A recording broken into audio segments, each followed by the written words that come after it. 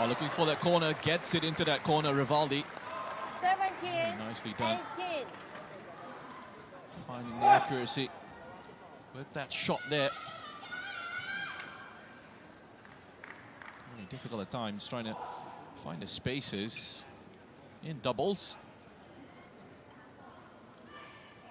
Especially if you're coming up against a pairing who've got very good court coverage together. Move around so quickly. 18.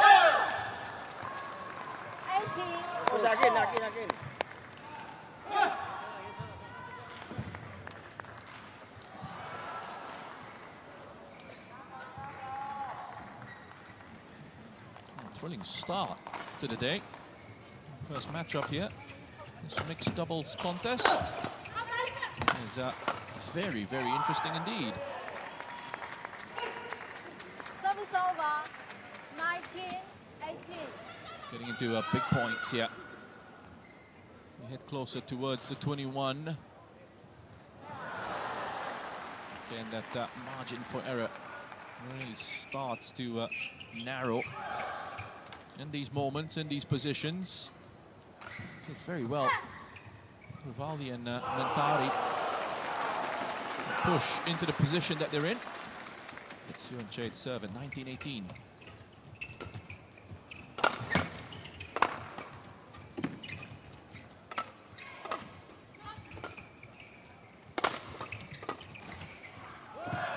Powerful smashes from Seo Sung Jae, doing the trick there, really forcing Mentari into playing some desperate defense.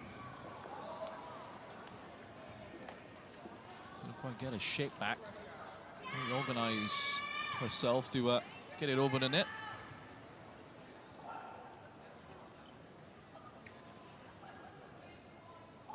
Okay, point for Seo and Che.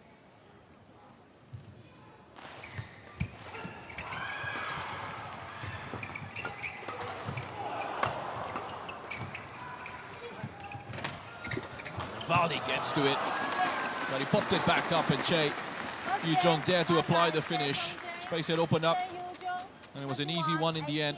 Some really good work at the net initially. Had to get to it, did it, worked hard to get there, Rivaldi.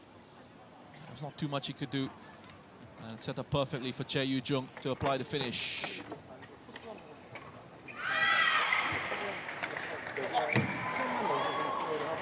거기서 봤을 때 그게 지금처럼 대각 플레이가 해주면 어쨌든 몰려있는 상황에서 조금 더 빨리 쳐야 될 상황도 중요한데 어쨌든 상대방 위치 상황 보고 내가 빈 곳이 어딘지 보고 거기서 컨트롤 해주면 다음이 쉬워질 수 있는 플레이가 나오니까 빨리 쳐야 되는 건 빨리 치는데 그렇지 않고 내가 조금 더 오른쪽에서 컨트롤하고 빼주고 거기 조금 더 피 넘겨서 치는 동작. 유정이도 그것도 마찬가지라고 봐요. 아까 여기서 대각 잠깐 뭐 붙이고 했을 때 남자가 뒤에서 중간에 저쪽 싸우고 오른쪽에 붙어있는단 말이야. 그게 이런 거 한 번씩 길게 그냥 강하게 정확히 안 쳐두니까 그 코스만 밀어놔도 다음이 쉽게 우리가 표현할 수 있는 그런 상황들이 나오는 거야. 지금처럼 네트 앞에 자 중간에 여기 kamu sepertinya si halus apa kalau kamu ngadu dia setengah mati kan halus kamu tidak pakai link ngadu dapat itu kan terus di apa nih di mata anaknya ya tambahin lagi kalau tadi terus gitu ya terus di mata nyambut kamu mental kamu main kamu bisa maksimal semua di sini nih ya. Tambah lagi sama lihat bolanya dari naruh, itu perlu kamu gitu. Court 1, 20 seconds. Court 1, 20 seconds. Coach.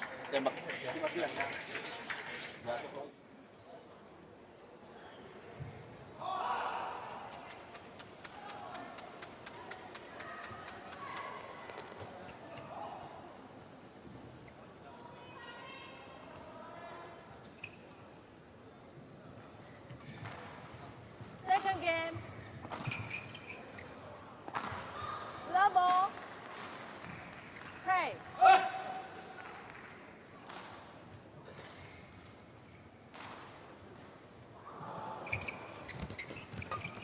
Here we go then. The second game, Seo and Che in the first one.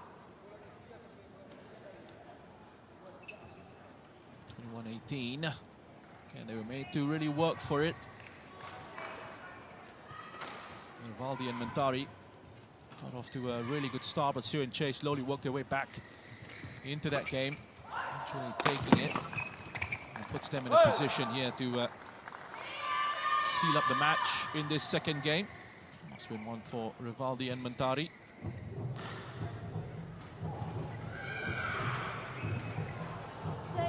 Challenges call out. He had a challenge early on in that first game that was unsuccessful. He put another challenge here, looks like. Shot was out. It was long. We saw the replay earlier as well. It looked a good call from the line judge. And it's another unsuccessful challenge. 1-all.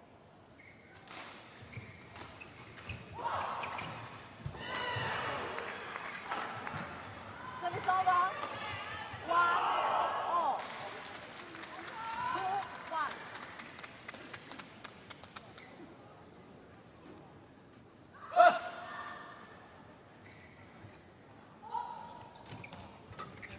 Seo with the serve.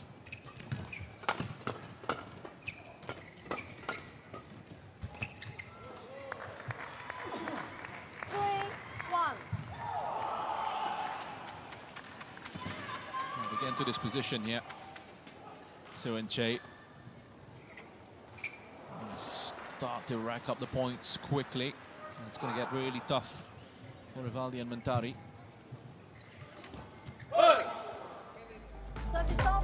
In a fast 2-3. Hang in there as long as they can. Keep up the pressure.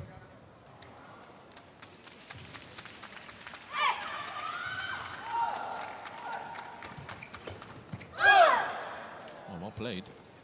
3-all. Very smart, intelligent use of the space on the left-hand side of the court.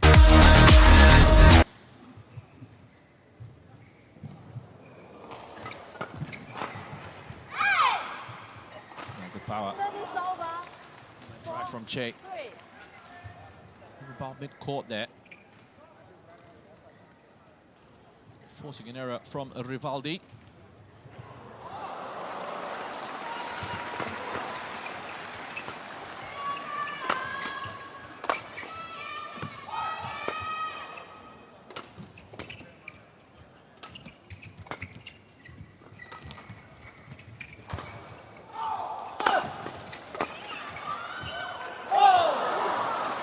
Constantly on the ready to receive there, Mentari.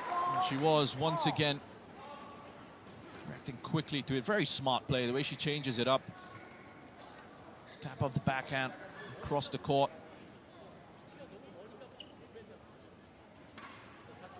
Dropping it just ahead of that service box. Caught on their heels there. Seo and Che on that point.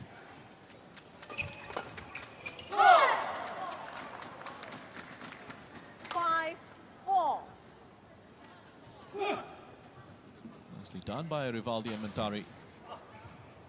Doing exactly what they need to be doing here. Not allowing Seo and Che to pull away with the points. Keeping it tight. Again, excellent stuff. Very smart. The use of the spaces on the court to exploit. Again, it's that backhand in this sequence gets both players from Korea onto that right-hand side before switching it over to the left.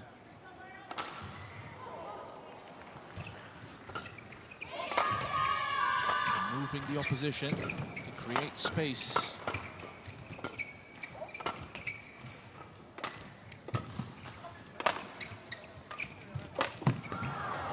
Good return. Good return from Seo. To react really quickly to that touch off the top of the net. Feel good about that as well, winning that point, picking out the corner, the back end of the court. Brought about because of those quick reactions initially from Seo Seung-jae with the save. Reaching down low, lifting it back over the other side. Just feels really good in those moments.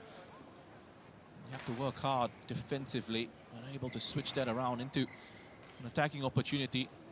Pick up the point.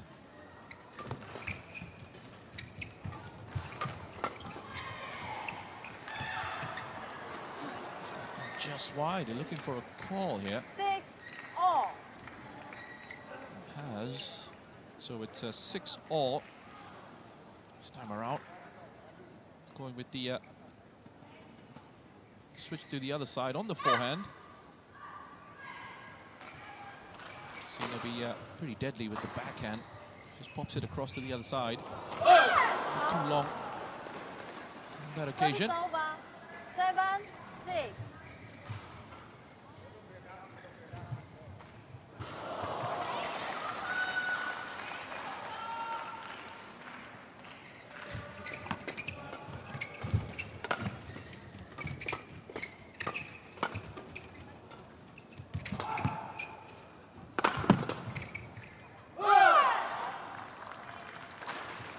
Forced into an error here. A little frustration.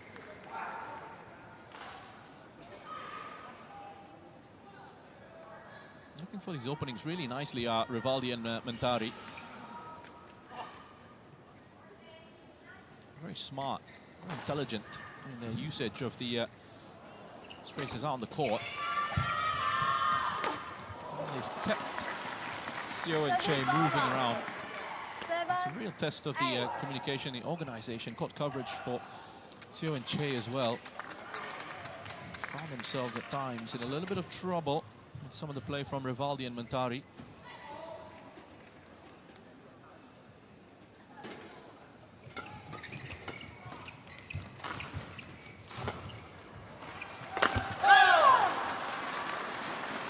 Service over. 9-7.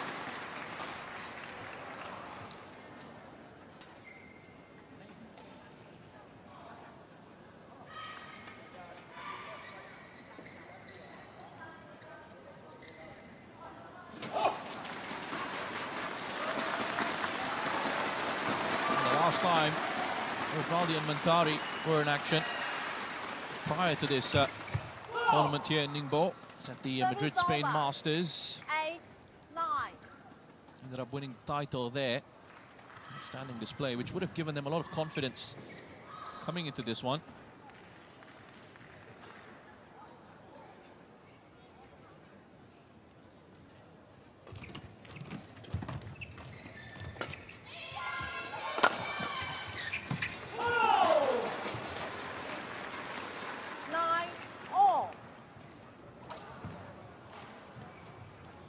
Very tough final there for Rivaldi and Mentari in Madrid. Come up against Cheng Sing and Zhang Qi.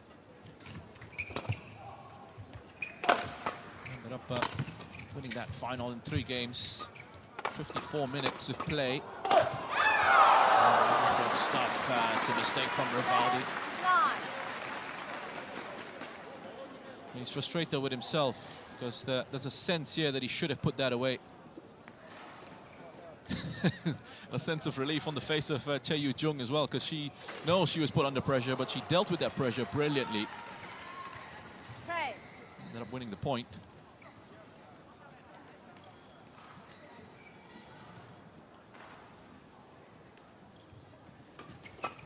Rivaldi and Mentari also finished second at the Orleans Masters 9 interval. in France. 11-9 as we go into this interval. Dari posisi kamu ngatur udah dapat, tetap konsisten. Bolanya juga. Sampai depan.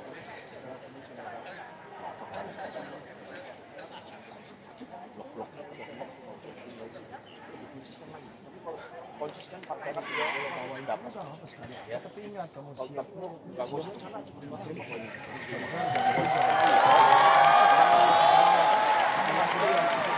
ayo peluang saya lo tembak saya mampu. Itu harus ditambah lagi ya.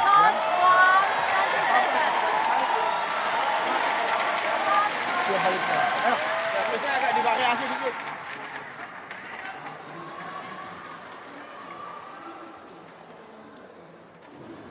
10th tournament of the year for Rivaldi and Mentari. The best place finishes have come at the Madrid Spain Masters, as I mentioned, winning the title there. And that second place finish in Orleans Masters Badminton. Second place finish. Twice in the top 3 in the last 3 tournaments coming into this one. Decent run of form. As for Tae Jung and Seo Sung Jae, played in too many tournaments this year. Started off at the Malaysia Open, knocked out in the quarterfinals there.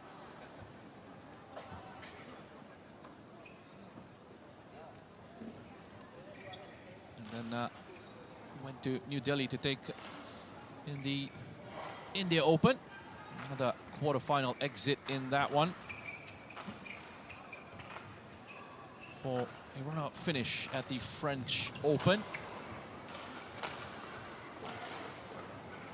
Lost in the final there to Chinese pairing of Fan Yangtze and Huang Dongping. And those two are in action here in court 1 a little bit later on as well. In the mixed doubles, they'll be taking on Supak Jomko and Supisara Hosampran. That will be our 9th match of the day on our coverage. It was a bit of a disappointing round of 32 exit at the All England for the Korean pair. They make amends here. Pretty good for them so far. Trying to push into the quarterfinals.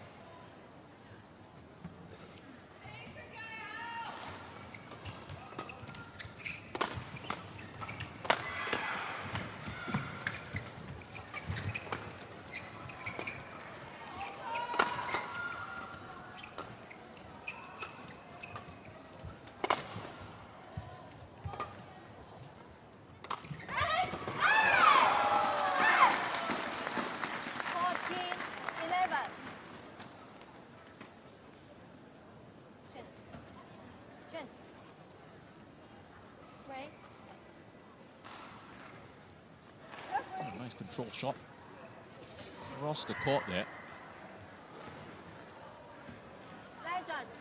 Well, China have pretty much dominated the mixed doubles event at the Badminton Asia Championships. Looking back to the last 5 editions, beginning with 2016 in Wuhan, all being won by Chinese pairings. This is champions for Chen Zhenbang and Wei Yaxin.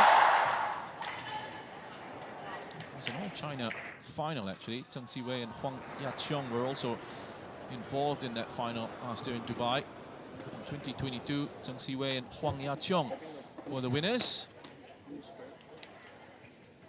have to go back to 2015 for the last time another pairing from another nation. The goal in this one.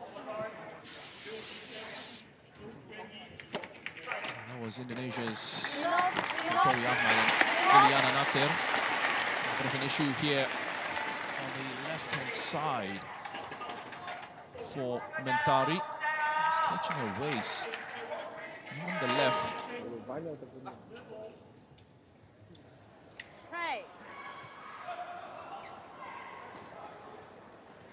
We've seen a few players over the last couple of days needing some treatment on the sidelines. Ready to get back in action here. Mentari and Rivaldi tried to chase down what is now a 4-point deficit.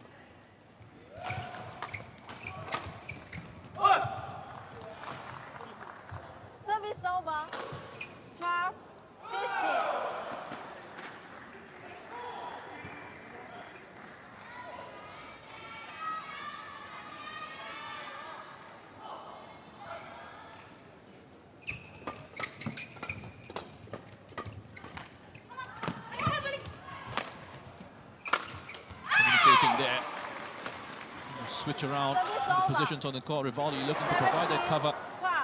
On the back end. And Seo picked his moment, calculated it perfectly. And that overhead smash.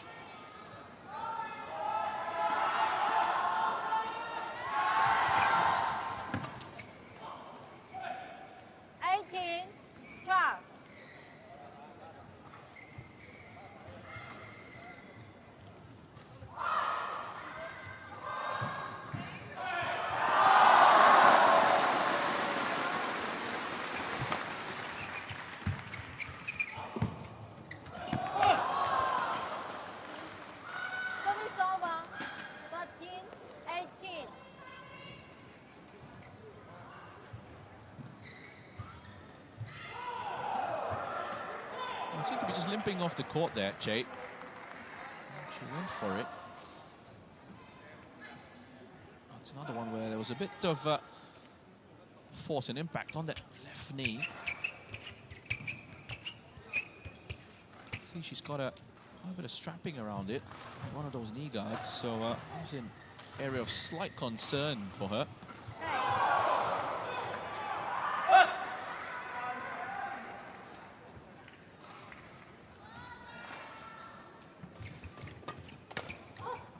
Hirota, the women's doubles yesterday, playing with the very heavy strapping 19, on a 13. left knee. That was another one of those surprise results. Fukushima and Hirota succeeds coming into this one, the women's doubles, being knocked out by Lee and Shin. First time that the Korean pair actually defeated Japanese pair. Seo and Che running away with this one in the second game. Match point 13. Just dominant. Again, a bit of a test early on, but difficult for Rivaldi and Mentari to maintain that consistency, and the quality of Seo and Che really coming through.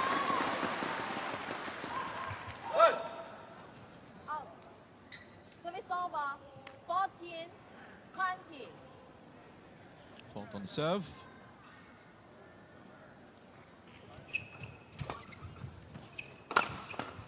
Still at match point. Save for Mentari. For that clear towards the backcourt. That's a mistake there from Mentari. Straight into the net. Unforced error. Opportunity to actually win a point. Seo Seung-jae and Che Yu-jung will absolutely take that. In the end, their quality coming through. 21-14.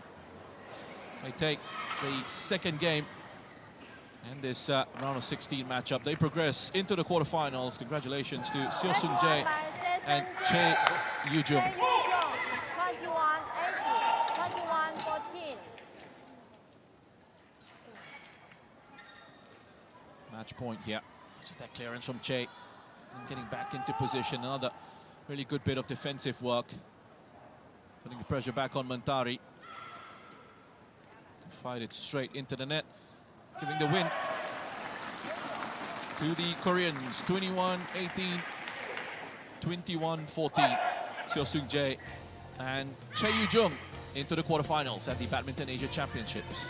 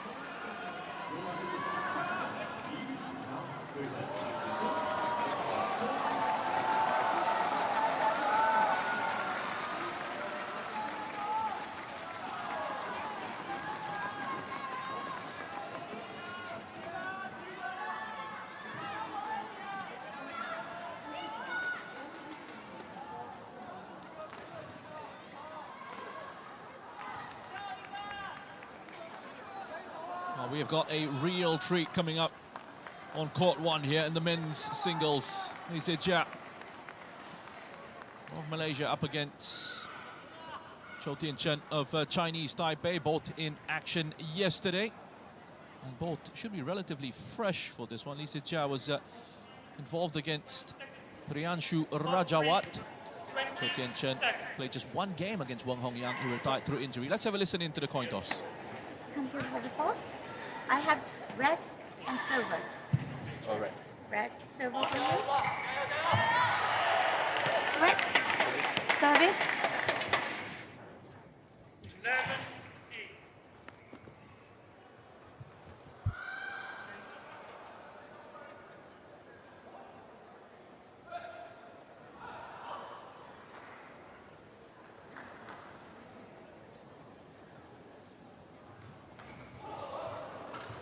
Lee Se-jia, 8 seed. Went up against Cho here. He was unseeded coming into this competition. An outstanding player. Some good form yesterday. It's the 1 game that we had between him and Wang Hongyang, who had to retire through injury. Chou Tien-chen had the opportunity to take a bit of a rest.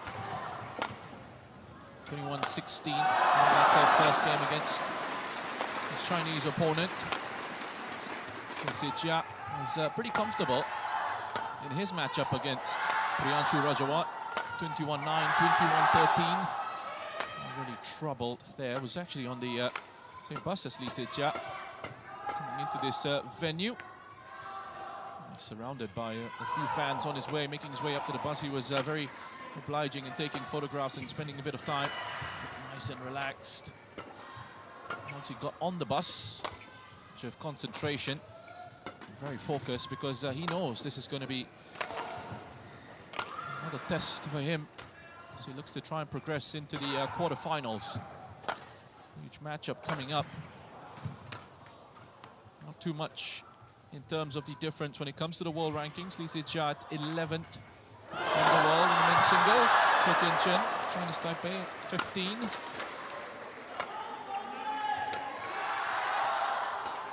Chou Tien-chen finished at 3rd at the Madrid Spain Masters before coming into this competition. Defeated another Malaysian in the quarterfinals there, Leong Junhao, 21-16, 21-12. Just over half an hour, took 33 minutes to be exact. And then lost out in the semi-final to Tomar Junior Popov.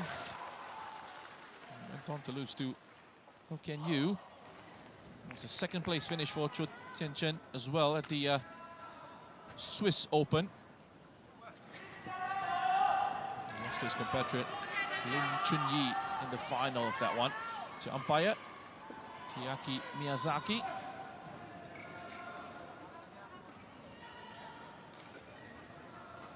Ravintas Pongo, the service judge. Well, there was another title win for Chou. That was at the Thailand Masters in early February. It's been a pretty decent year for Chou Tien-chen. Defeated Lo Kian Yu in the final of the On my right, Thailand Masters. Chinese Taipei. Chou Tien-chen on the And near on my side of the left, court here, Lee up against Se-jia, Lee Se-jia. Lee Se-jia to serve. Level. Far Play. side, Lee Se-jia to serve.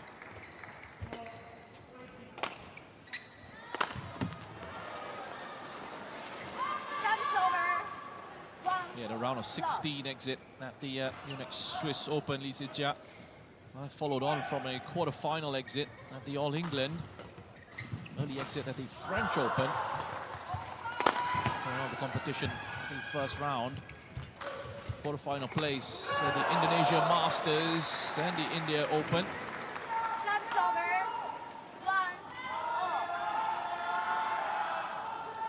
Quarter-final finishes has been the best he's been able to manage in the tournaments that he's taken part in so far this year, Lee Se-jia. Look at the head-to-heads between these two as well. It has been very close. This is the 9th meeting between these two players. Wonderful shot from Lee Se-jia. It's great elevation on his lead. Goes across the body, cross court with the smash.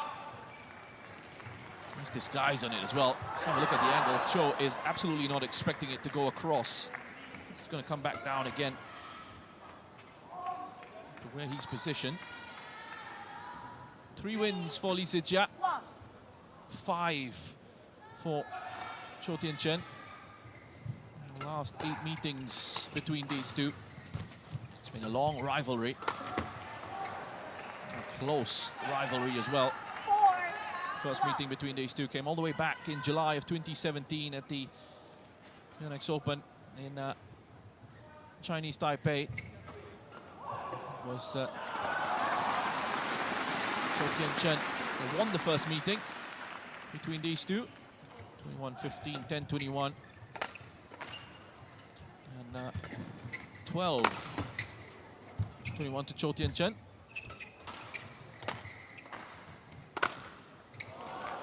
Down the line there. Se-jia then went on to win the next 2 meetings between these two at the, again, Chinese Taipei Open, but in 2018. And then beating Cho Tien-chen in the Indonesia Masters in 2019.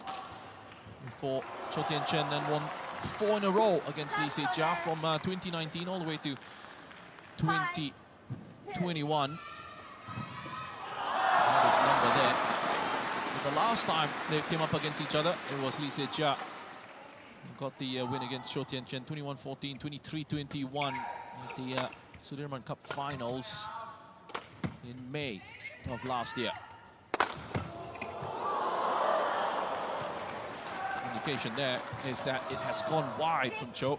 Nice idea, just to flick it across again to that open space on the far side. Going smoothly for Lee Se-jia at the moment.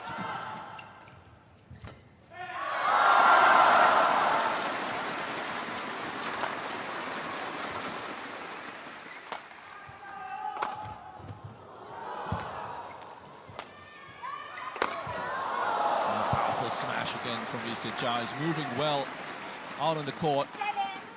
It looks like he's playing with a lot of freedom at the moment. Big favorite here, with the crowd as well. Getting some really good support.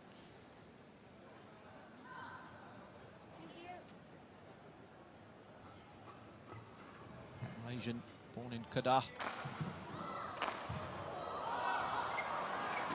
First introduced to badminton by his parents at the age of 6.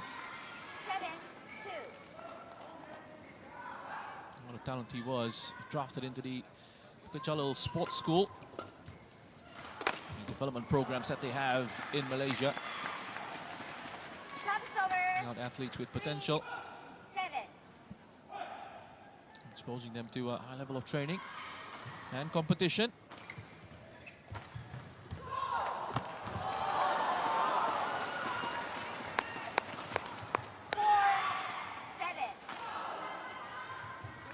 Lee Se-jia has a good experience at these Asian Championships. Became champion in 2022 in Manila in the men's singles. It was such a difficult tournament to win.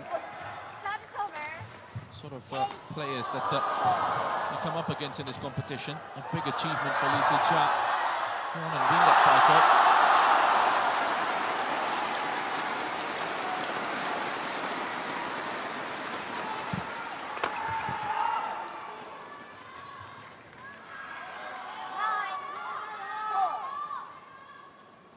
Defeated Jonathan Christie in the final in 2022, Lee Se-jia.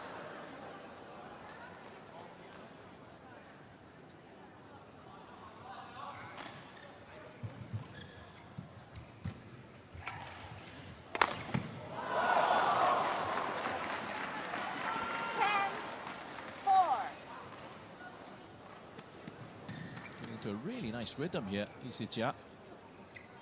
Trying to end off these points very quickly. Taking the game to Cho Tien-chen, playing at a good pace, really quick tempo. Cho Tien-chen yet to recover and yet to find his own momentum in this one.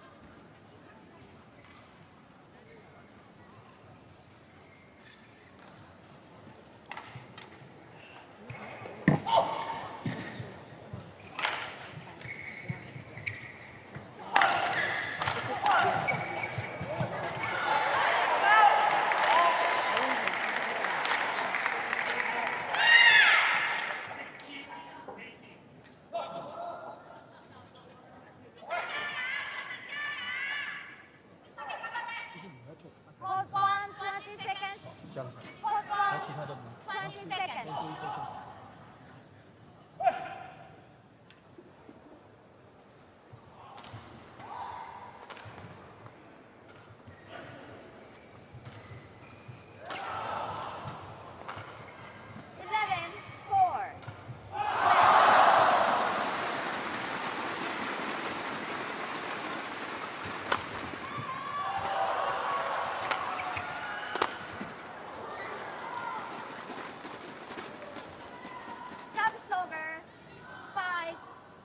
Well, it's a nice cushion for Li Zijia to have.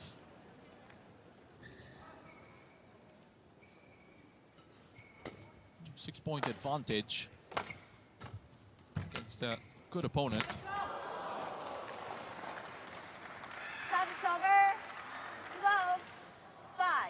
What he's sensing is an opportunity here to really stamp his authority and to take control of this match. It's good to see from Li Zijia. Very aggressive in his play. Well, nicely done by Cho Tien-chen. Powerful smash there, great accuracy. Can he work his way back into this one? He's made a few mistakes. He's found it difficult to get into a real rhythm right from the start of this match. But those are situations there that could potentially give him a bit more confidence moving forward. It's whether he can find that consistency.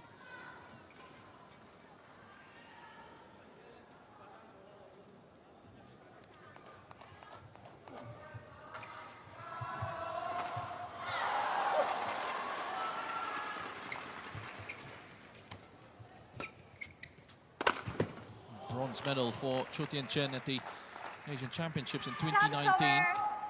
13-6. Closest he's come at this level to coming Asian champion. Semi-final exit edition of the tournament.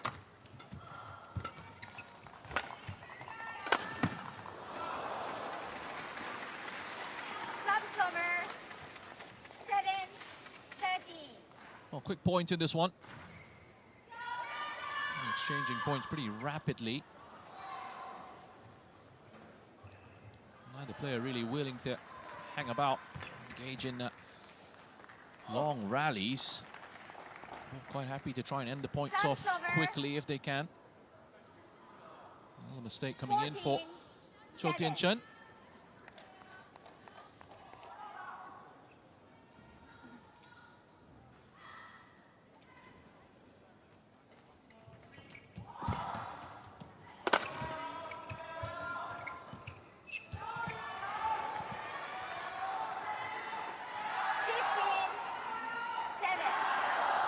That is a fair share of success as well, Li Zijia.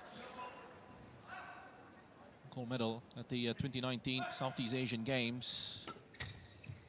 Men's singles. Also won a gold in the Asia Team Championships, Selangor 2022.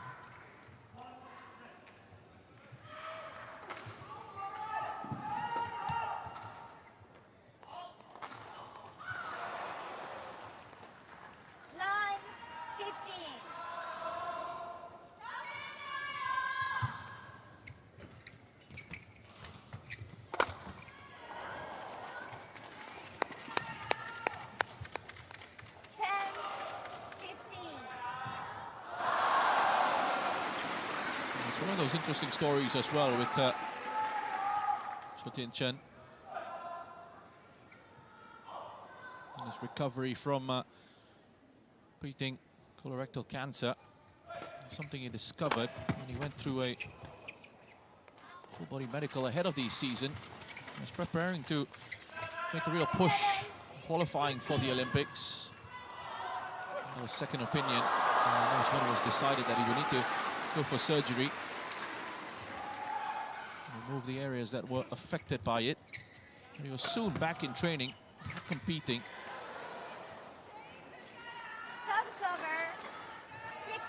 It's been a successful return for Cho Tien-chen. We're hoping that there isn't anything else in the way of a disruption to his career and to his progression.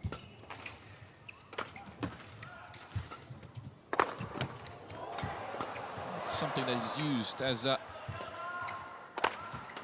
lesson to others as well. Brilliant play from Lee Se-ja. And flying across that full stretch to make the save, where he's left exposed then. 12, 16. Tin Chen, just on that occasion, doing well to move him across the corner. He thought he'd won it with that cross-court smash. Lee Se-ja showing that he was not going to be giving up on it. Great work from Cho as well in that phase of play where he had to be on the defensive. And the opportunity to switch it around and attack. And just going back to that story of Cho Tin Chen and encouraging others. Go for these checks, early detection.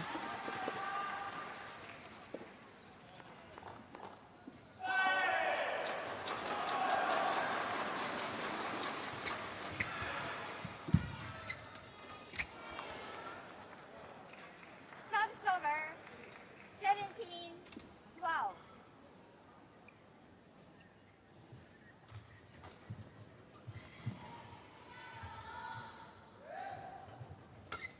Court. 13, 17.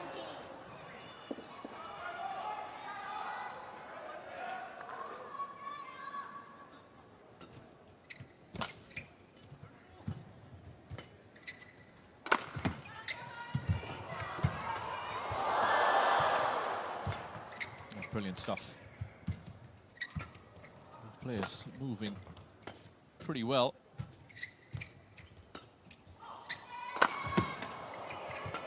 Great agility. Smart play from Lee Se-ja.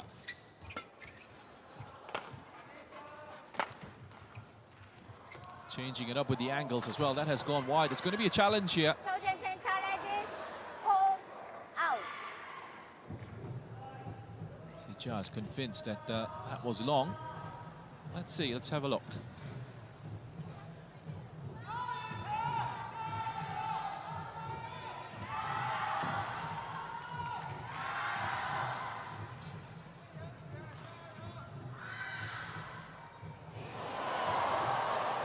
Correction in.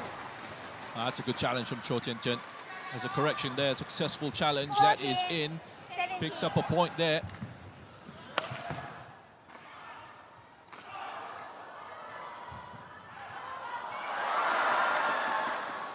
Play.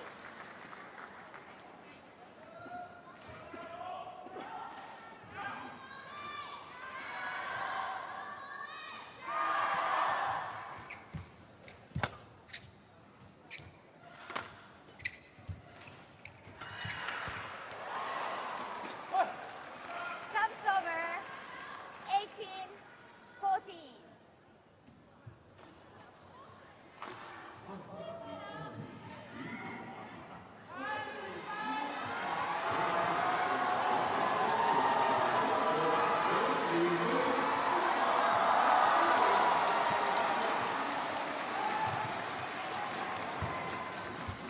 A wonderful atmosphere here as well. Always helps when there's a good noise around the game. It's one of the other great things about badminton.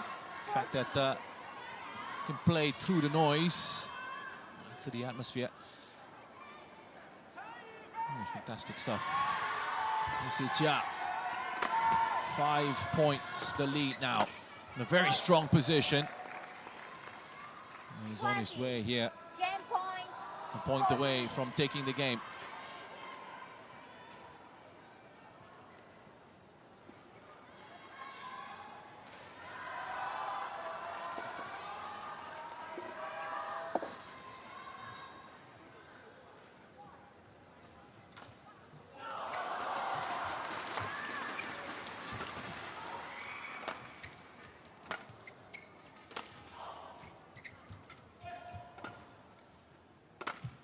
Well, nicely saved.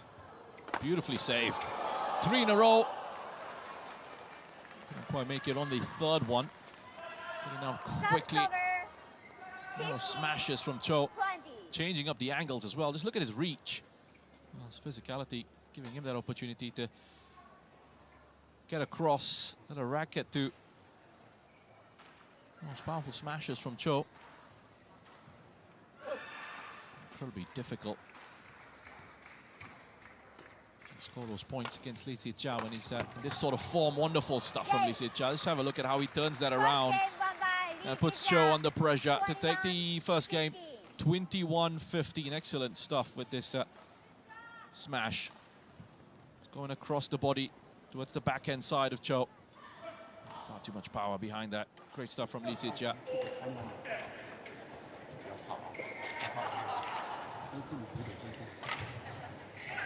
你为什么看那个你去高球的时候啊，当那个师傅你来看太慢了，给他太多时间，你推球那下来可以，因为推球为什么可以？因为你防得到嘛，所以等下也是一样保持，还是在抢高点。你这球抢不到，抽不到那没问题，你想高点的时候，你放进去他也感受，对不对？因为你一直在高点旁边处理，他也动不了，你推球他也要等，好吧？好，就是他的球以后你准备他在地看。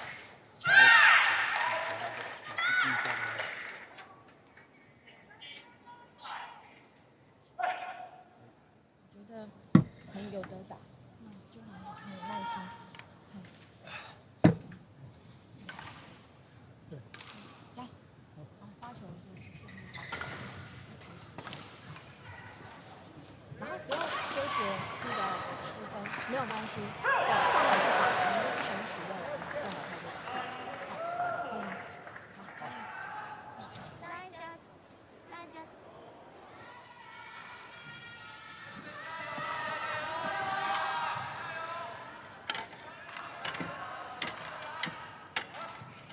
Hold ball 20 seconds. Hold on 20 seconds.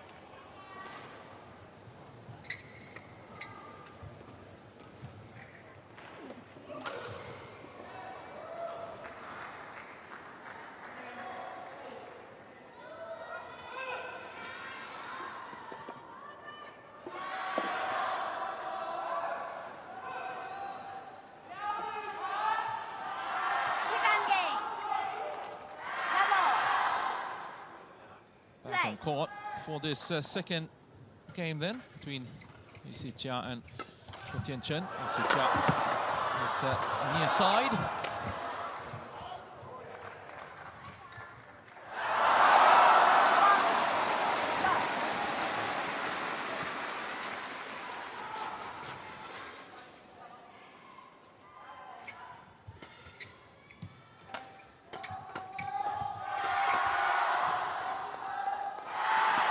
Service over.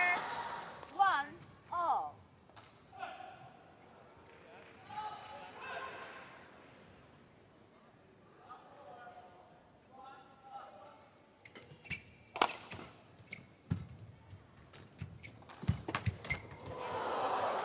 Smartly played. Service She's over. looking for that angle and the opportunity. 1. Put Cho under pressure. And just have a look at this backhand here. Great touch. Just flicked it on towards the other end and was expecting it to come back his way from Cho. 3-1. Which meant he was well placed to pick up the point.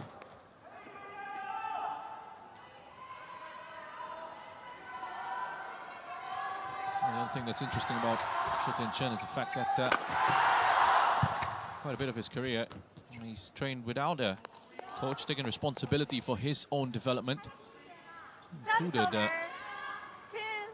2-3. Pilates and belly dancing into his training routine.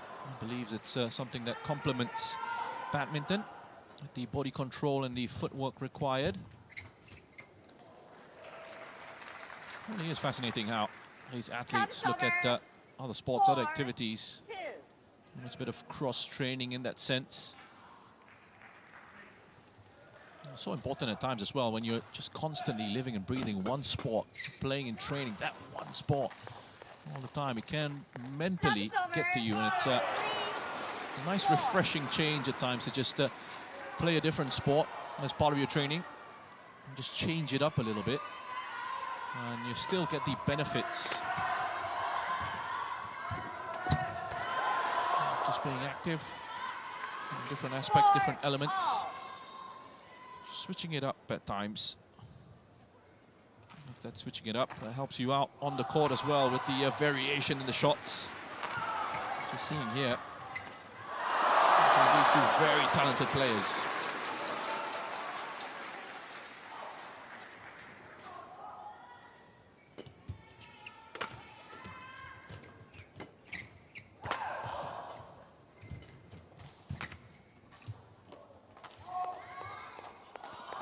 It's long from Lee Zejia. 5, 4.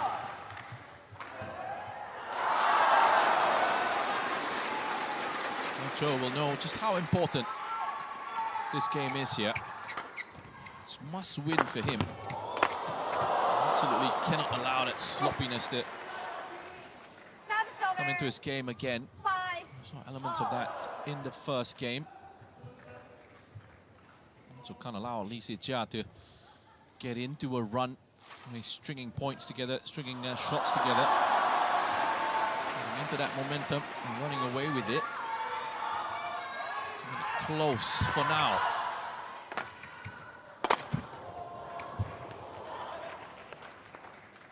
6, 5. Lots of power behind that smash.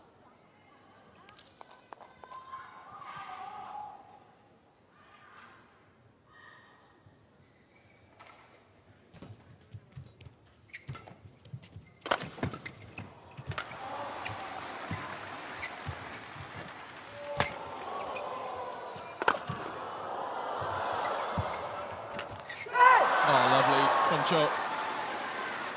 Really good play. Service over. 6. And he showed that grittiness. You have to play that lift and then deal with the smash. Enough contact on it to get it back over, and then a mistake there from Lee Zejia. Oh, pick up a lot of joy from winning that point, the way it was played out.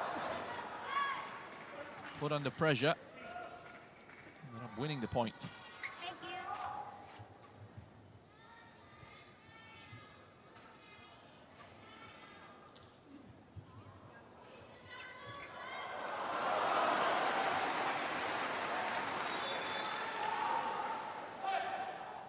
Play.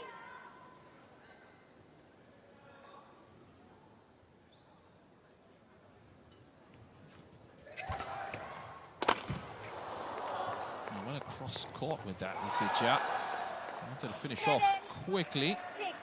Sensed an opportunity. Sent the shuttle wide.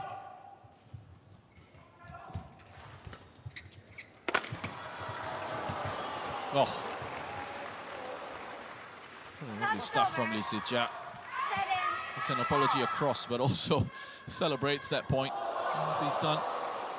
Not too vocal, but you can see with the body language, it's great joy.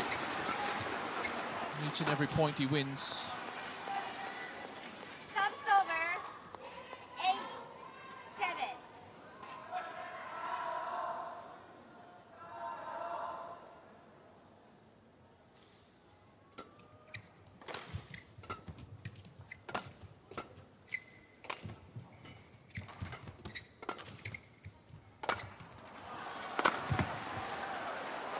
That looks good.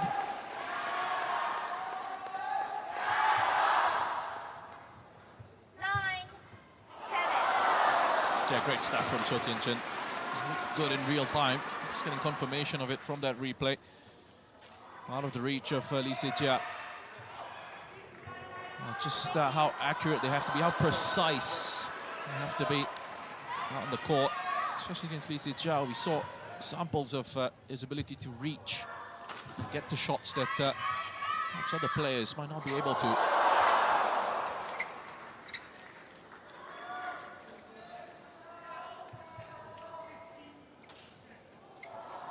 Play.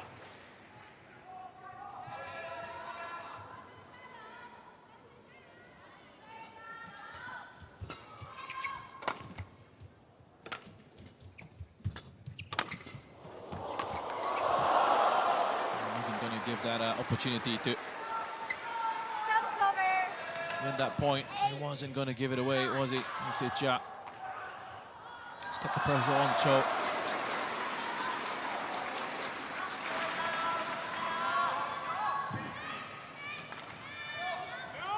It's a break. And a chance to just have the change of racket here. Umpire giving quite a bit of time as well for this change up. Interval coming soon. Currently at 8-9.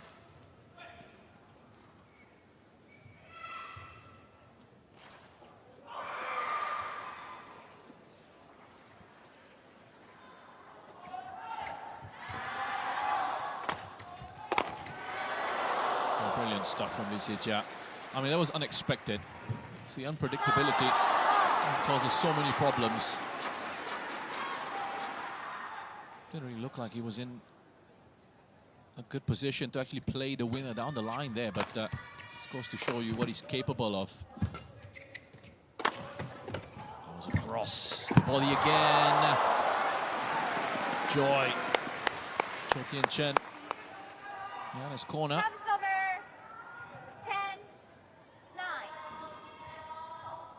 Yeah, will be frustrated with that. Can't quite get the dip required after the net. He was attempting to play a drop shot there, but just didn't dip enough for him. Spent a little bit too long in an elevated position. And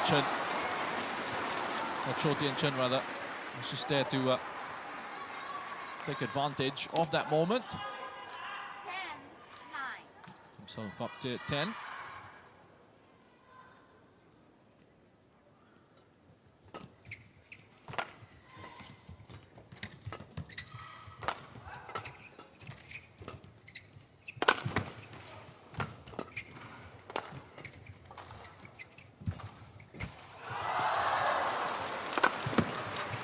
Oh, good lead.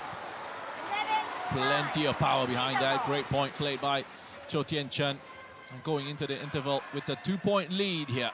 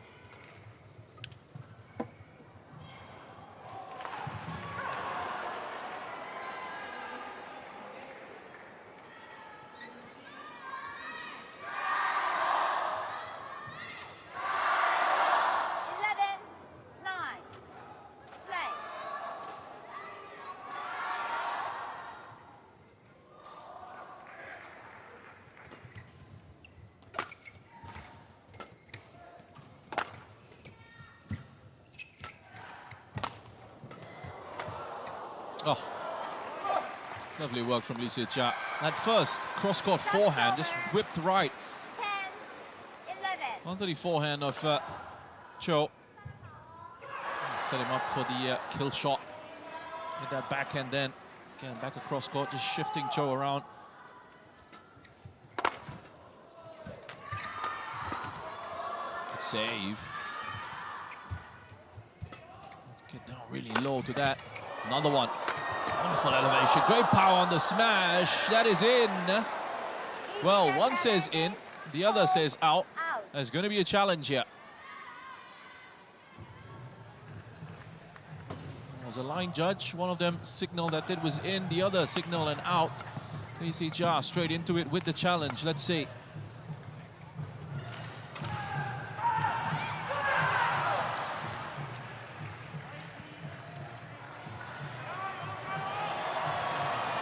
Oh, it's a great challenge. That is in. Successful challenge being put in by Lisija. And it is 11-all.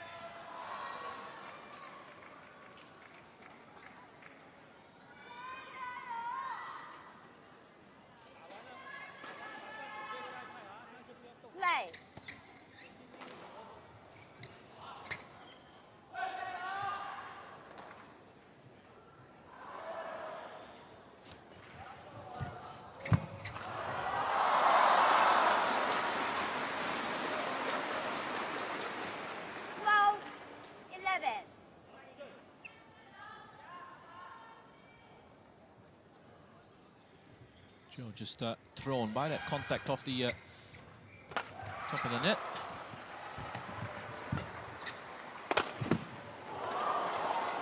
Unable to return that smash this time around. 12 all.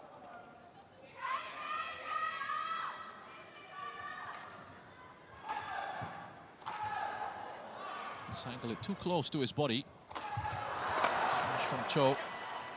Very effective. Service over. Exchange of points 13, here. 12. And Lee Sijia is up to 13.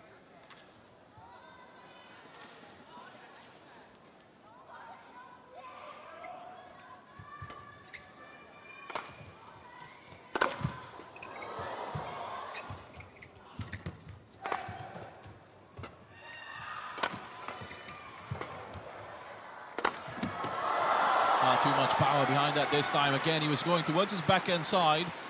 We've seen on a few occasions already Lee Sijia being able to rescue those. But just has too much power, too quick, too steep of an angle. He attacked that with Cho for Lee Sijia to get to.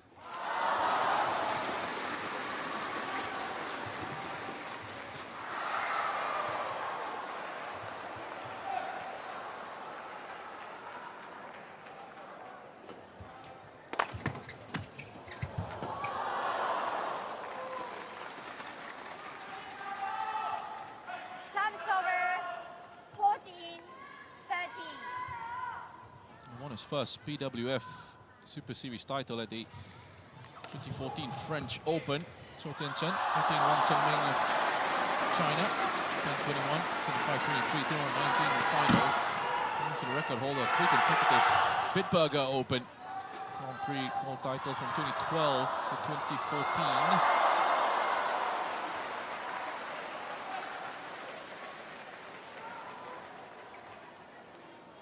Play. Bronze medalist in the men's singles at the World Championships in 2022. 13.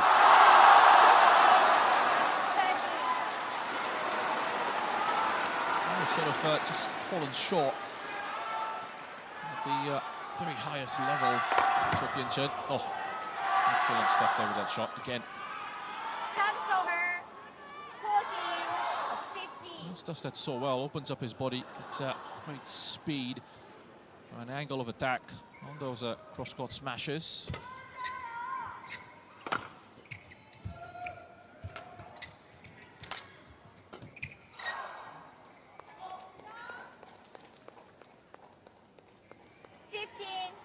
All.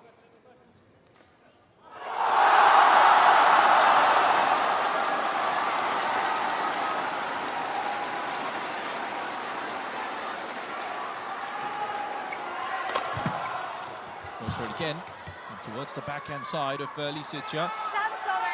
Gets to that. 16,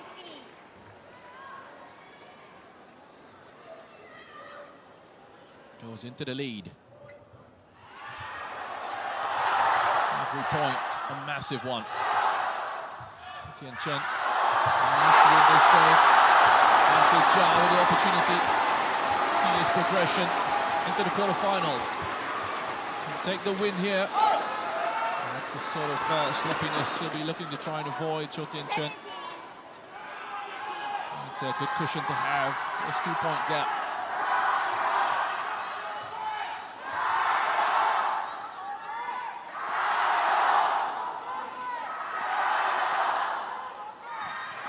Said that it is a deficit that very quickly disappear. If you aren't careful in these moments.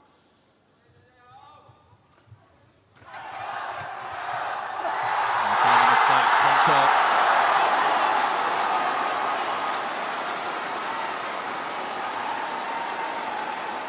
Sijia has been looking like he's been in good form to really attack this tournament and have a good push at it. Wasn't really tested his first matchup against Rajawat.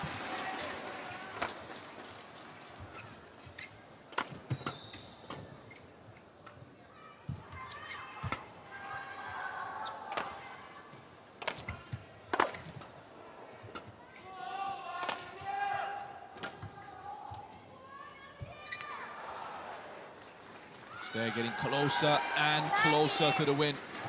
Lee Se-ja. You worry for Cho Tien-chen now. The difference is 4. And up against Lee Se-ja, that is quite a sizable deficit to make up, especially Lee Se-ja in the form that he's in. Playing with lots of confidence.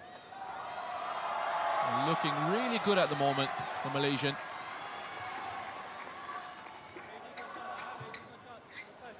Win after win after win.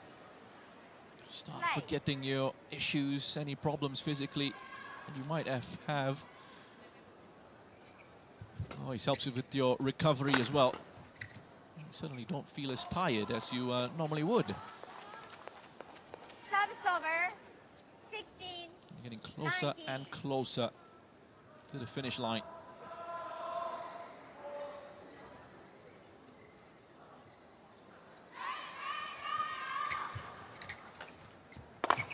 Quarterfinals, really, you can start to see just how close you are to the main event. 17. 19. But he's not there yet, though. Lee Se-ja. Cho Tien-chen is doing well with this mini revival. Attempt at a recovery. Chasing down Lee Se-ja. And the lead that he has was 4 points. Now it's down to 2.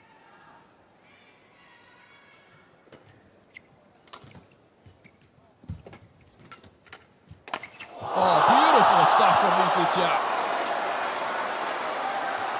What a shot to set up match point here. Match point.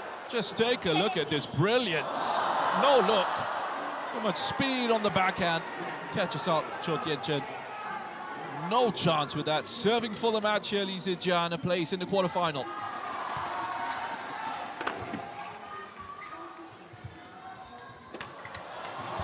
And that was it. A bit of an apology right at the end. Gets that stroke of luck to win this match, but he's a deserving winner here, Lee Se-ja. Fantastic performance once again. A bit more of a test for him today. It's another test that he passes with the flying colors. That's the end of the road for Cho Tien-chen. It's Lee Se-ja progresses into the quarterfinals. 21-15, 21-17. That's that final shot, the final point. A little bit of a jump there as well. And it's Lee Se-ja. Accepts the congratulations and the honoration from the crowd as he makes his way through into the final 8 in the men's singles. There you go, confirmation of that score, 21-15, 21-17. Lee Se-ja is through.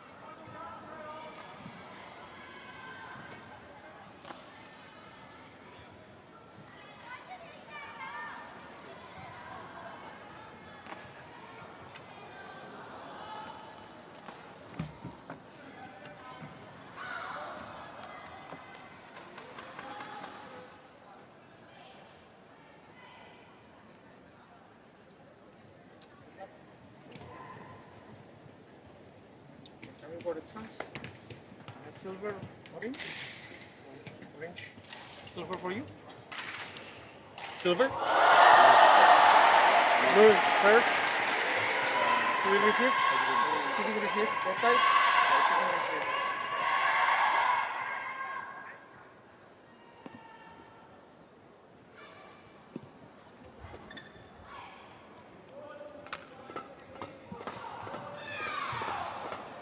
We've had some great badminton already on this court. This one our third matchup of today on court 1. It's the men's doubles round of 16 between China and Malaysia. He Ting and Ren Xiangyu up against Goh Sifei and Noor Izzuddin of Malaysia. A close one, this contest between these two pairings. The first time ever that they'll be meeting. It's always interesting in those situations in terms of what to expect exactly once you're out on the court. You have to see how it plays out between these two pairings. He and Ren were involved yesterday against qualifiers from Group B from Thailand, Pongsakorn Tongkham and Wongsatorn Tongkham. It was He Ting and Ren who came away winners, 21-14, 21-13. Take their place in this round of 16. Goh Sifei and Noor Izzuddin pulled off a big surprise yesterday. They were absolutely brilliant in their matchup against the number 2 seeds and world champions Kang Min Hyuk and Seo Seung Jae. Seo Seung Jae, by the way, in action here early on in the mixed doubles. See him and Che Yu-jung defeated Rinov Rivaldi and Pita Mentari 21-18, 21-14 to progress into the next stage of the competition. Our focus in the here and now, though. Goh Sifei, Noor Izzuddin touched on the issues that they had as a partnership last year. And they split up after being paired together for 8 years. There's that lack of trust cited as an issue. I'm concerned with that breakup. Ready to play. But the change-up in partners wasn't quite working out, and they pulled together and decided that they were going to get back together and contest again, put their differences behind them. Ravantas Pongo, the umpire for this one, from Indonesia. This is Wu Nian Chin from Chinese Taipei, the service judge. Goh Sifei and Noor Izzuddin looked very confident yesterday in their matchup against Kang and Seo, pulling off a really good result in that one. We'll have to battle against He and Ren, who will have this boisterous crowd in support of them.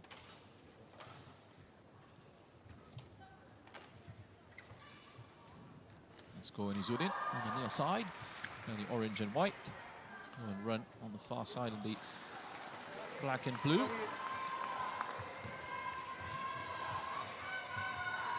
Ladies and gentlemen, on my right, Goh Sifei and Noor Izzuddin, Malaysia. And on my left, He Ting and Ren Xiangyu, China. Noor Izzuddin to serve to He Ting. Double, play.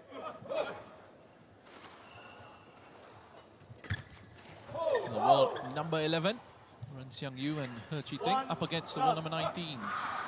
Goh Sifei and Noor Izzuddin underway here.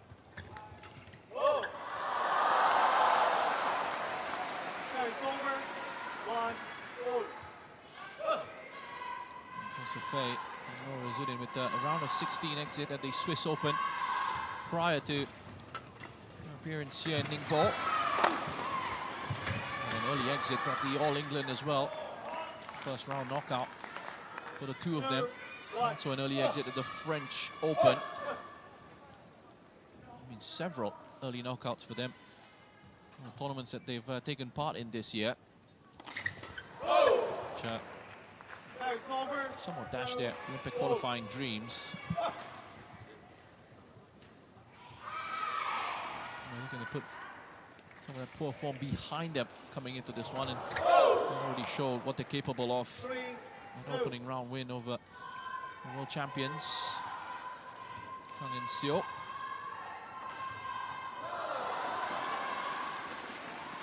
Bit more success for He Ji-ting and Run Xiang-yu. Made it into the quarterfinals at the All England Open.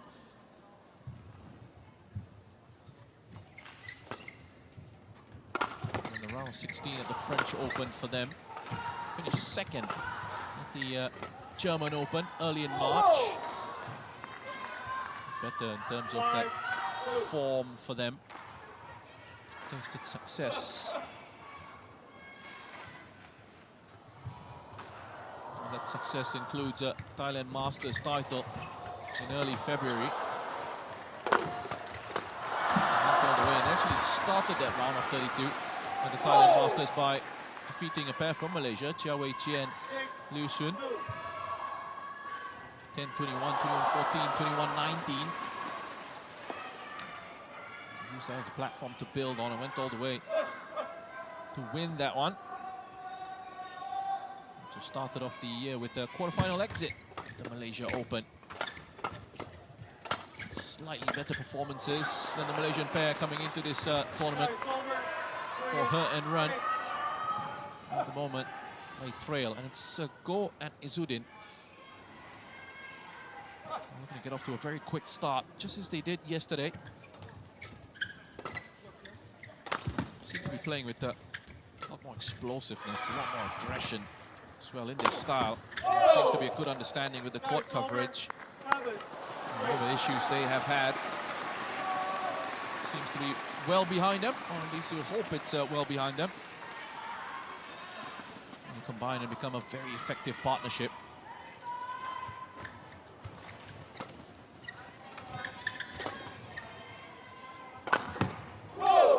Still going to fight for the right to become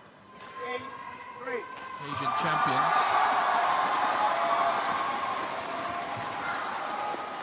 It's been a long time since Malaysia actually had winners in the men's doubles and the Asian championships.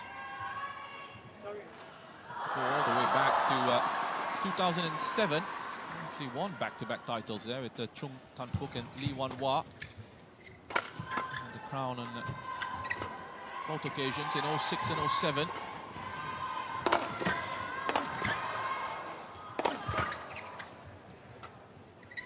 Su Fei and Izzuddin would win the bronze at the Asian Championships in 2022. 9-3. We have had two Malaysian doubles pairings in the last two finals. Aaron Chia and So Woo Yik in 2022. Losing out to Indonesia's Pramudia Kusumawardana and Jeremiah Rambitan. And then last year, Satvik Sairaj, Ranki Reddy and Chirag Shetty made history for India by winning the men's doubles for the first time since 1958. Oh! 10-3. Say for the first time in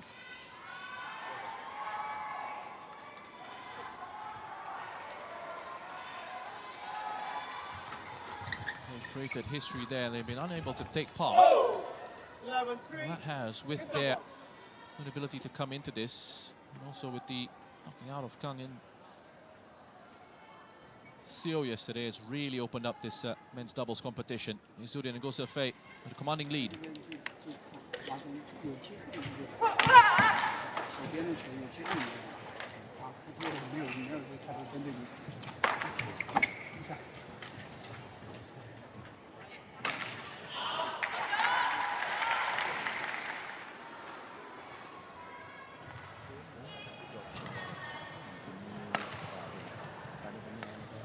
Court 1, 20 seconds. Court 1, 20 seconds.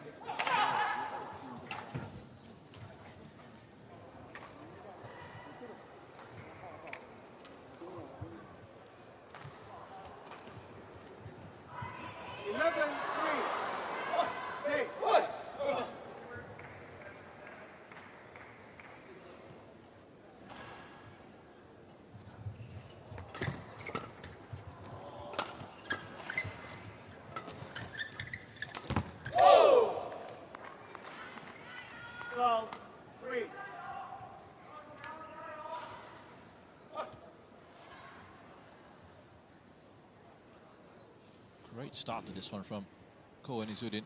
Well in control. Massive lead here against the Chinese opponents. Too close to the net there, a little bit too close. Most liking, Joseph Fay. Making a mistake right at the net. Well, hurt and run. Tasted a lot of success in recent times as well, winning 2 gold medals. Ho Chi Ting at the Asia Mixed Team Championships in 2019 in Hong Kong, and last year in Dubai, Ren Xiang Yu picking up the gold medal last year in Dubai. Both of them part of the gold medal winning Asia Team Championships side at Selangor earlier this year. Ho Chi Ting, a multiple-time gold medal winner in the World Junior Championships. Mixed team event, doubles, mixed doubles. Time gold medal winner at the Asian Junior Championships as well.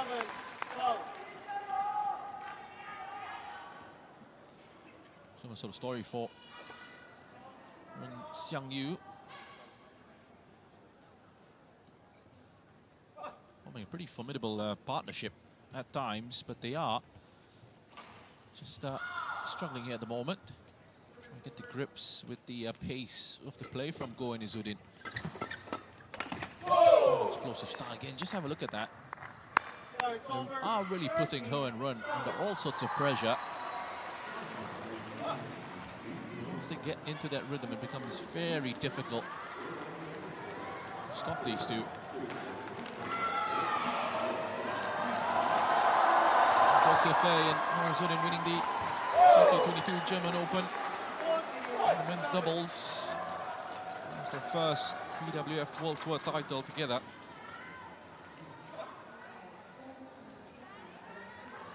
Both of them part of Malaysia's gold medal win at the Asia Team Championships in 2022.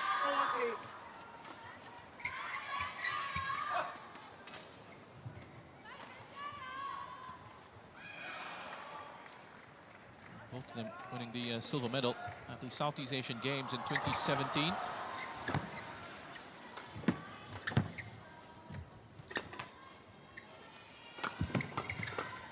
Very nice, comfortable lead here. Service over, 15-8.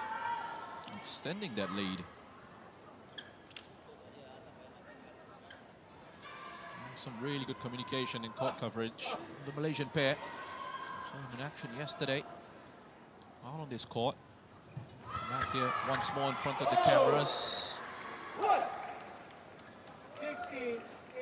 Looking to perform, and so far it's going really well for Ko and Izzuddin. Looking nice and focused coming into these matches as well.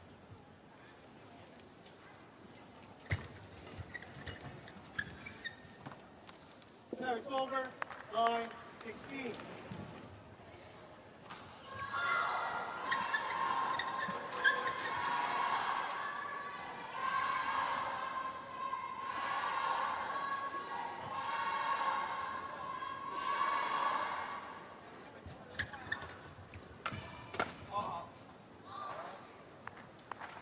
Service over, 17, line.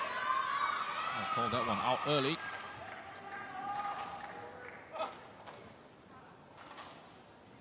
What a quick first game that we've got here. Service over, 10, Go on 17. to win it. Perfect for Ko and Izzuddin.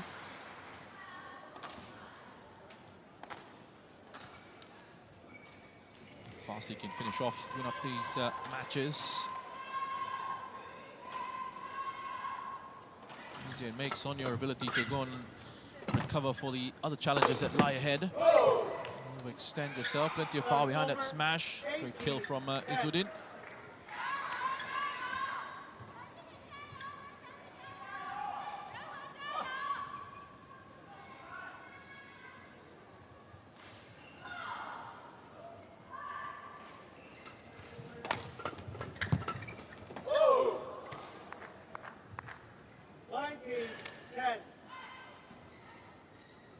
away with this one.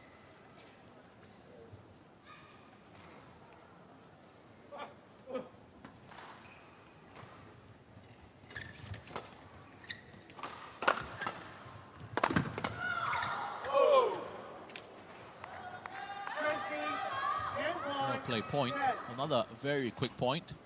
And they are one away from winning this game.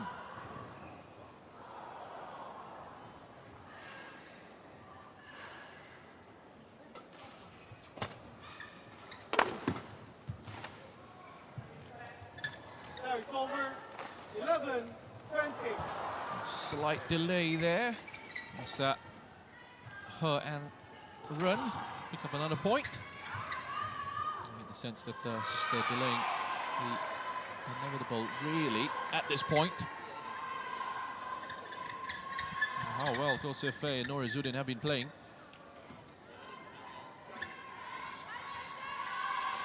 Incredibly solid stuff from them.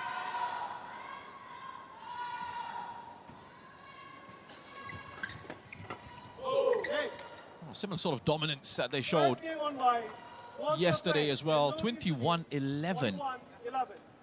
They take the first game here. What a solid start to this round of 16 fixture for Gosefe Nurizuddin.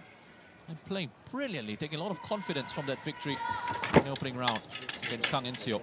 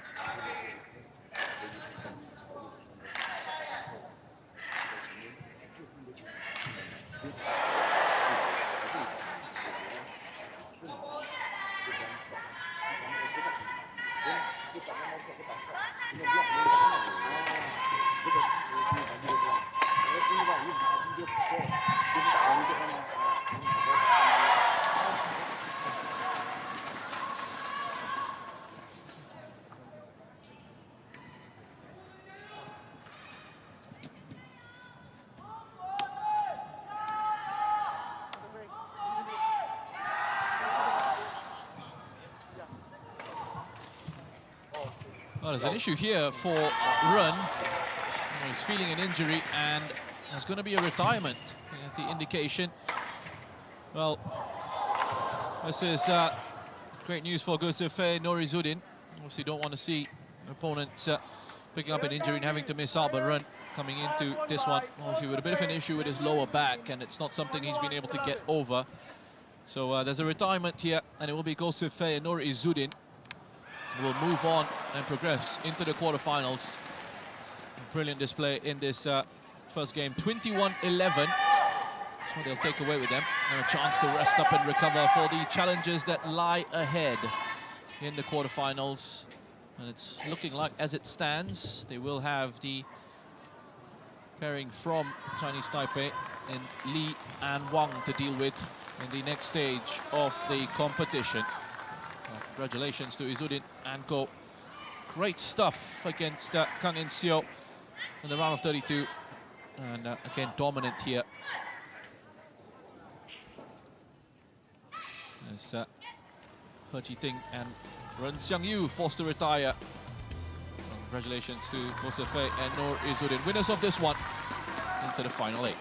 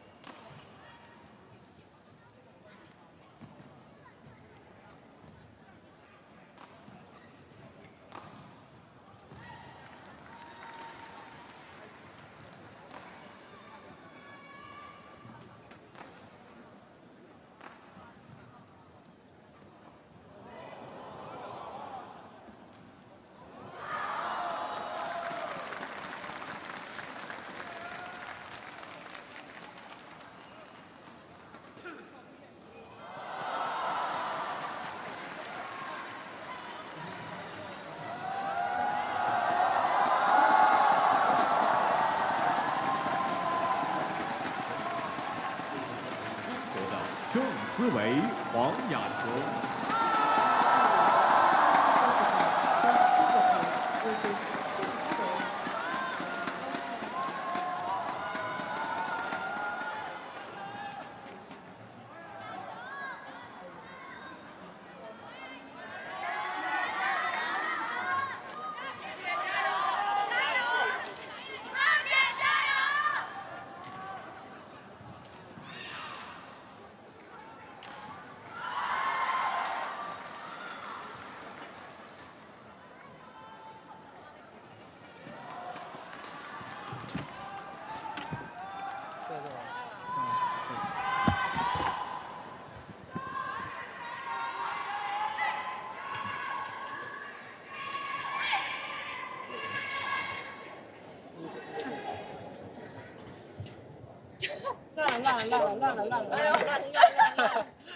女孩子先嘛。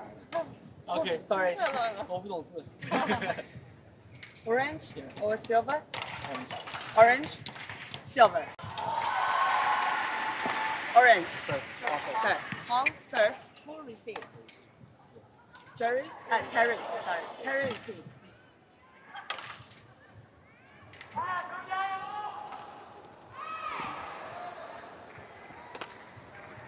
Well, finally ready here after the retirement in the men's doubles of He Chi-ting and Ren Xiangyu.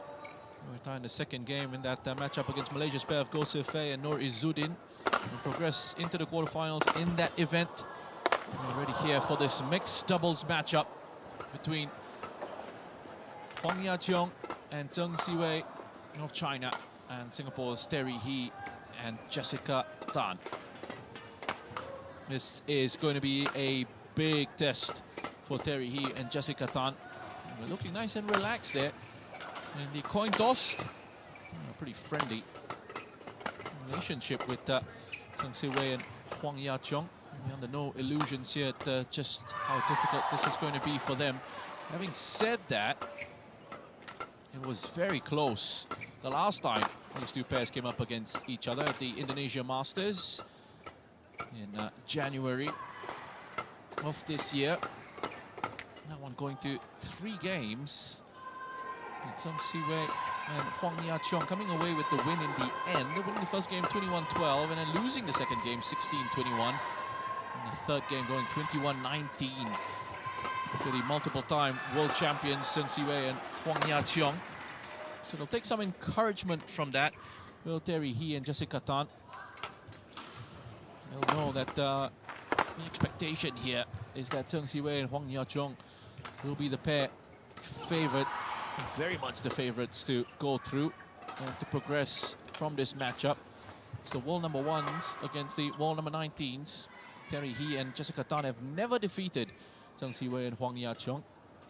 4 meetings between them. All 4 have gone the way of the Chinese pair. The first time they came up against each other was in June of 2022, also at the Indonesia Masters that year. A little more straightforward for Zheng Siwei and Huang Ya-cheong in the first meeting, 21-10 and 21-8.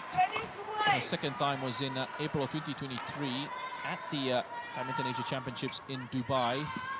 21-13, 21-9. The victory going to the Chinese pair. Wu Nian-chin, the umpire for this one. And Chiaki Miyazaki, the service judge. Then there was also that Sudirman Cup Finals Group A meeting. Also another close contest, 22-20, 21-19. Going to Zheng Siwei and Huang Ya-cheong. And then, as I mentioned, the last time they met, needing 3 games to defeat Terry He and Jessica Tan. So perhaps they've been picking up a few lessons, learning a few things about their opposition. Zheng and Huang on the far side of the court in the red. He and Tan on the near side of the court. After a couple of humbling defeats, they've really made Zheng Siwei and Huang Ya-cheong work for the victories in the last 2 meetings between these pairs. Ladies and gentlemen, on my right, Hee-Yong-kai Terry and Kanwei Han Jessica, Singapore. And on my left, Zheng Siwei Recent form as well, very much with Chen Siwei and Huang Yaqiong. They come into this on a high, having won the All England Badminton Championships in the middle of March. They have a home crowd behind them as well, in full support and strong support. Defeated Yuta Watanabe and Arisa Higashino 21-16, 21-11 at the All England Open in Birmingham. That's the second title that they've won this year. Started 2024 with a quarterfinal exit at the Malaysia Open. Went out of that competition after losing to the Republic's Kim Won-ho and Chung Na-yoon. They bounced back with a victory at the Indonesia Masters, going all the way to pick up the title there.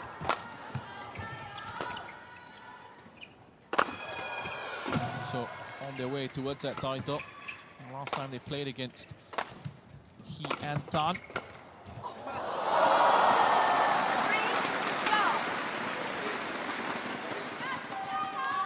The fifth tournament of the year for Tseng and Huang.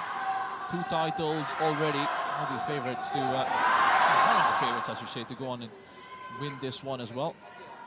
For Terry He and Jessica Tan, season started on a very positive note, or the year started on a very positive note.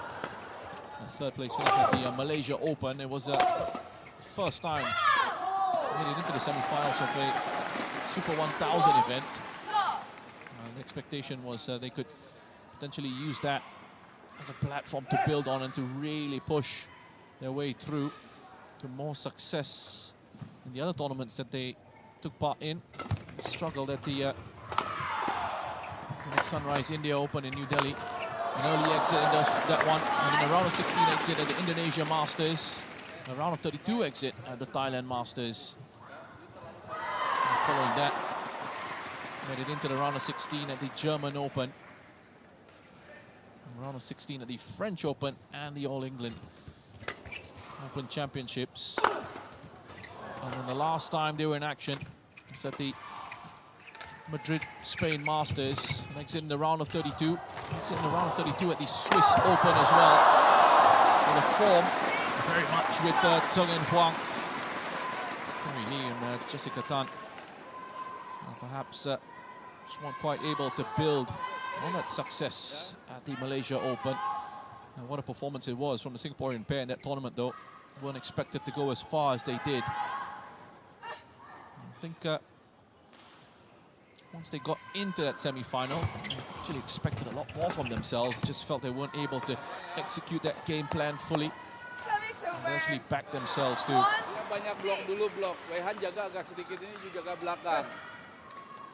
go on to win that title. Just hearing from Singapore coach there, Carlos Firman, just giving some advice to Terry He to just say to him, make sure he's covering the backcourt.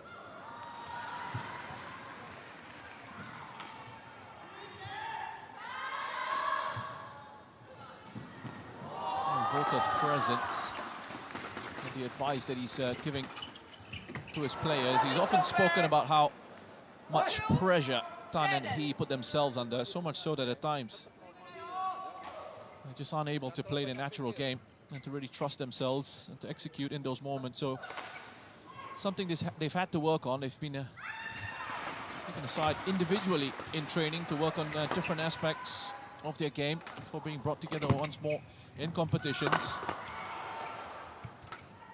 Just constantly looking to try and better themselves. He, in fact, has often spoken about the differences he's noticed in the mentality of the very top players who are constantly playing nice and relaxed, able to execute their game plan and deliver under pressure. That's something he's openly spoken about in terms of trying to develop himself along with his partner. Brilliant rally by this one, lots of power in that, plenty of parries. Wonderful point for He and Tan. Betul kan? Mesti ready tired, ready tired sama you mesti berani capek, tapi jangan hilang you punya attack. Jadi kadang you ada tapi jangan terlalu ramanya ya, ritmenya sama terus. Again with the advice there. Terry, an excellent point there. That's a point that should give Singaporean pair a bit of confidence. What a rally that was. Plenty of power behind those smashes from Tseng Si-wei. On the defensive side of things, they were turning it brilliantly. A mistake there from He, though. Straight to the net. 8-3 to Tseng and Huang.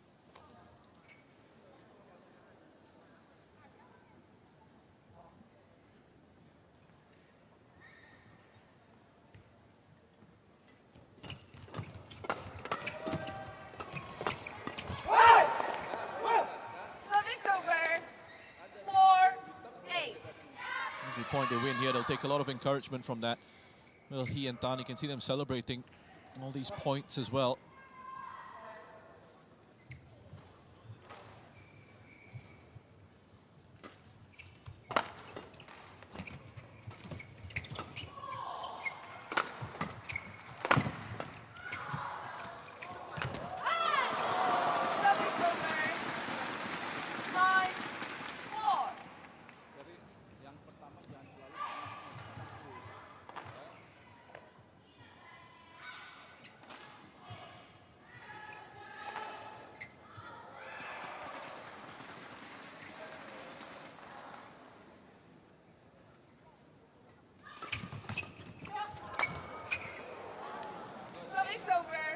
Opportunity to Kadang full dulu ya.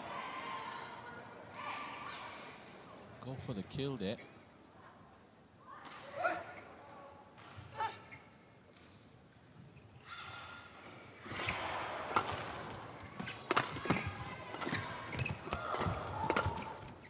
Ferocious play from Tseng Si-wei so far. To return those smashes, not this time though. Just too close to Jessica Tan. Played straight into her by Hong Ya-cheong. Multiple-time world champion. Won the title in 2018 in Nanjing and in Basel in 2019 and Tokyo 2022.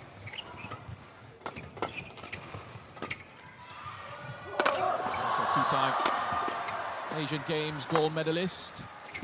It's an incredibly successful pairing here. Tseng Si-wei as well with his partner Huang. Those 3 gold medals, 3 world titles. Don't think for the slope you want just return. You cannot. You trust normal. Try normal, full, tang. But then you cannot kill. You patient. Try that. Because when you start like this always, they not scary. You must try dulu, panong full dulu. And then with the position hard for you, like you need to was open lah the ball. They also cannot kill you. And remember when essentially attack straight, you don't need to boss. Hong Yang always waiting.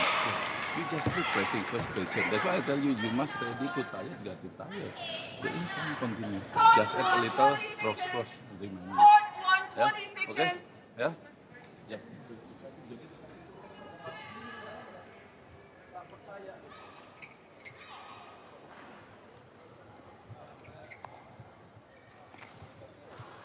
11-5.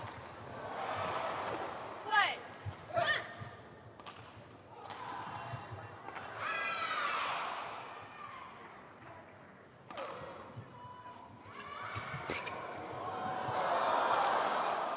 Service over. 6-11.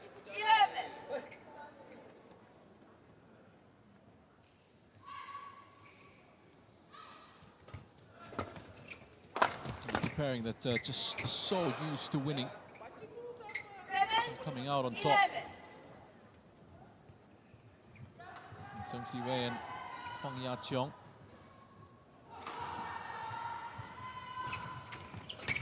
Hong, who is a 2-time Asian champion in the mixed doubles, title at the 2017 event in Wuhan, and then another one in 2022. Was won with Tung Si-wei.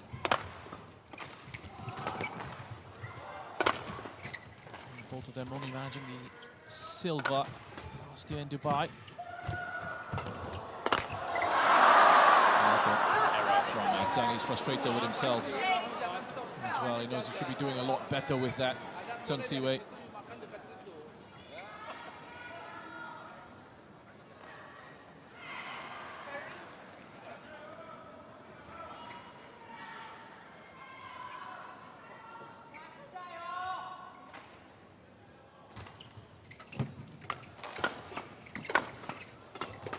Huang and Zheng, the silver medalists at the last Olympics in Tokyo. Well on their way to qualifying Harder, yeah, kill. Remember, bring for Paris. Won't be too much of an issue with that for Tung Si-wei and Huang Ya-chong, and they'll be looking to score one step further this time around in Paris. In the here and now, though, he and Tan are doing really well. Stay close to Zheng and Huang, closing down that deficit.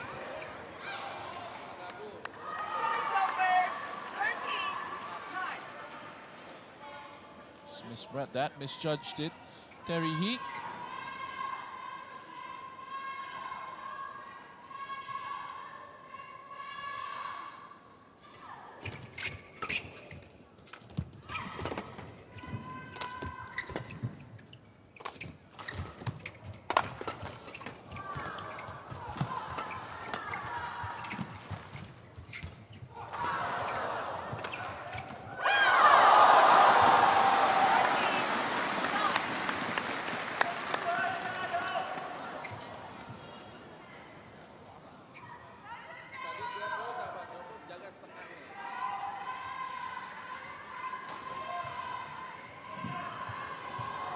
The Singapore pair did have a pretty strong finish to 2023 with 2 titles in the second place. Finishing 3 of their final 5 events of that year. Titles won at the Irish Open and the Guwahati Masters. They've actually hit all sorts of challenges off the court, including power cuts, pest issues, and illness. Jessica Tan struggling with the virus ahead of that tournament in India. Powered through all of that, showed some excellent resilience to win his second title of the season there.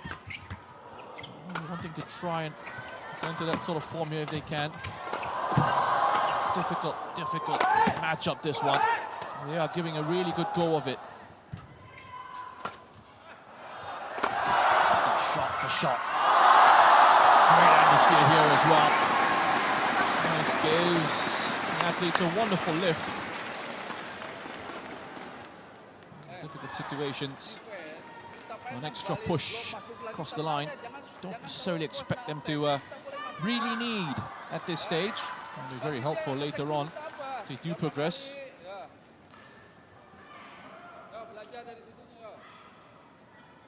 Singapore's coach encouraging his players to keep learning from these situations out on the court. Every point an opportunity to learn, to try and decipher patterns of play from the opposition and look at ways to try and counter that. Brilliant stuff at the net. Excellent save from Terry He, keeps the rally going.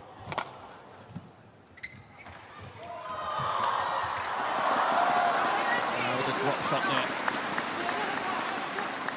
The guy of the shuttle, Jessica Tan.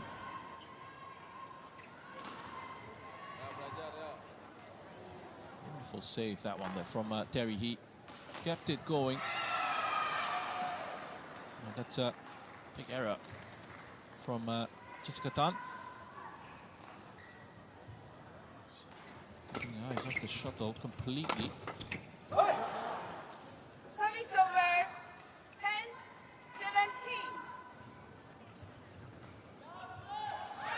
Nice, comfortable lead here. Tung Si-wei and Huang Ya-chong.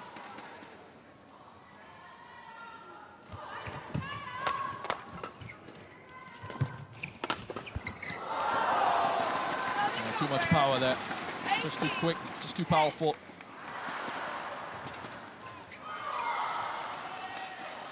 Jessica Tan and Terry He involved yesterday in the opener against Li Chi-chen and Chang of Chinese Taipei. 19-10. A bit of an issue in the first game. They were really pushed by the pair from Chinese Taipei, 21-19, and then no real issues in the second game. They're 21-9, comfortably going through in the end.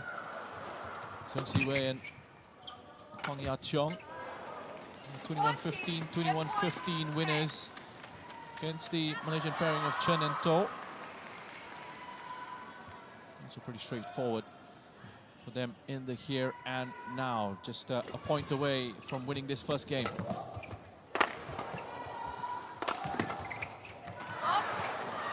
Gets a lot of velocity.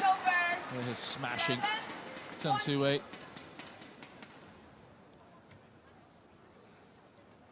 Aggression in his play.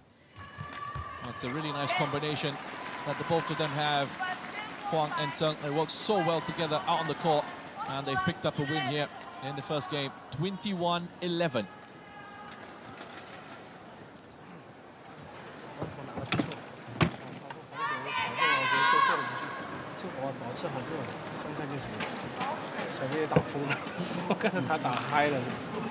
往前这种拼的，只要出手快，注意的情况，再和他球来都是拼，重心别往不走，手并不压住，不打他，你在这里看篮，这效果就很好。哎，他如果是有时间，我就点出去，再这个软打，不用老一直给他打，这样压，打来打。And then defend you, after defense, and then Wei Han can after that can kill also for the defense. Right? You know it when you attack cannot do. You know it like suddenly want to counter attack. Difficult, right? Make running first. Because wrong how to play. Wrong about how. When you attack, you still same, I tell you, like fast. And then sometimes okay, drop. And then don't forget about the half. Usually after that they will half, right? Now they half, you know it hard, like want to kill. You focus about the quality getting that, and then the next. When Tari attack, you a little behind because sometimes from them also just long. You okay, you cannot, you block. Sometimes you the in front when you fight with you, I tell you about the cross. Because come here you just bring cross you follow. You punya ini sabar sedikit. Kau usah mas speed bolanya laju, tapi you main half difficult for her later. Open aja.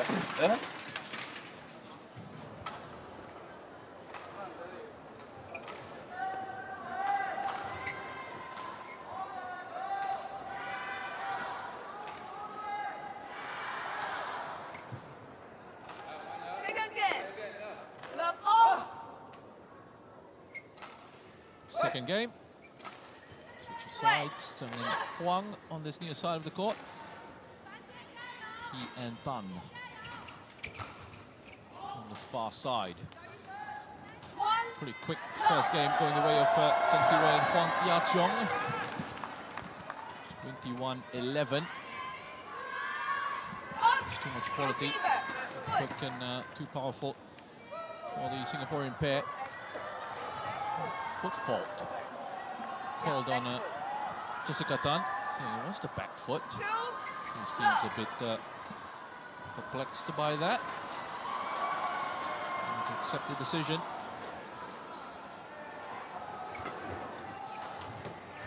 Changing it up there with that drop shot. So he was set up for again one of his powerful smashes. Gone 3 in a row. Zheng Siwei. They'll try and draw them closer towards the net.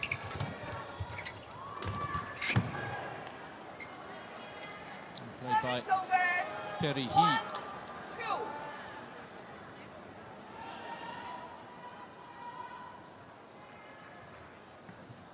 Really well controlled there. Nicely done by Terry He.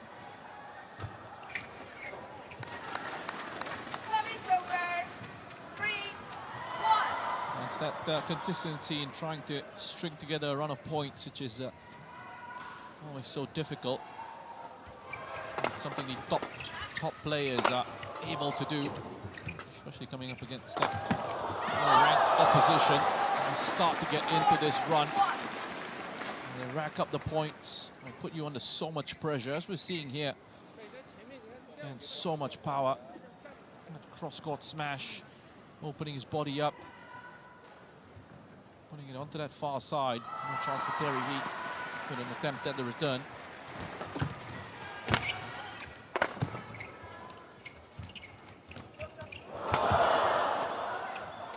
Testing out his backhand. Make a couple of saves. Good return.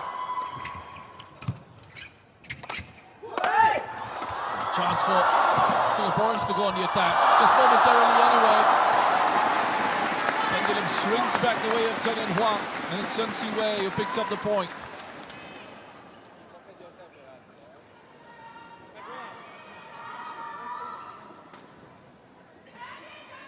Really difficult for Terry here. There he was moving across towards his left.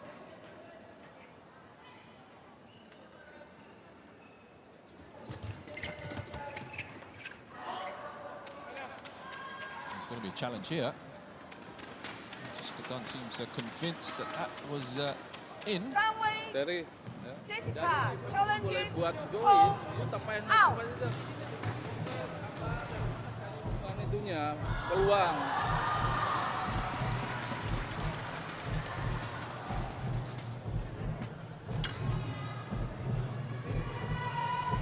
Ya, you mesti kena mata. Kalau tak boleh matikan, tetap ini jangan keluar dari tiba-tiba you mau.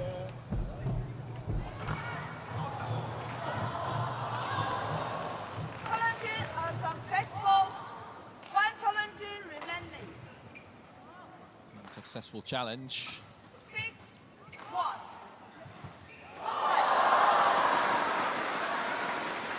There's the one challenge remaining for the Singaporean pair. And 6-1. Zheng and Huang looking well in control.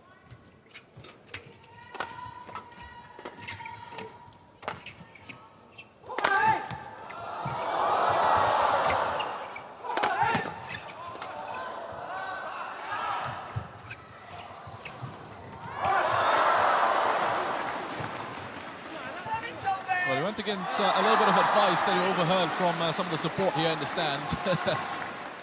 There was a shout for him to go and attack that. Zheng Si Wei instead he went for a bit of a drop shot. In the end, it wasn't a sequence that really worked out for Zheng and Huang.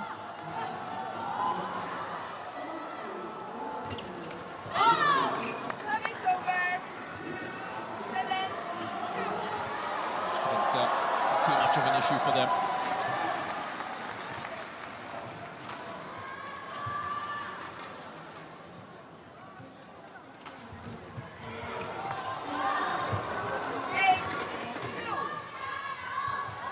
Mistake on the return.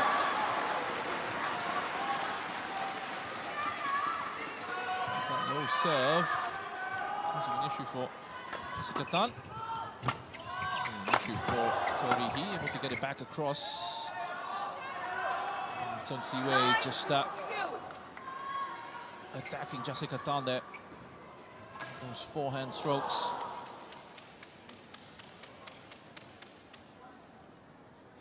Forcing her into a mistake. Any run of points. But the angle just wasn't quite right.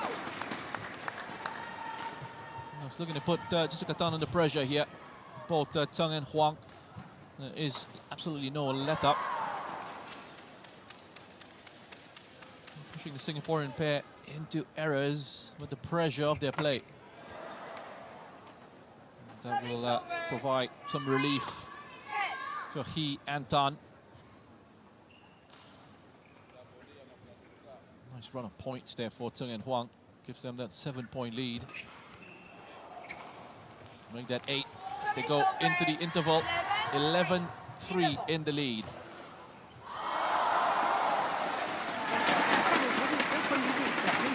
有点球速就行，打到他身后脚，打女孩子身后啊。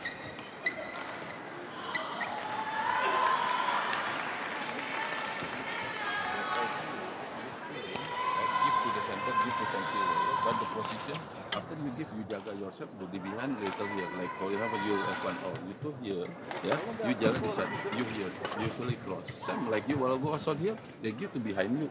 Yeah, supposed to be this is yours, you jaga lah. I mean, both like jaga first like this first lah. Yeah. From defense, I tell you also can take the point. Just play normal, just only patient from the defense. Attack still normal. If you end up punch money, jaga the half. Yeah. Okay. I don't think he's been too happy with the court coverage from Terry He and Jessica Tan. Just a bit of advice there in terms of making sure that they've got their positions covered. Areas of the court where they need to be switched on and taken care of. A situation where it goes out towards the net, and there has to be that coverage on their side, and that's a point that he was trying to make there.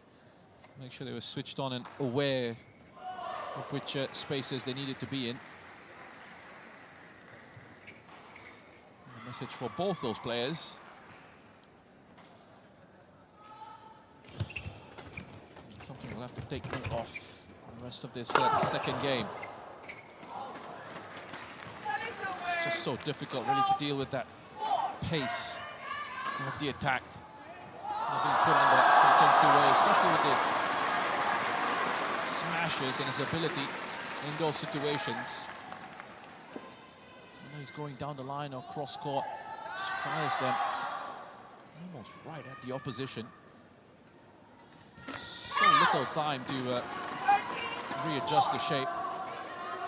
It's mistakes like that, though, that will be really frustrating for He and Tan. We'll be looking at it saying 2 points away against a very good opposition. And they're both getting caught on the same side there. You can see there's an apology from Huang to Tseng.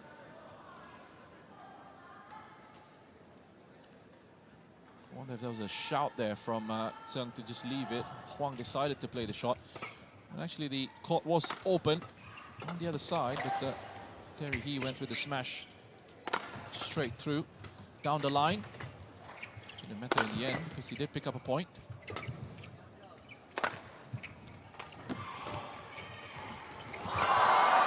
Nicely touched back. Right, Tseng Siwei has to turn defense into attack. Looking to maintain control here. They've done that brilliantly. Excellent play from Tseng Siwei. Just changing it up, switching the tempo with the variation in the shot. A bit of skill. Terry He as well, around the back. But Tseng Siwei and Huang Yachong very much in control of that point.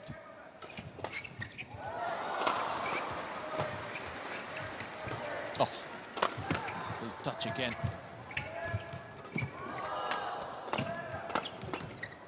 And Terry He just making sure he was there on the cover this time around.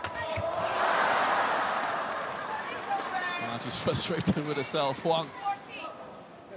But they are enjoying themselves out there. Coach affording himself a smile. They've been good. Very dominant in this one.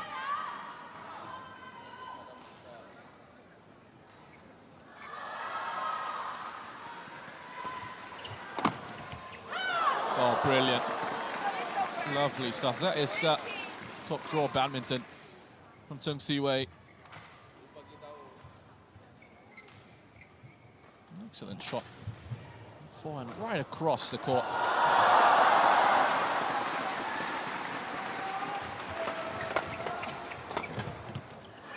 And goes again. Too much power behind that.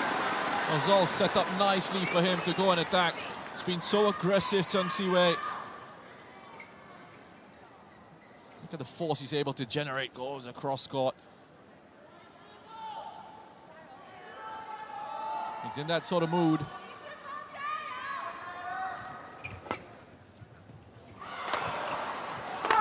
And there's no answer at the moment. That has gone just wide. Is there going to be a challenge here? Yep. I think they're putting in a challenge there. Tseng Siwei challenges called out. Let's have a look.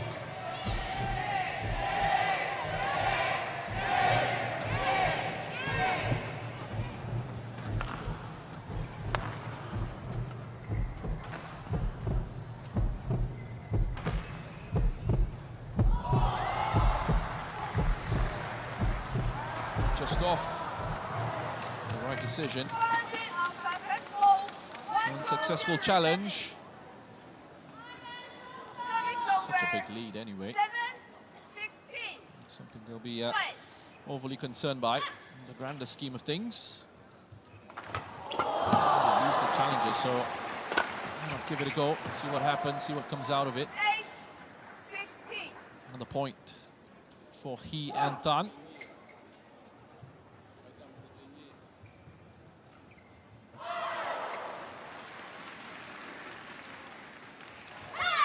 Out. Service over. 17-8. A fault there. Did on the serve by Jessica Tan. Far too many of these unforced errors from the Singaporean pair.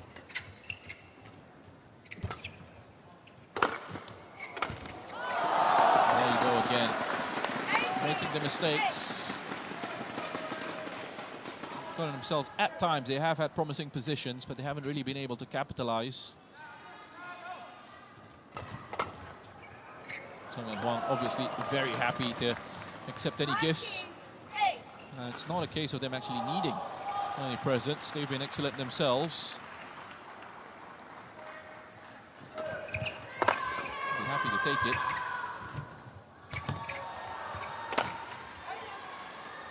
Service over. Much better. Much better from Terry He.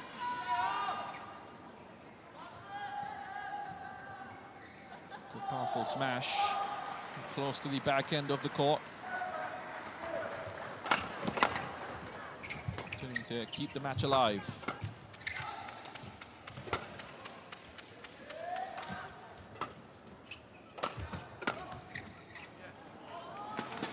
And that's the sort of sloppiness we've seen from the Singaporean pair. That really hasn't helped them at all. They haven't looked quite right in this one.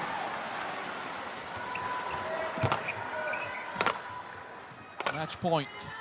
Tung and Huang. Service over.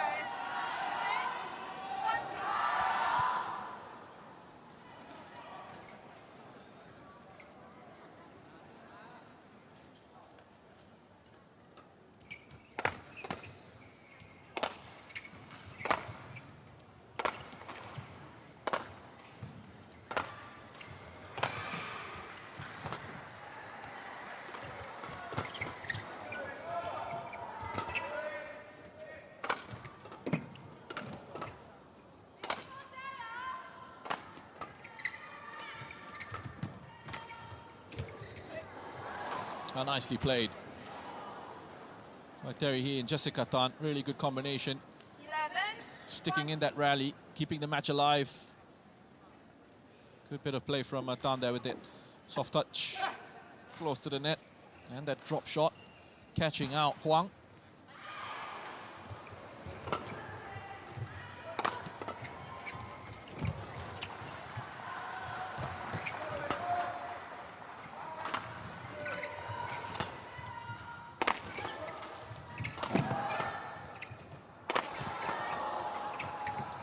Tung Siwei with the power in the backcourt. Winning the point there. Letting it run long.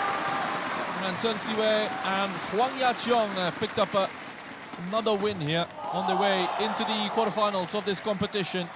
21-11, 21-11. Completely dominant. Three-time world champions continue with their charge forward in their quest to win the title here in Ningbo 2024. In control from start to finish. Disappointing exit for the Singaporean pair. Jessica Tan and Terry He were always going to be up against it. And the quality that they've faced there, it's a round of 16 exit for them. Tung Siwei and Huang Ya-cheong, the number ones, go through. Job done. There you go. 21-11, 21-11. Congratulations to them. A quarterfinal tie awaits Tung Siwei and Huang Ya-cheong.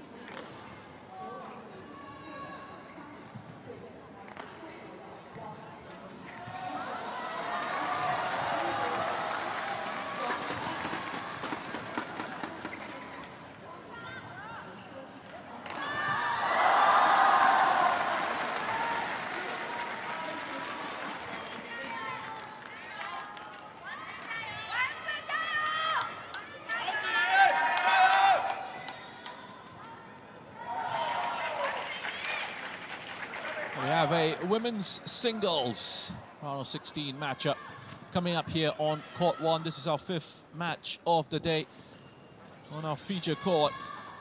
We've had some great badminton on display so far. More to come in this one for sure. Let's have a listen in to the coin toss as Wang Ziyi takes on Yeo Jia-min.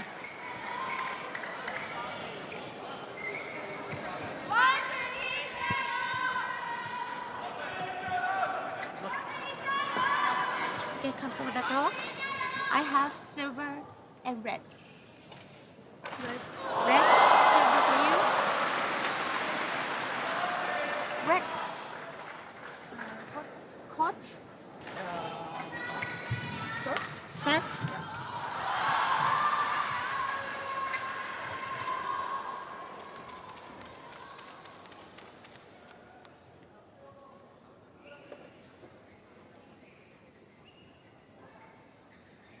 Well, this could be a very interesting contest between these two. Wang Ziyi of China, Yeo Jia-min of Singapore. Wang Ziyi at the moment ranked number 9 in the world. And against the world number 19, Yeo Jia-min. And Yeo Jia-min at the moment is headed towards the Olympics in Paris with her position in the qualification rankings. Wang Ziyi currently is missing out. She is behind Han Yue and He Bingjiao in terms of representing China at the Olympics, so should be looking for a big push here. Currently at 68,188 points. He Bingjiao at 74,294 points. Chen Yufei, the other representative for China in the race to qualify for the Paris Olympics, to carry on that run with a good, strong display in this tournament, and that means finding a way past Singapore's Yeo Jia-min. Wang was in action yesterday, the 8th seed in this tournament. Pretty comfortable win for her against Esther Nurumi Triwardoyo of Indonesia. 21-9, 21-10. Progressing into this second round. This is actually the first time we'll get to see Yeo Jia-min in action. First time she actually takes to the court. And faces some competition because had a walkover in the first round. Wonpawi Chochuwong withdrew from the tournament. That meant that Yeo Jia-min was given progression into this round of 16 matchup.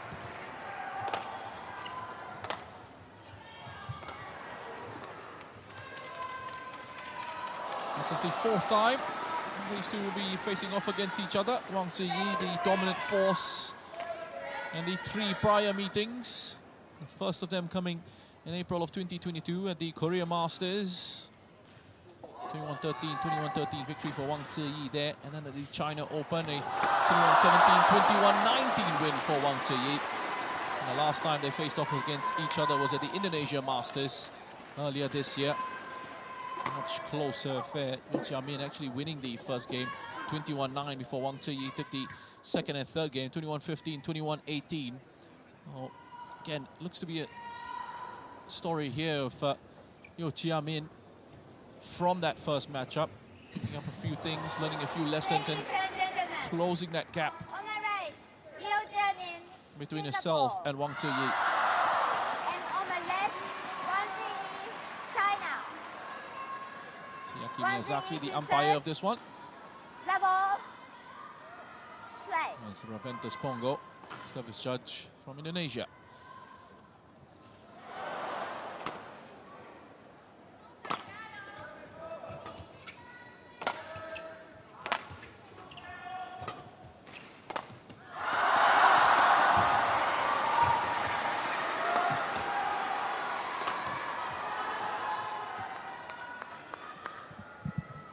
Service over.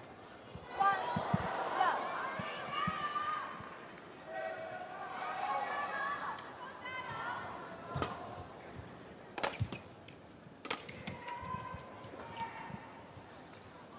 Yeo Jia-min starting the year with a quarterfinal exit at the Malaysia Open. And 5 of her 8 games there, 52% of the points she was able to pick up in that tournament. Not too bad for start of the season. A Super 1000 event, making it into the quarterfinals. And she will follow that up with a third place finish at the Yonex Sunrise India Open in New Delhi. She's losing out in the semi-final stage. Again, nice bit of progression. And an early exit at the Indonesia Masters. Followed by an early exit at the All England Open as well. Knocked out in the round of 32. The last time that she was in action before the Badminton Asia Championships here. 4-1 to Yi, ball number 9. She started her year off with a round of 16 exit at the Malaysia Open. Followed that up with also a third place finish at the India Open. Showing the bronze with Yeo Chia Min. All these players knocked out in the semi-finals of that one. She did go to Indonesia towards the end of January and pick up a title there. 4-2. It was her first title of the year. She's followed that up with back-to-back round of 16 exits at the French Open and the All England Open. And to you with perhaps a little bit better in terms of the run of form coming into this.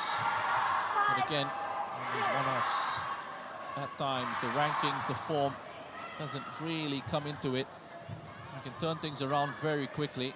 And Yeo Chia Min has gotten off to a decent start here.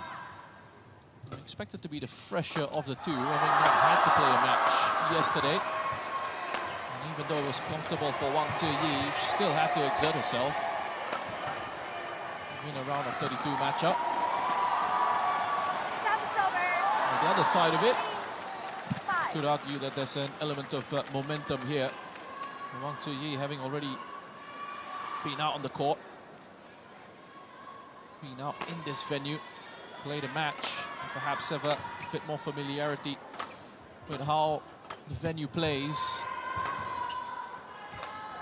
She would have had that warm-up match, so to speak, in the round of 32 under her belt. Whereas for Yeo Chia Min, she coming into this a little bit cold. We'll have to see how that all plays out in this one over the course of this match. And Ziyi, though, just closing that gap.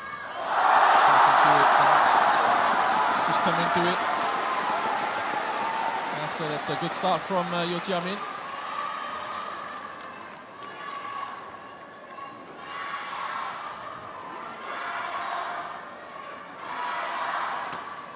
Yeo Chia Min, a former world junior #1, the first Singaporean in either the junior or senior categories to make it to the top of the BWF's ranking system.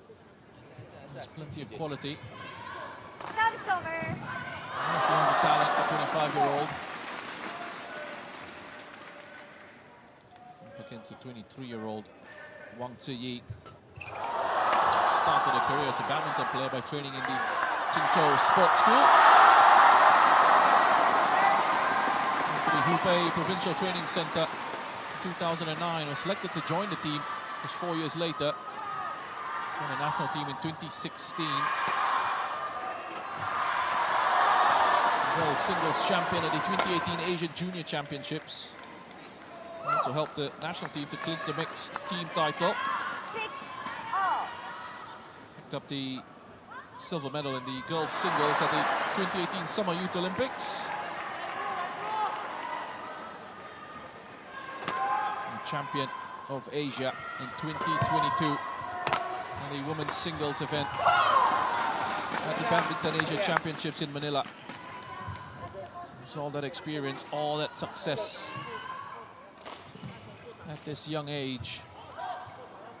Know absolutely what it takes to succeed at the highest levels as well. A silver medalist at the Asian Games in the women's team event.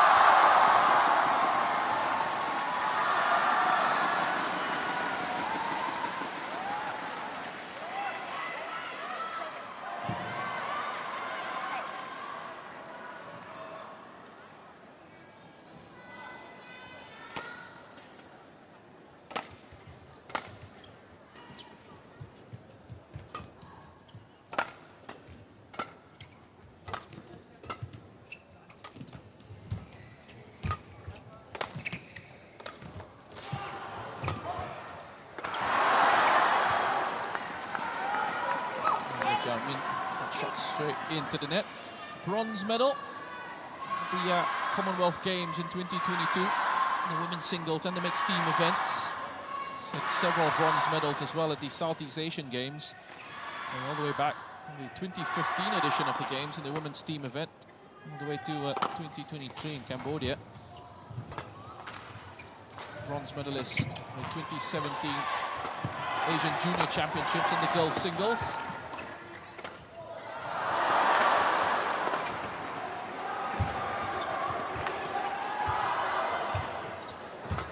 Actually won her first senior title of her career here when she defeated Ayumi Mine of Japan in the Vietnam Open Grand Prix. 2 straight games. And went on to win another title, this time at junior level. Only junior Grand Prix. And then Jakarta, Indonesia. Kim Kla Republic. Tightly contested game, 21-19, 21-19 to win the final in 35 minutes.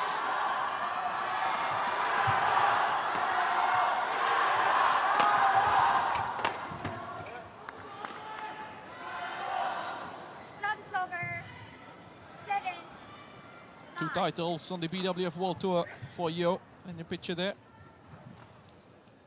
One at the Vietnam Open and the other one at the Hyderabad Open, both Super 100 events. She actually defeated An Se-young in that 2019 final in Hyderabad.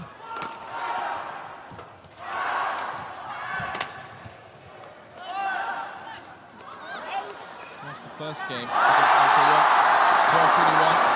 Picking up back-to-back wins in games 2 and 3, 21-17, 21-19. Famous win there against An Se-young, who has made massive strides in her game. Biggest stars of badminton, An Se-young. Saw her in action yesterday against Nozomi Okuhara. She was really put to the test. Eventually came through with the win. 3 games to progress into the round of 16.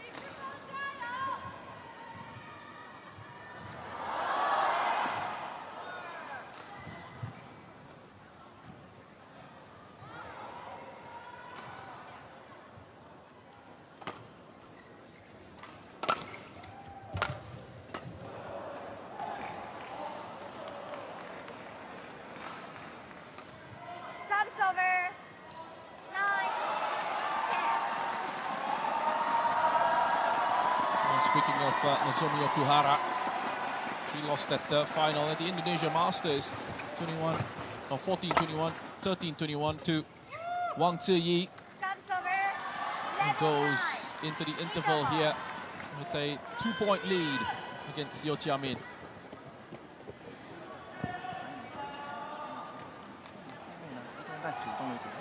Position, you in position, then you can do more things. So that 你回去了就一定要有压力。那 just now you only give back to her, she can do a lot of things, so you become very difficult. But you see when you speed up, you in position, when she drop 你上去快，你推快，你给她这个动比较辛苦的时候 she also difficult, so you don't follow the pace. But behind when she like to bring you to the front, suddenly hit you to the back. So 你后场还是态度要强就告诉他我就跟你。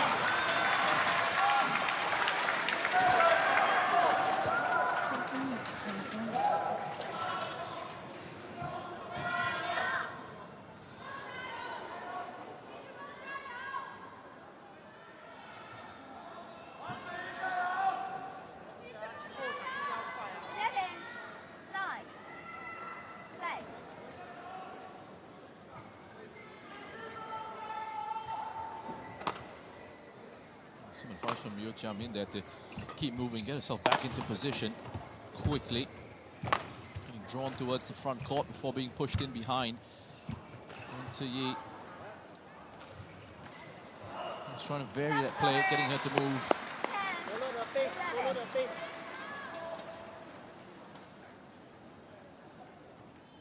Again, more advice for Yeo Chia-min.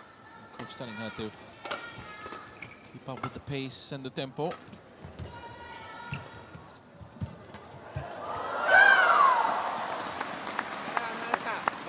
就不动啊。 Test your skills at the net there.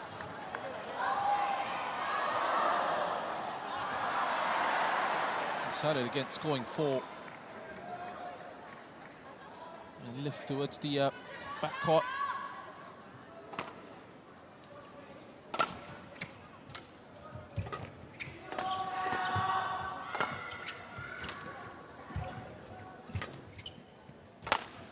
Decided against the clear. Just now you jump in. Wanted to just touch it over the net. Straight into the net.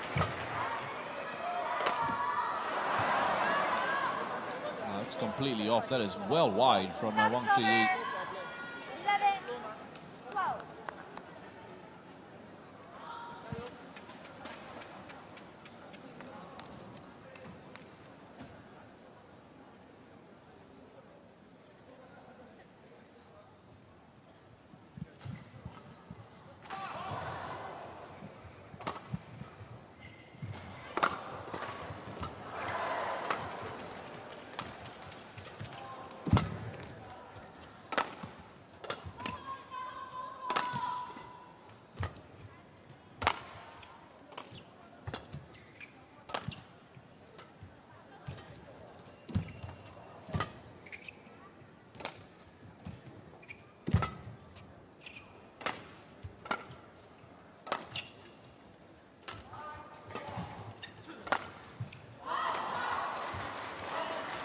Wide. A little more measured. The rallies in this one. A bit slower tempo to this matchup between the two. Some very aggressive play earlier on this court. In some of the matches so far. Going back to all the way to the first one that we had in the mixed doubles between Seo Suk Jae and Chae Yu Jung. Pair from Korea coming up against Rinov Rivaldi and Tamantari. Second contest there. Changing points very quickly. 21-18, 21-14. Seo Sung Jae and Chae Yu Jung winning that one to progress.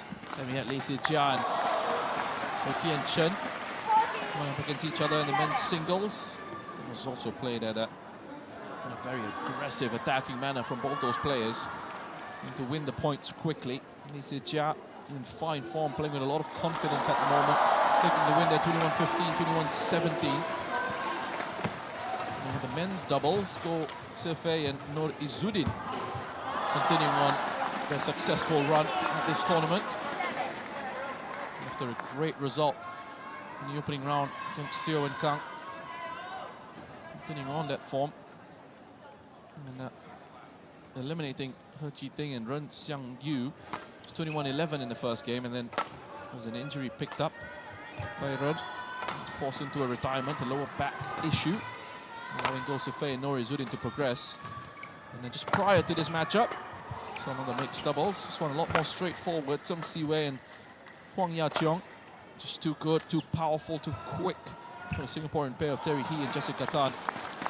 Tseng Siwei and Huang Ya-cheong marching on, 21-11, 21-11. Got another Singapore-China tie here. Wang Ziyi against Yeo Jia Min. And at the moment, it's Wang Ziyi with the upper hand.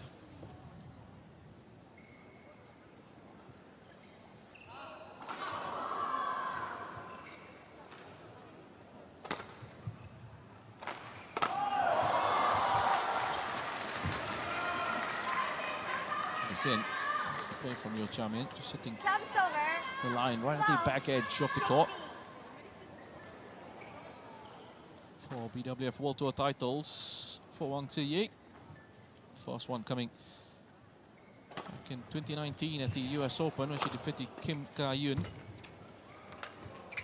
Title at the Indonesia Masters as well. And another at the Dutch Open.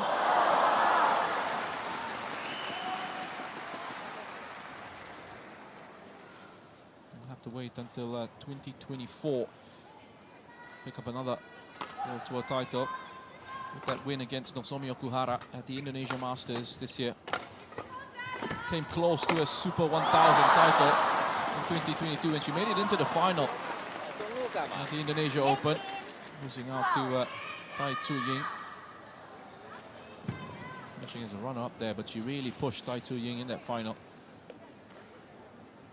Even won the first game, 23-21. Couldn't quite keep up the pace of her play though. So the next two games, 6-21 and 15-21.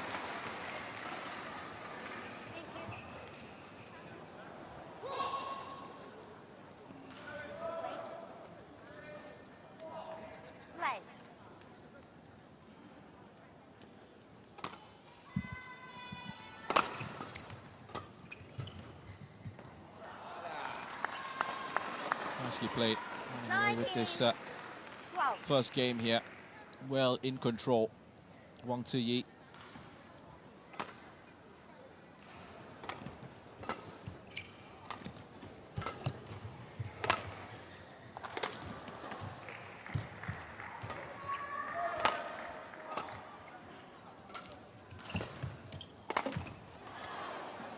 Tried to go back across to open up the shoulders and fire it to the far side of the court, towards the left-hand side of Yeo Chia-min.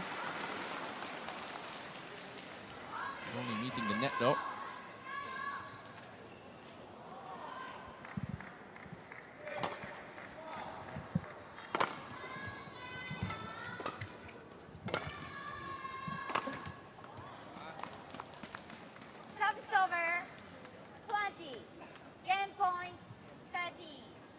Game point here for Wang.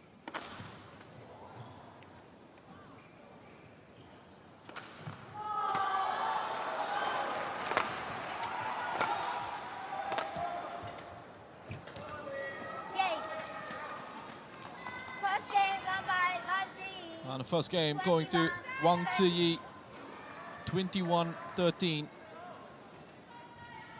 It's pretty even until about midway through, and then Wang Ziyi started to pull clear. 第二个就是夺牌，他现在已经没有耐心跟你打夺牌了，所以你现在只要我球进去，你球要求要多大的次数，我跟你速度必须保持，然后在这边试一下，从花高球开始试一下场地的这个风向，没风那就最好嘛，对不对？就放开正常打，还是球要硬，态度要坚决你从心里面他已经不想跟你打夺牌了，发现没有？所以你只要顶进去，他自己就会犯球，好吧？加油自信。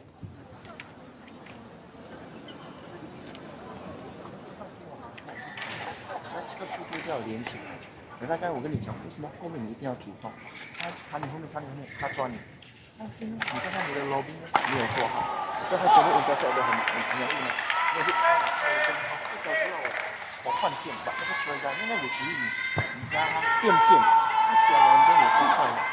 但你是如果一直直，他就一直换掉了胸，一碰 lobbing 你这个也是换掉了。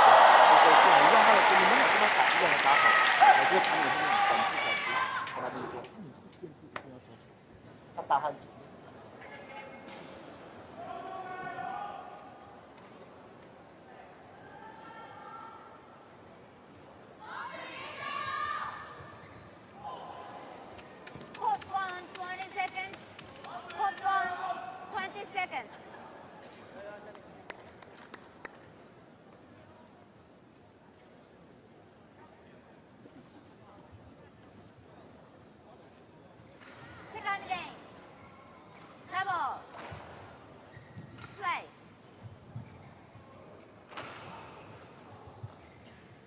Big second game coming up here for Yeo Chia-min.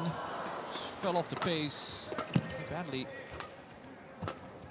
in that first game, allowing Wang Ziyi to run away with that 21-13. A big improvement in this one to stay in the competition. Wang Ziyi will be feeling pretty confident, pretty happy with the way things have gone so far. Some really good control. Change direction. She always waiting. Nice there to just try and keep Wang Ziyi on the toes, try and keep her moving by those changes in direction, variation in the play. It's better from Yeo Chia-min. Taking heed of that advice to change direction. Nice touch on the backhand.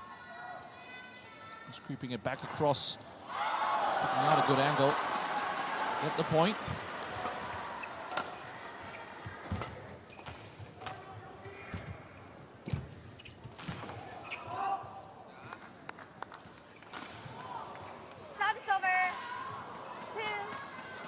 just wanting too much there to squeeze it into an area of the court.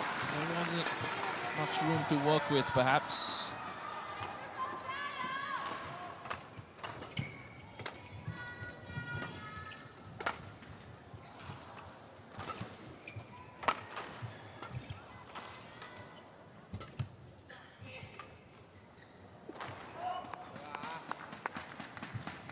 Struggling at the moment with those backhands. I mean, a couple of cheap points given away.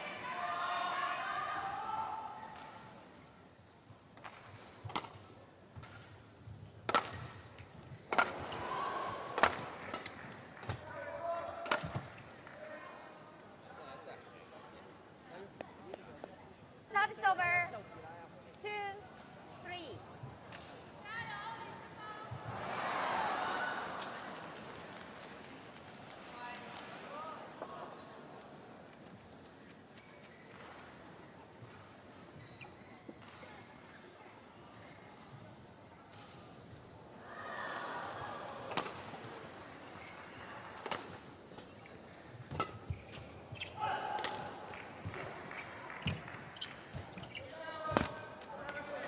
Now forcing her into a mistake there. Wang Ziyi is satisfied with that sequence. Isn't looking too confident.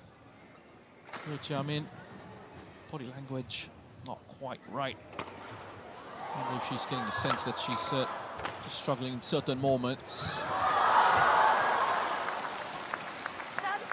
Can be tricky then to just try and lift those confidence levels when things aren't really going your way. Got to find a way out on court just to figure it out in that sense. Work your way back into some sort of form. Work your way back into confidence, picking up these points.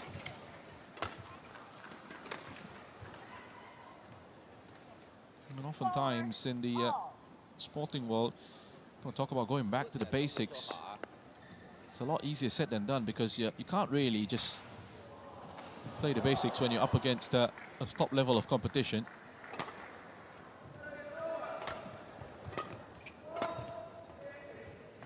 Got to at times play above and beyond yourself.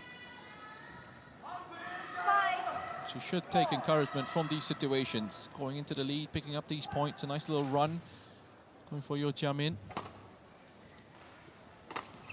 Potentially allow her to grow into the game, perhaps. And that's the sort of response you'd expect against a top player. Wang Ziyi.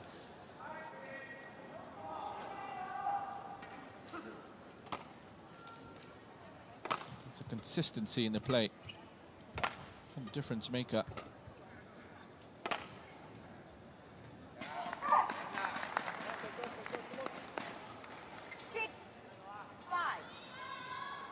Real lack of control at times in some of the shots from Liu Jiamin.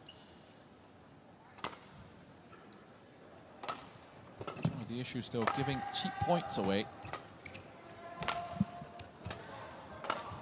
Nicely done. Really beautiful stuff. Lovely sequence that from Wang Ziyi. Set it up nicely. Went across court. There. With that drive. And then the smash overhead towards the far side. Opened the body up. Got the angle right.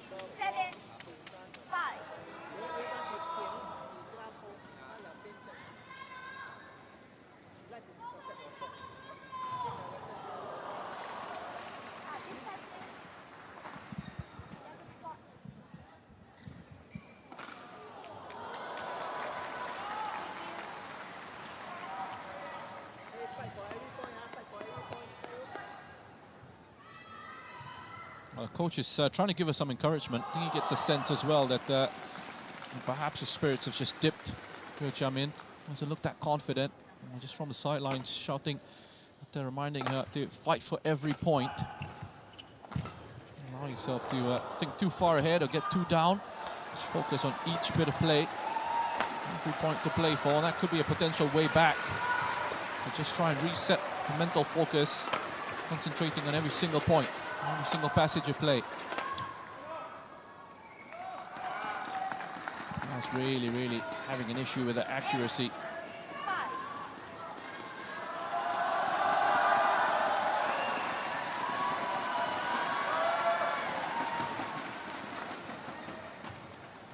coach will know just how important it is to try and ensure she doesn't give up on herself here.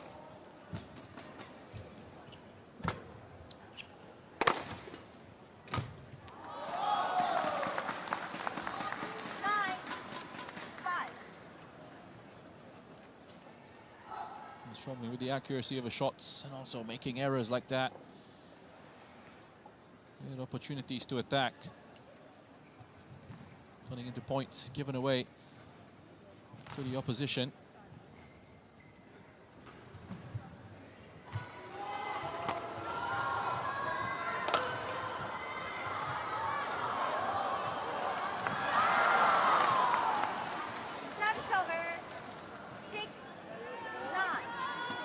Judged by Wang Ziyi. Strange one. It's pretty much well in. Service over. 10-6. A mistake there from Liu Jiamin. A series of, I wouldn't say unforced errors, really. She's making mistakes without being necessarily put under that pressure to make them. Wang Ziyi not having good control over her own game.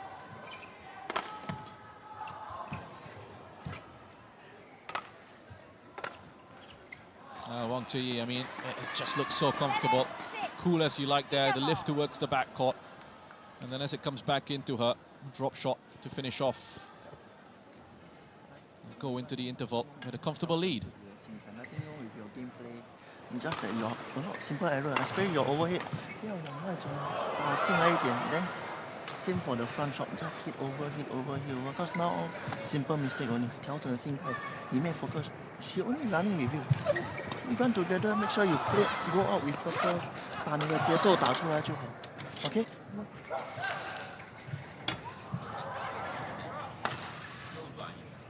要么就硬，要么就很软，好吧？啊，加油！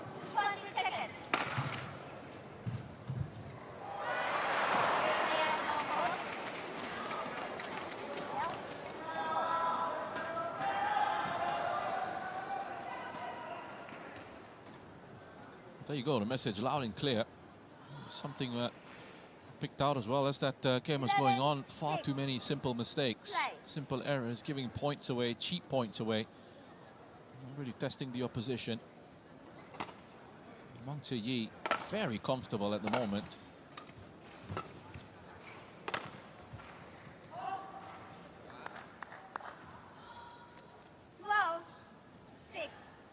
All the effort going wide.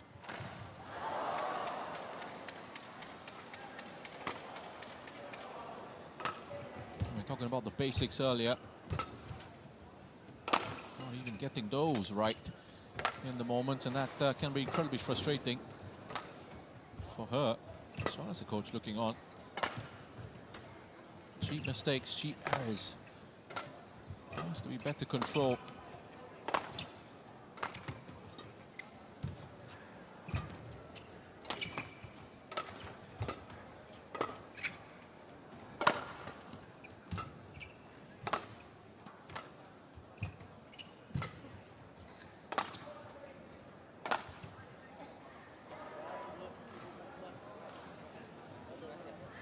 Keeping her in the rally there. Liu Jiamin eventually. Mistake coming from Wang Ziyi this time. Should be a welcome point for Yo.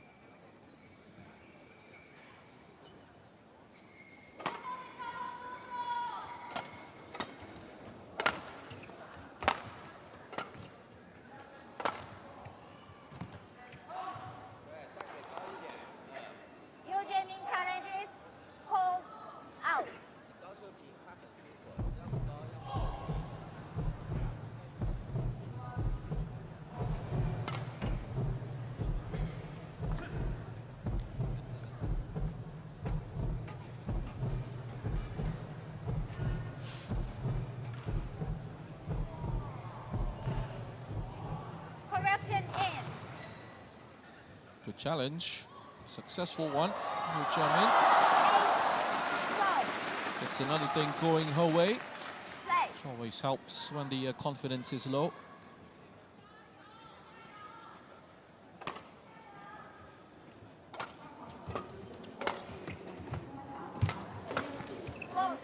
Gets better. From Yo Jamin. Nice run of points here. Actually look to build on this. Just quickening up the pace of the play then. Trying to drive right at that. Wang Ziyi. A chance to respond.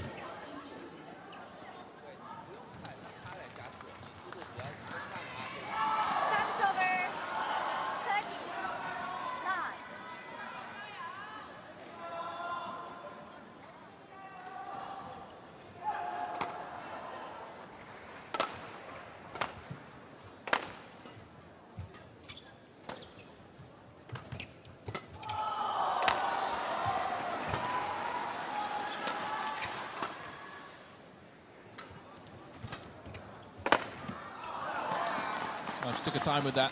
Good patient play from Wang Ziyi. That is what she's been doing here. Just looking for that variation in shots. The first one was a drop shot, forcing Yo Jamin into that attempt at a lift. Played perfectly into the path of Wang Ziyi there for the follow-up. The winner on the smash.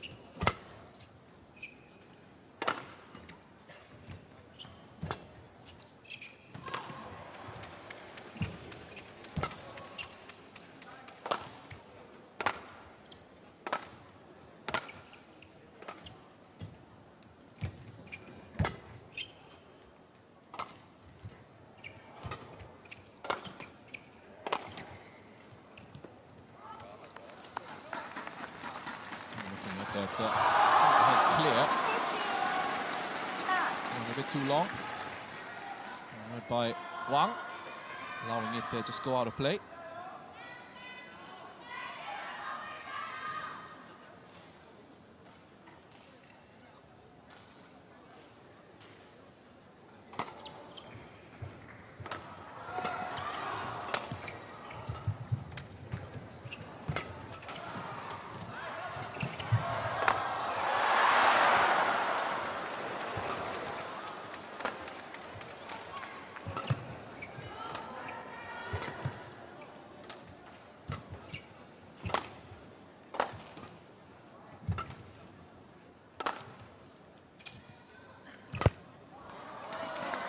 Going for that drop shot. Ziyi drawing Yo Jamin close towards the net. Great trajectory on that. Makes the sting out of it. Comes back towards her. Let's have a look at this. Touched over. Great weight on the point of contact.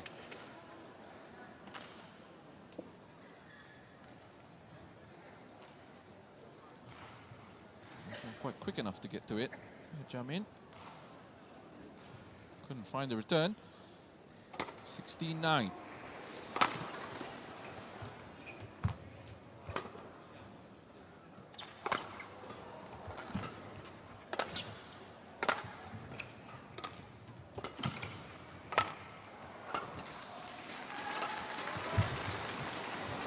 Got down well to that.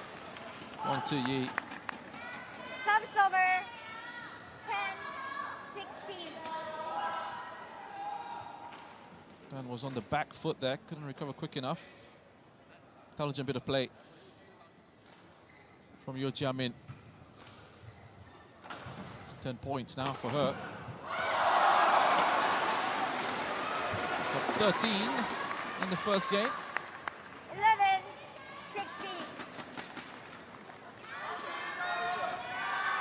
And she find a way to get into this run of momentum.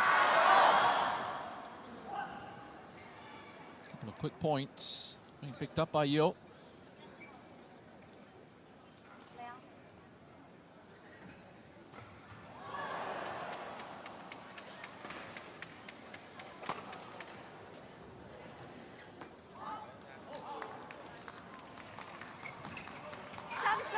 Now that's frustrating that. 17. And from Yo Jamin just changing it up with the serve, going for the long serve that was far too long.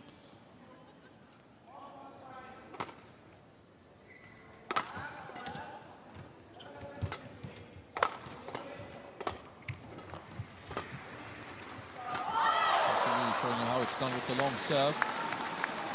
A mistake there at the end. she's frustrated with.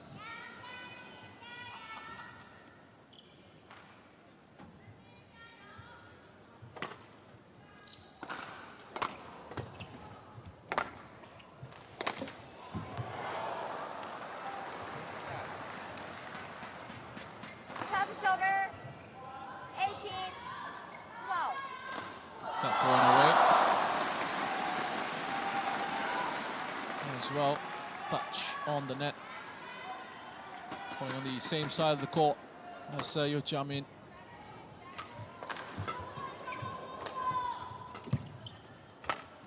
Just isn't happening for her today.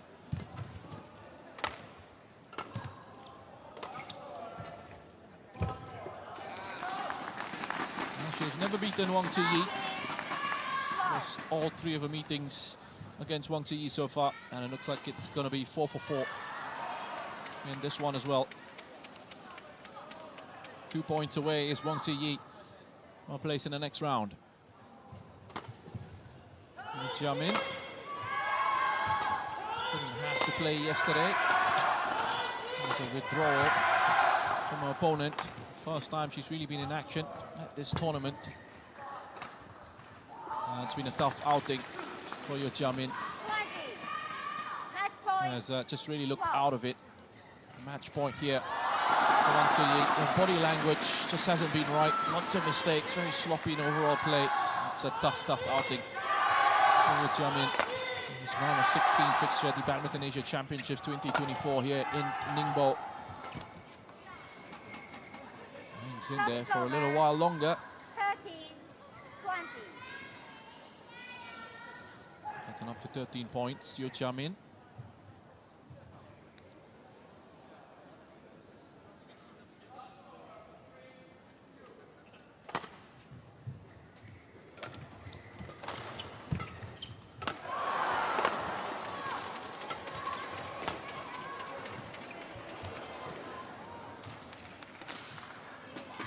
Wang Ziyi's turn to be a little bit sloppy now.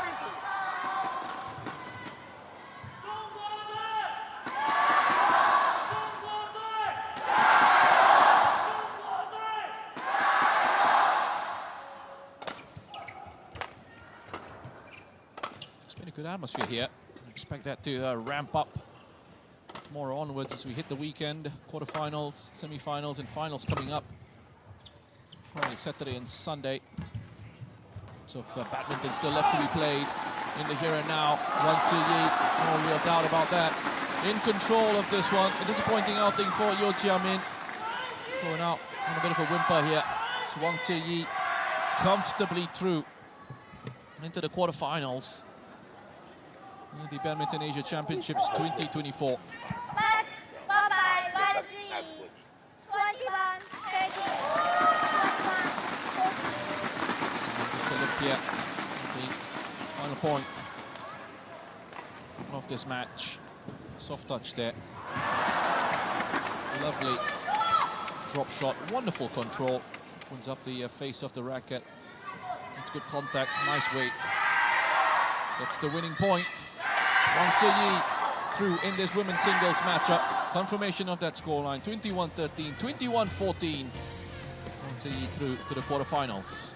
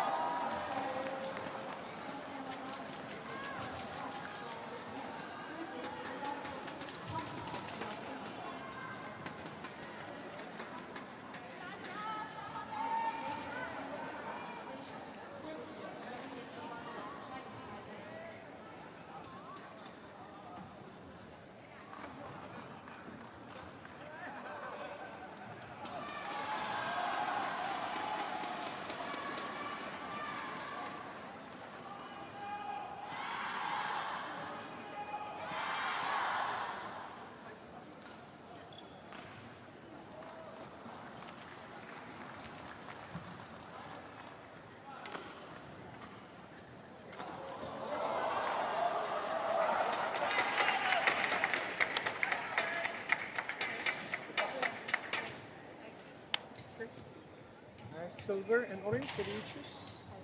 Orange, silver for you. Silver.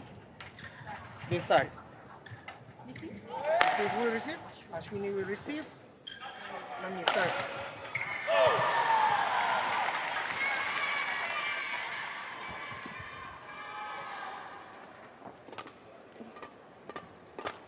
Welcome back to Court 1 here at the Ningbo Olympic Sports Center Gymnasium. Well, the Bangkok Ningbo Badminton Asia Championships 2024, the sixth match on our schedule here for Court 1, feature court, as this women's doubles round of 16 matchup between Japan's Nami Matsuyama and Chiharu Shida. They'll be up against India's Tanisha Krasto and Ashwini Ponnappa. This is the first time these pairs will be meeting. Big difference in the rankings between these pairs. So world number 3, Chiharu Shida and Nami Matsuyama, coming up against the world number 20, Tanisha Krasto and Ashwini Ponnappa. Those pairings coming into this one aware of the opportunity that lies ahead. Progression very much on their minds. The win here takes them into the quarterfinals and closer towards their targets of eventually becoming champions of Asia. Krasto and Ponnappa actually in action for the first time in this competition. They were given a walkover in the first round yesterday. Didn't have to take to the court after their opponents Kusuma and Pratiwi withdrew from the competition. So Krasto and Ponnappa should have that element of freshness going for them coming into this one. But we saw earlier in the women's singles matchup that we had just before this between Wang Zheyi and Yeo Chia-min, there was also a similar situation there with Yeo Chia-min being given a walkover in the round of 32. Wang Zheyi having to play that round of 32 matchup. It's always that argument, isn't there, between freshness and momentum. Matsuyama and Shida were in action yesterday and were given a bit of a scare as well as they came up against Thailand's Kitarakul and Prajongjai. They actually lost the first game 17-21. Let's have a look at the umpire there, Aventa Spongo from Indonesia. And the service judge Wu Nianchin of Chinese Taipei. Japanese pair recovered well in the second and third games. In 21-18 and 21-16 to take their place in the next stage of the competition. Face off against opponents that they won't really be too familiar with.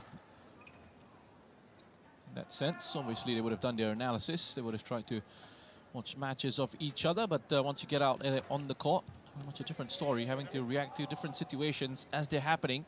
Ladies and gentlemen, on my right, provides for a fascinating story for the rest of us watching on as well. On my left, Tanisha Krasto and Ashwini Ponnappa, India. Nami Matsuyama to serve to Ashwini Ponnappa. Love all. Play.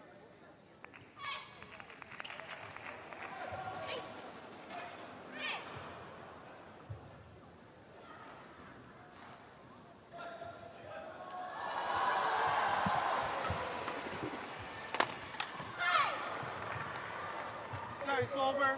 1 love. First point to Krasto and Ponnappa.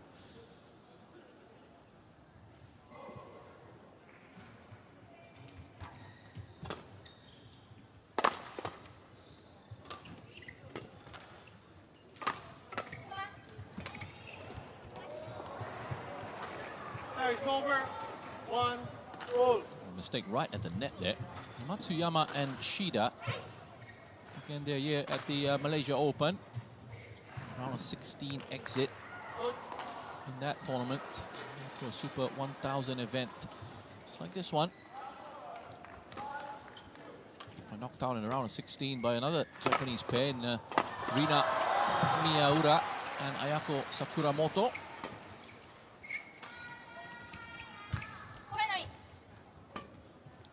Then went to New Delhi to take part in the Yonex Sunrise India Open. And suffered a quarter-final exit in that one, which was an improvement on the round of 16 exit in Malaysia. Things would improve a lot more for them moving forward. This one just their 6th tournament of the year. And progressed very well. The French Open actually finished in 2nd place in that competition. 3-1. Losing out in the final to a very strong Chinese pairing of Chen Qingchen and Jia Yifan. They pushed them as well all the way, just missing out those fine margins. Took 3 games to settle that final at the French Open. Matsuyama and Shida losing the first game 12-21, winning the second one 21-19, and then just losing the final one 22-24 to miss out on the title. A bit of heartbreak in the French Open, but they also did very well, even though there was also heartbreak in the final of the All England Championships. Another mammoth final there that went to an hour and a half to be settled, going into 3 games. This time around they will lose to Baek Hana and Lee So-hee of the Korean Republic. 19-21, 21-11, 17-21. A decent form though coming into these championships with those back-to-back run-up finishes at a couple of big competitions in the French Open and the All England. Should be confident coming into this one, the world number 3s, especially up against lower ranked opposition.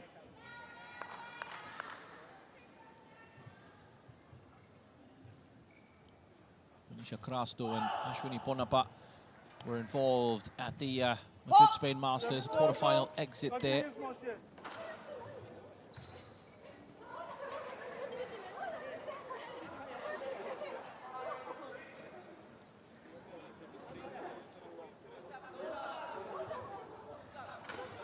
Let's have a look at this one. On the serve. He's calling a fault here, saying that it has to be a continuous motion. Yeah, that's why you have to do it one way.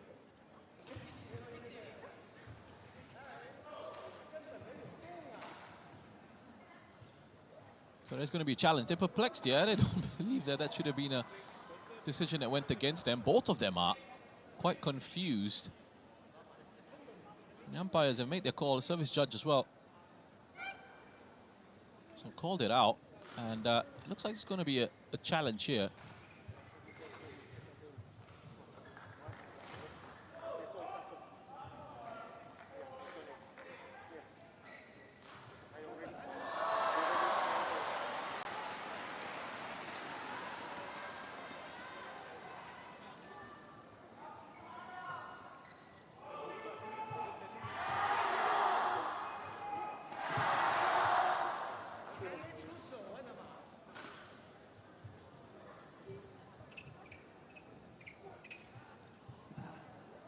Just trying to see if we can actually listen into the conversation.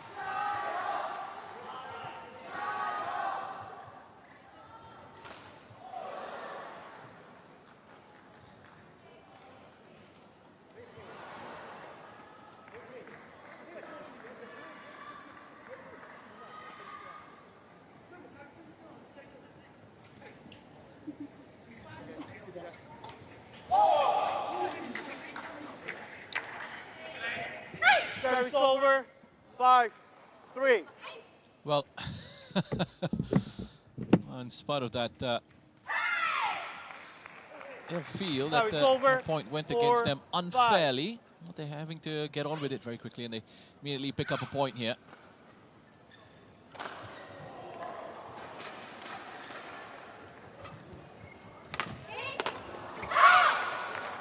Service over, 6-4.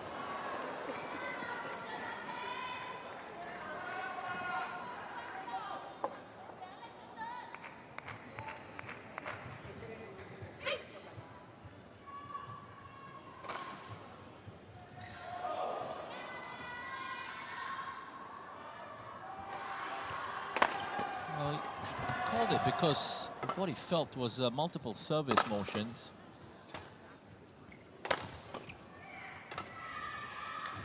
I think the point they were trying to make was that is always how he was setting up to prepare for that serve. But the service judge and the umpire perhaps calling and feeling that there was multiple start-stop motions during the service, which is, of course, it's a fault. It has to be a single continuous forward motion, so perhaps just a difference in interpretation there. At times it can be a little bit confusing, the interpretation in those situations, but decision was made. They just have to get on with it, which is something they have done.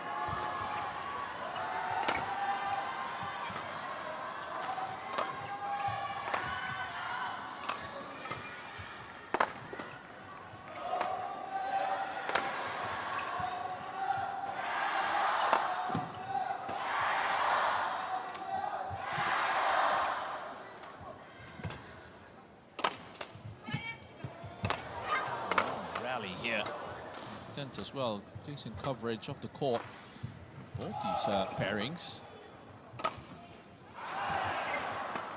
Looking very well balanced, Crasto and Honapa. Wide, keeping up the pressure on. Good start to this contest. Not showing any hint of nerves at all. The Indian pair started off their season with a quarterfinal exit at the Malaysia Open. Then an early exit in the home tournament, the India Open, sitting in a round of 32, a round of 16 knockout at the Thailand Masters. After the first hurdle at the French Open, and then managed to make it into the round of 16 at the All England, and then another round of 16 exit at the Swiss Open. Before that quarterfinal run at the Madrid, Spain Masters. Prior to their appearance here in the Bangkok Ningbo Badminton Asia Championships 2024.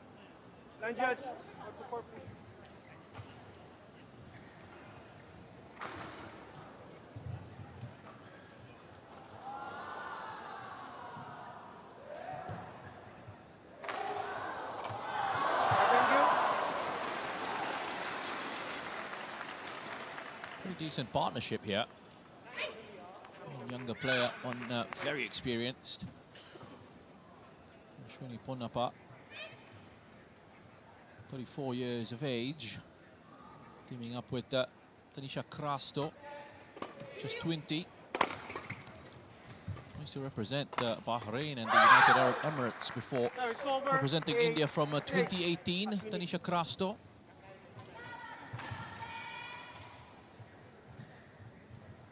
Involved in the mixed doubles as well.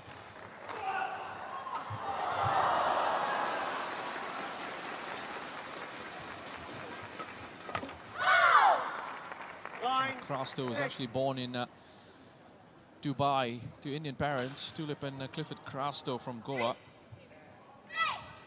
Made an international debut in 2013 for Bahrain junior tournaments. And won her first major BWF international title representing Bahrain at the 2016 Bahrain International Challenge.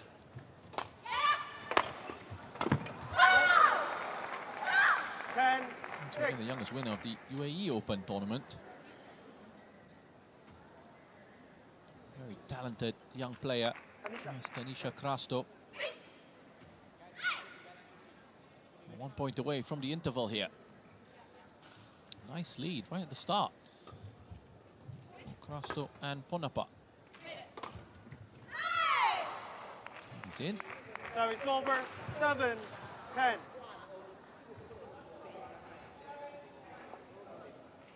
Crasto picking up a gold medal at the Asia Team Championships in the women's team event in Selangor.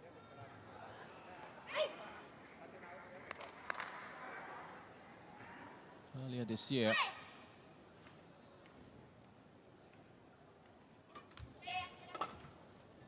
Ponnappa, of course, doing the same as well. So it's over, 11-7, interval.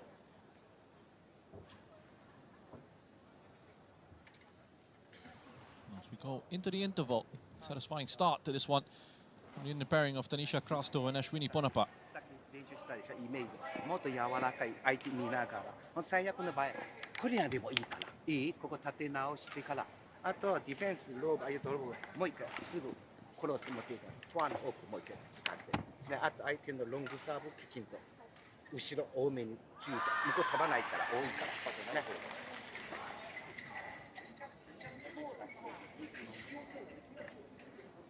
Court 1, 20 seconds. Court 1, 20 seconds.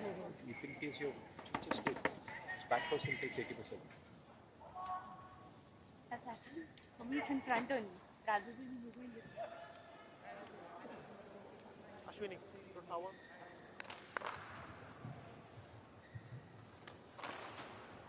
Ashwini, sir. Ashwini, sir. 11, BWF World Tour titles for Tanisha Krasto. Play. Two of them coming with Ashwini Ponnappa. The Abu Dhabi Masters and the Guwahati Masters, winning both of those. Runner-up finishes at the Syed Modi International and Odisha Masters, all in 2023. And is pairing with Ashwini Ponnappa. In the mixed doubles, Krasto has won 2 titles, one with Ishan Bhatnagar and the other one with Dhruv Kapila.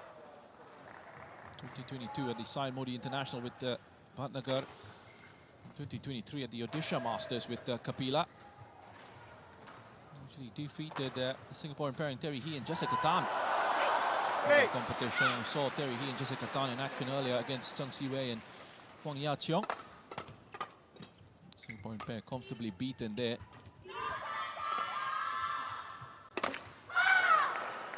More to celebrate for Krasto and Ponnappa. They're rocking a bit here, Matsuyama and Shida.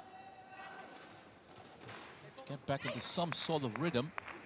As Ashwini Ponnappa will be successful as well in her own career. Gold medal in women's doubles at the Commonwealth Games in 2010 in Delhi. Another one in the mixed team event on Gold Coast 2018. Bronze at the Asian Championships in 2014 in Gimcheon in the women's doubles event.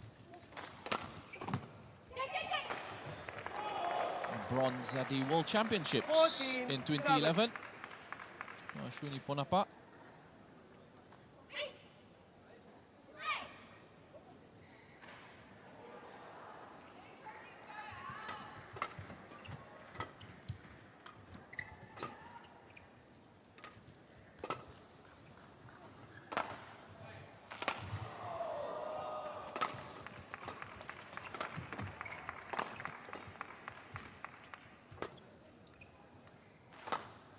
Happy here, Krasto and Ponnappa, to take their time in these situations, engage in these long rallies. The willingness to grind down the opposition is just in. Big, loud roar. Let's celebrate another point. Looking really good here.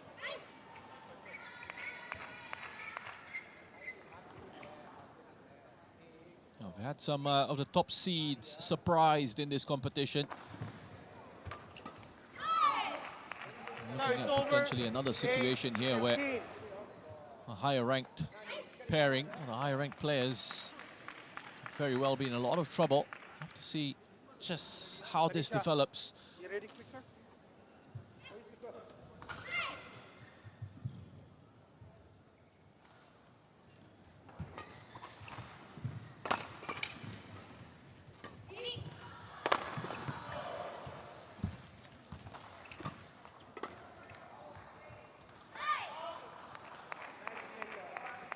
Nine, 15.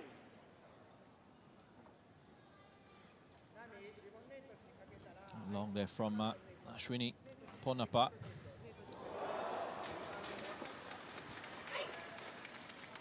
I spoke about the successes and the experiences of Krasto and Ponnappa.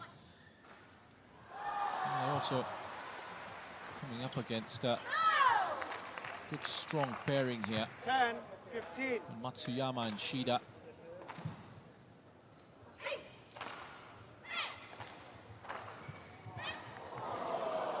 Matsuyama and Shida. several titles as a pair. 11 BWF World Tour titles.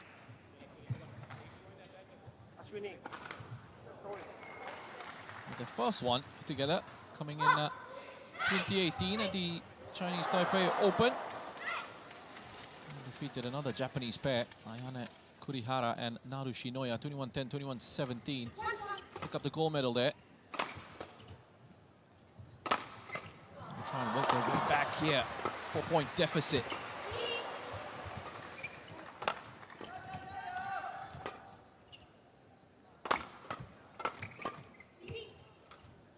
Good communication. Very vocal, very loud. Audible from the Indian pair. A little bit quieter on this near side. From Matsuyama and Shida. Oh, nicely done. Just over the top. That's another point for Krasto and Ponapa. And vocal in their celebrations as well, which at times can have a big psychological impact on the opposition.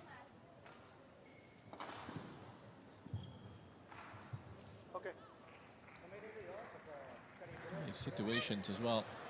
Take their time in these moments. It's always an element of a little bit of gamesmanship here. It's absolutely fine. Part and parcel of the sport. Different ways to go about winning matches.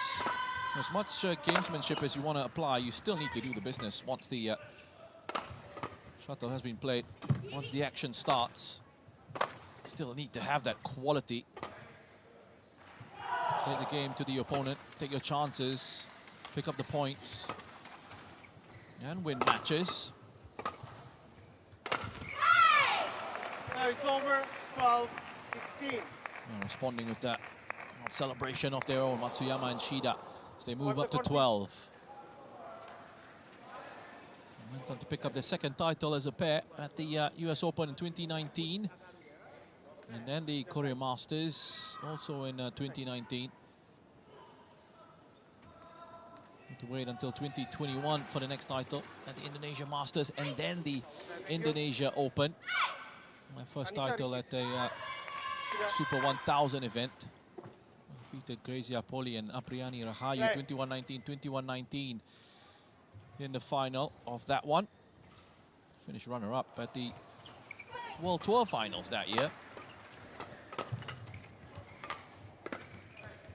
Some of the successes amongst them include that All England Open title win 17-12 in 2022. Defeated Zhang Shuxian and Zheng Yu 21-13, 21-9 in that competition. Follow that up with winning the Thailand Open and then the Indonesia Open. 3 titles for them in 2022. Decent year. 13-17. Also 3 titles last year in 2023. One at the India Open, one at the Canada Open, and the third one coming at the China Masters. 2 run-up finishes so far this season at the French Open and the All England Open. Struggling a little bit at the moment here. Let's take these opportunities to get themselves back in there.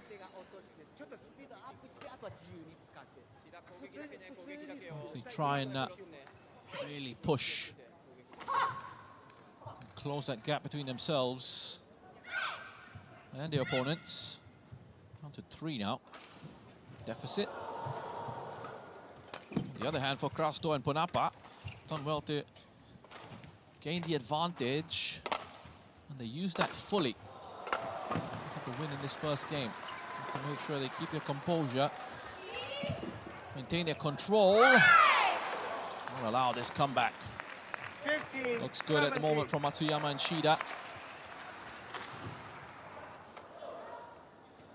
It's taken a bit of time for them to get going, but are we starting to see a bit of a resurgence here?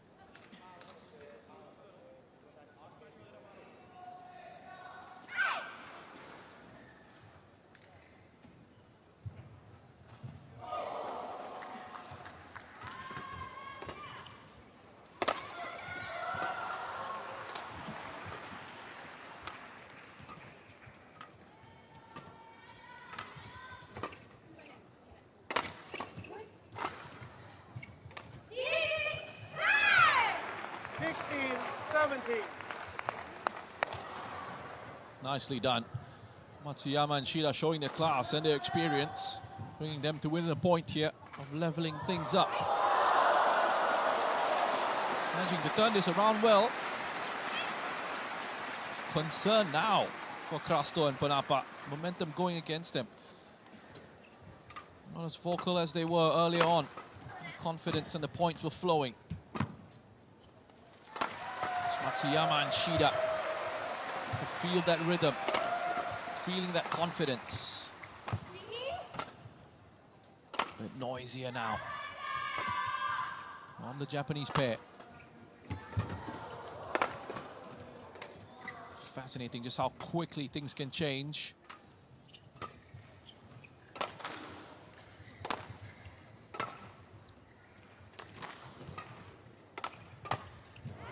Oh, they're back. They've done it. 17 all. Focusing on a point at a time. Keeping their composure, regaining control of their play on a nice run of consecutive points won.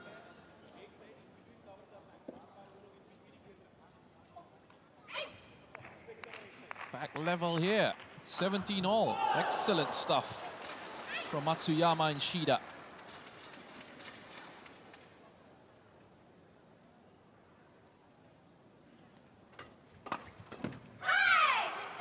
Wonderful turnaround, 17. and they are into the lead.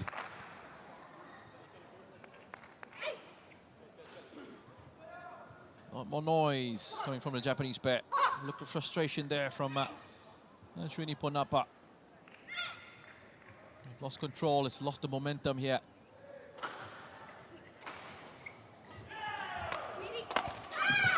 Mistake after mistake, creeping into their game now. A 2-point gap.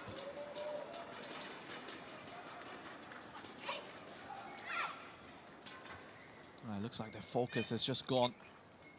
Dip in the concentration levels, a dip in their rhythm of play.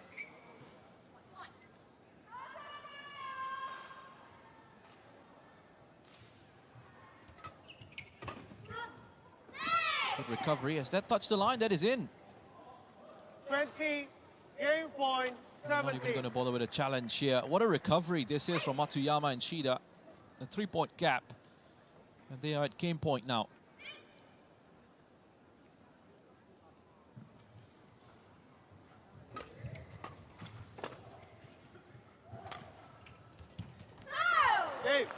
And that's it. Game for First game Matsuyama and online, Shida. Nami Matsuyama and Chiharu Shida, 21-17. Excellent stuff. What a turnaround. And it looked like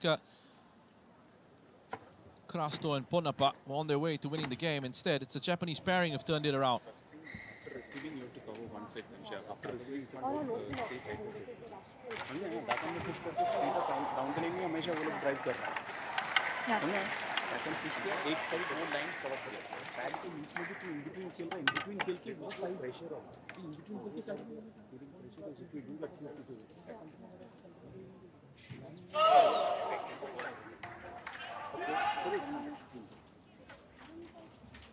ね、あと配球するときパーンとクロス行って相手もう一回クロスあとも言うけどこれリズムこれクロス受けたらもう一回キープ私クロスねこの前とこの前行くあとはパートナーに任して例えば向こうパーンとクロスすぐ前入る前まで下までクロスが多いここですクロスが相手もう一回来るからここをもうちょっと待つね待つ相手もう一回来る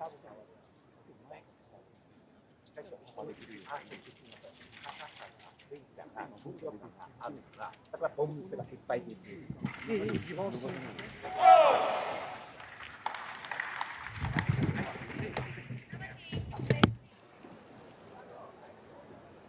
Court 1, 20 seconds. Court 1, 20 seconds.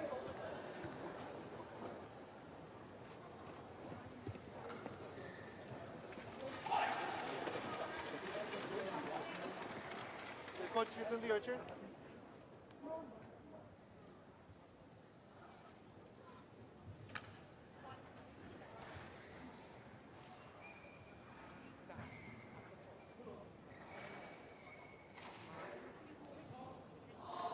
second game. Love all. Play.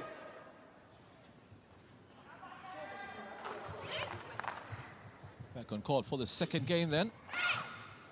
Matsuyama and Shida with a really good turnaround in the first one.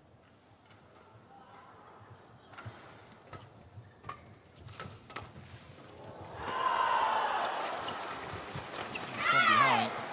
One love. Take that 21-17. Big game this is. Second one here for Krasto and Ponapa.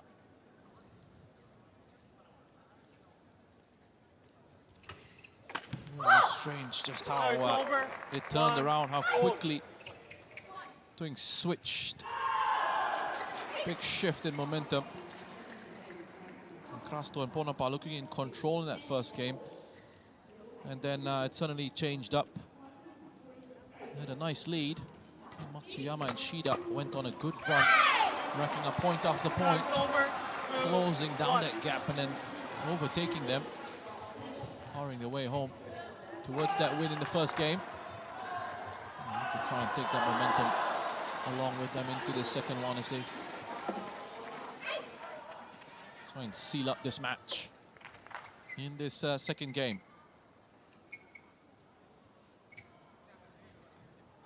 Took them a bit of time to get going, but they got there in the end.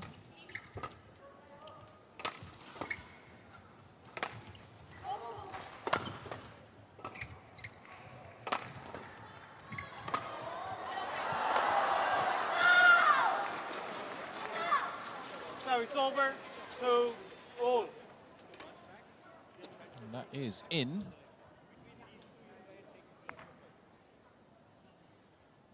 Smash across the open side of the court there.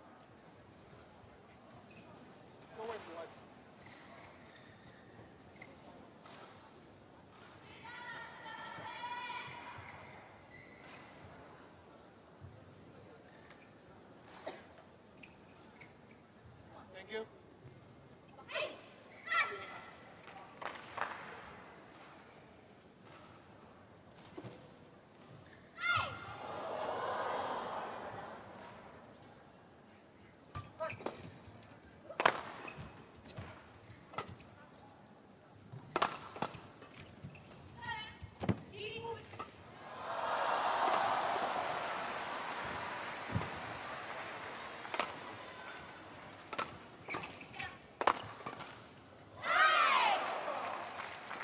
Service over. 3-2. 아이테 포지션 그거 스트레이트 요 갈까요? 스트레이트 요 갈까요? 그거 아이테 플라는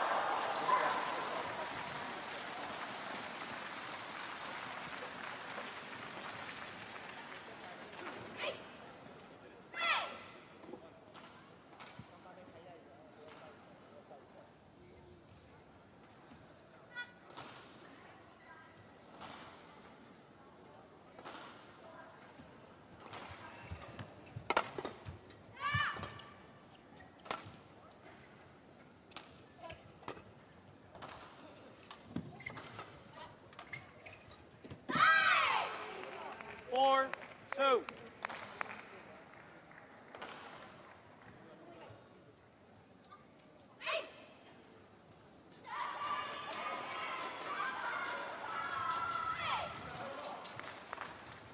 Coach.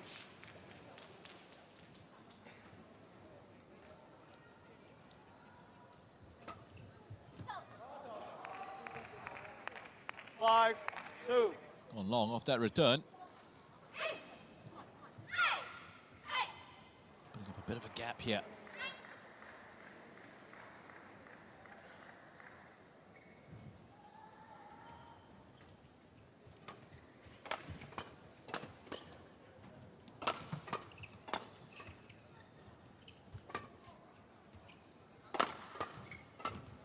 So he lifted that with the backhand towards the back court. Keeping the rally going. For an opportunity to reset.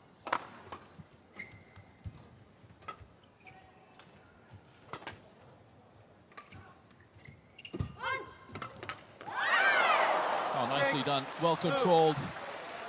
Close to the net by Matsuyama. taking charge of that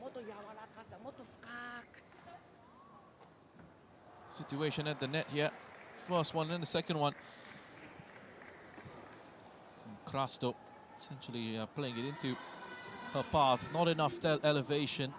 Not that shot from Krasto. Perfect opportunity for Matsuyama to pick up the point and extend the lead to 4.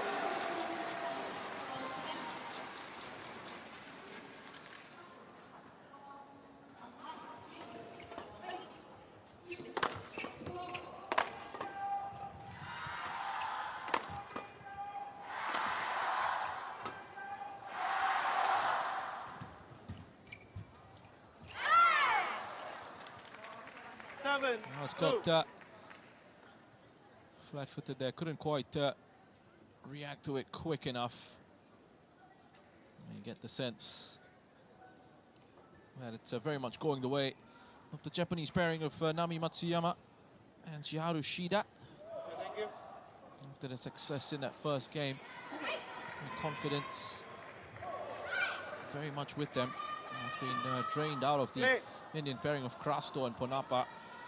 It really is so interesting just how swiftly this has changed up.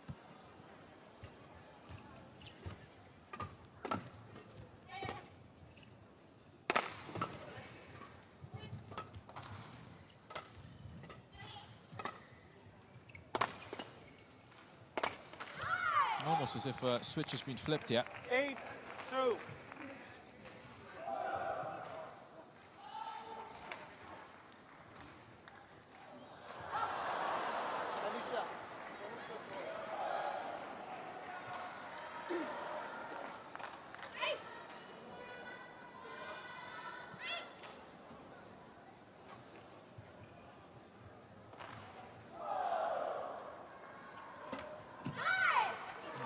Straight into the net. That return. It's just lost all momentum here. Krasto and Ponapa.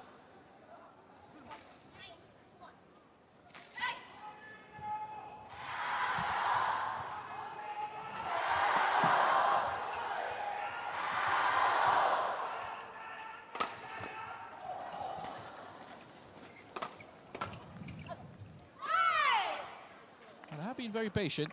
10-2. Mistakes coming down the other end. Some of them unforced errors. Surging well clear here, Matsuyama Shida. One away from the interval. That's a big gap, very comfortable. They look here. Look at that score. It's intimidating, it's daunting. You think about how much you have to make up if you're Krasto and Ponapa. 11-2. Interval.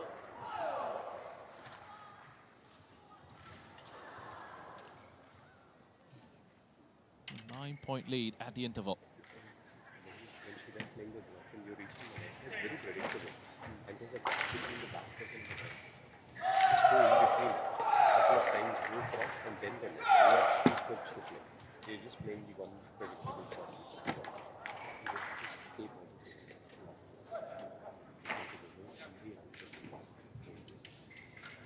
positive.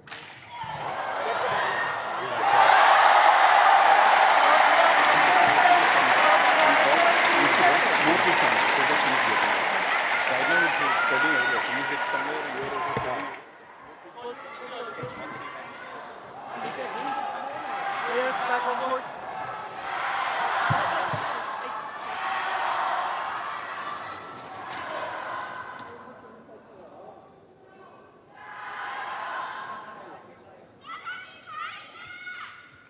Eleven, 2. Hey. Well, what would they have gained from that break? They've been presented with an opportunity to just mentally and physically have a bit of a reset here, because it's very much going against them.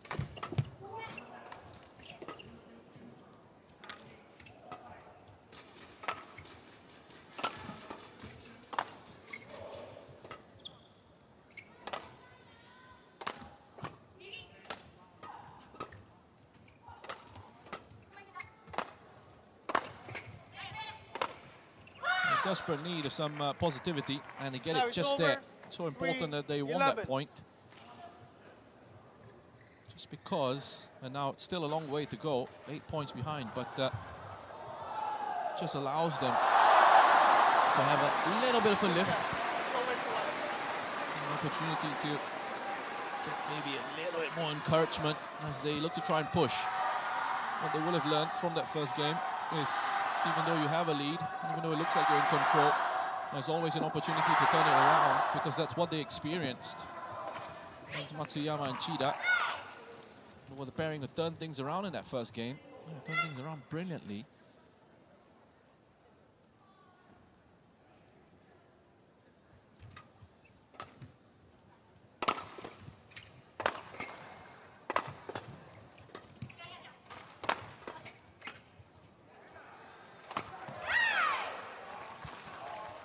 Powered right the way through, right down the middle of that court.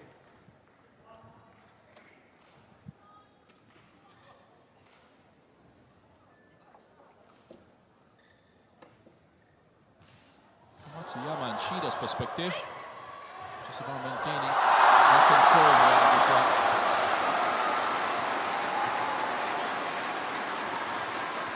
For them, it's about managing the situation, managing the match, make sure they don't give the opposition any sort of encouragement, allow them to get into a run of points scoring.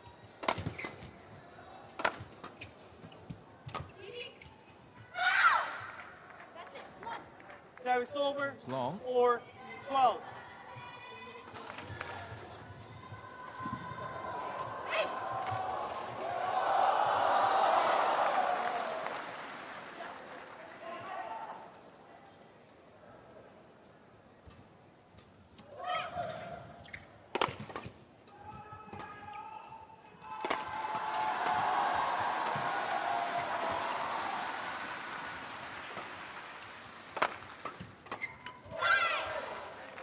Service over. Yeah, nice sequence. 13-4. Good combination there. Matsuyama and Shida working very well.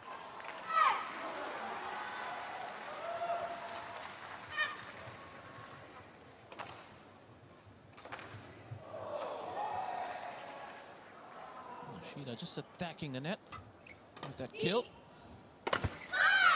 Lots of power behind that attempt at a smash from Ashwini Ponnappa. No accuracy or control at all, straight into the net.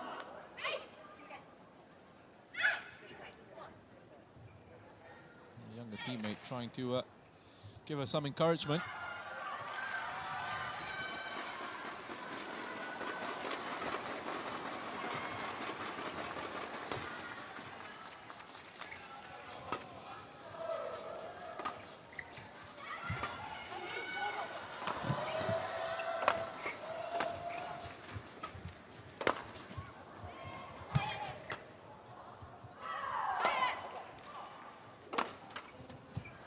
That's a good touch there, nice point for Krasto and Ponnappa. Doing well on the defensive side of things. And with that defensive clear, giving them the opportunity to just turn it around on that play. Use your foot.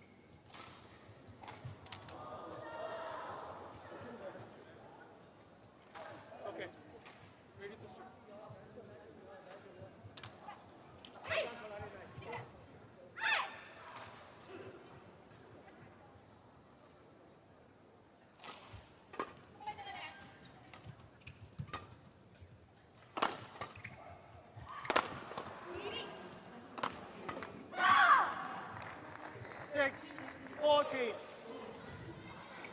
And step by step, trying to work their way back slowly into this one.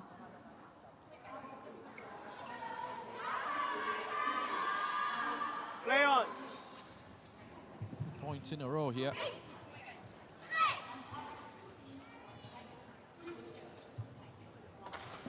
Let. Nami, you ready quicker? Alicia, play.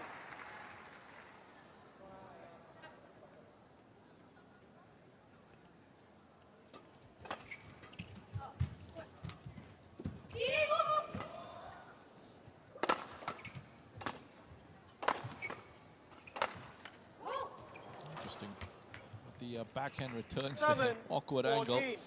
He didn't allow her to generate any sort of power. That situation, another point for Krasto and Ponapa. This could be getting interesting soon. They go on a run here. Up points on consecutive plays.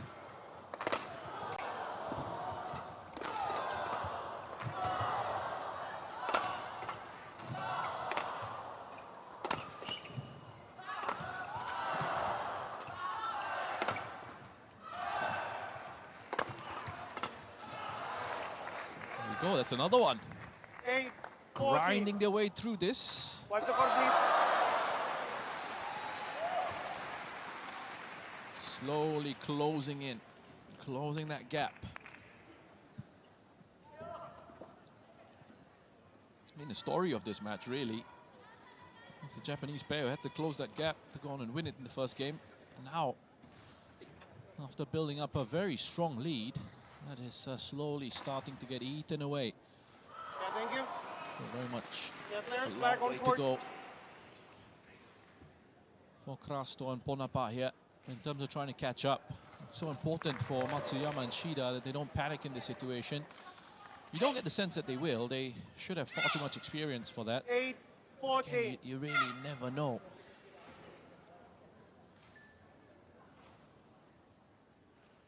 They use their experience and their quality to grind their way back Service over. in that first 15, game, and they needed that point just to break the momentum of Krasto and Ponapa. Put them under pressure again.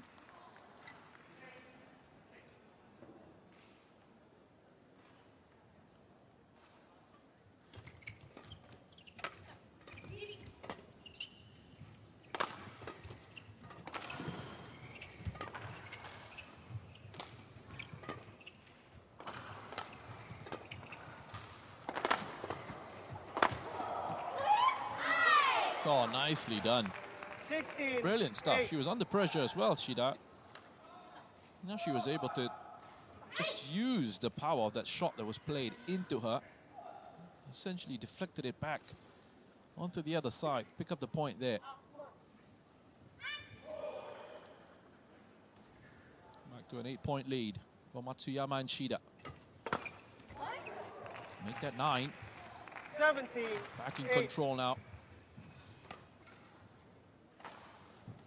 So important that run, they're just breaking up the momentum of Krasto and Ponapa.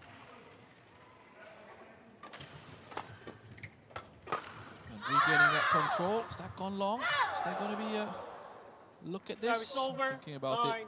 Decided 17. against that.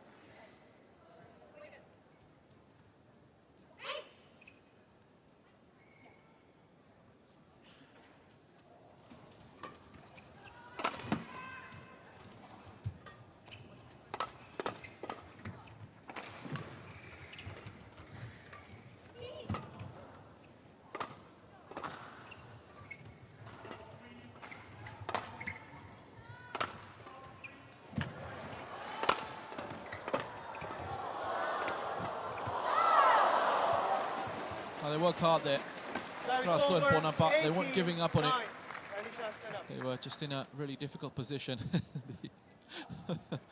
No real sympathy from the umpire. Asking Tanisha Krasto to get back up on her feet.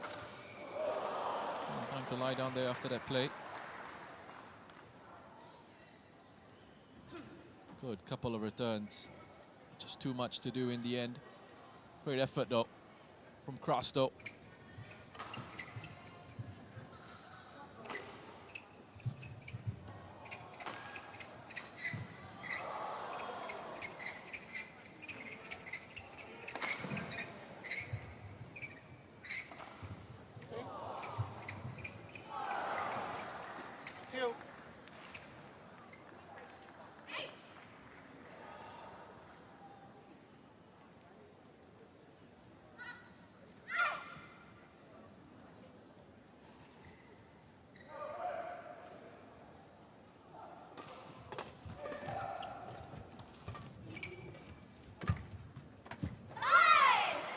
That found the edge. It's going to be a challenge here, and expect it to be. Ponapa challenges called in. It was called in, but it looked close.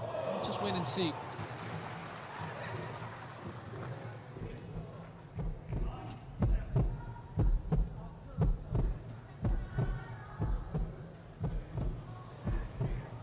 Yep, good call.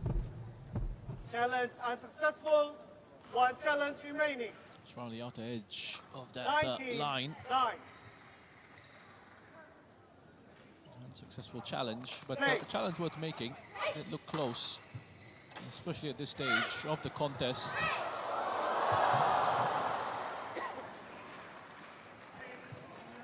Two points away from winning this matchup, Matsuyama and Shida.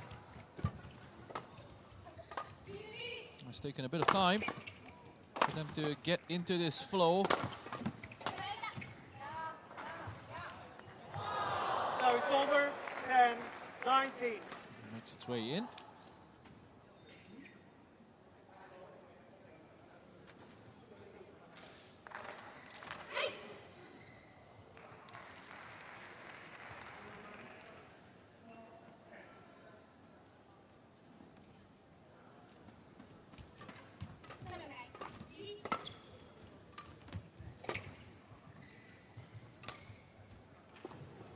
Eleven, 19. It's like a little bit of concentration there on the baseline. Shida, a little bit annoyed with herself.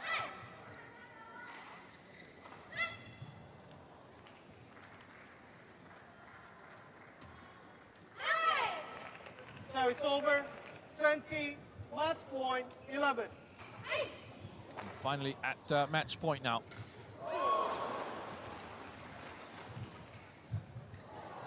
It's been a matchup played at quite a slower tempo than what we've seen already so far today. A number of So it's over. stoppages, 12, some delays 20. in there. Well, the general pace of the game hasn't been the quickest. Have to be patient.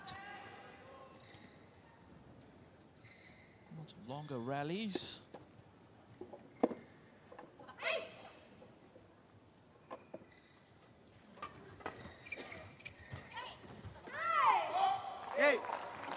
And there it is, Matsuyama and Shida coming away with the win here to progress into the quarterfinals of this competition.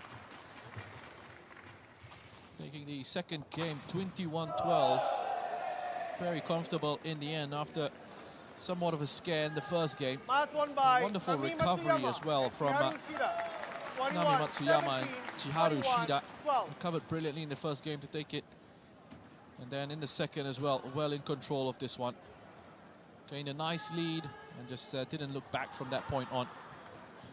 Decent effort from Tanisha Krasto and Ashwini Ponappa, but just outclassed in the end as Matsuyama and Shida are the winners here and are the ones who will progress into the next stage of the competition. Their journey here at the Bank of Ningbo Badminton Asia Championships 2024 continues. 21-17, 21-12, Matsuyama and Shida are through.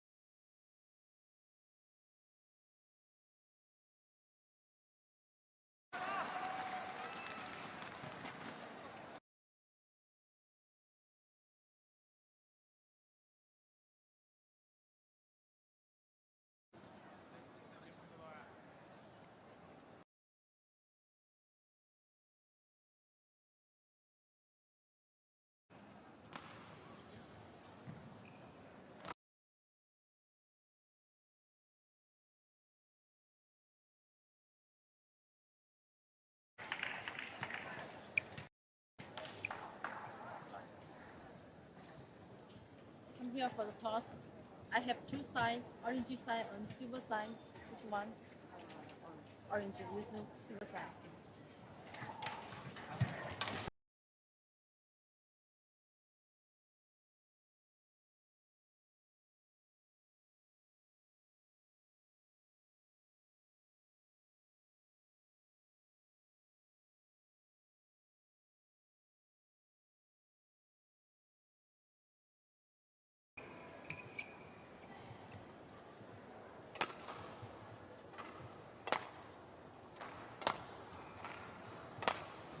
Well, here we go then, our 7th matchup of the day.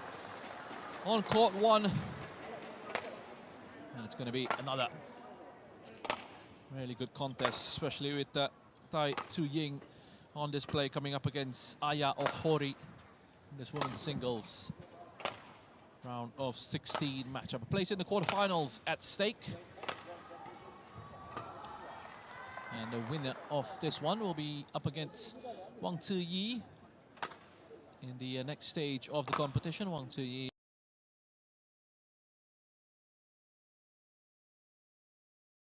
here very much is Tai Tzu Ying.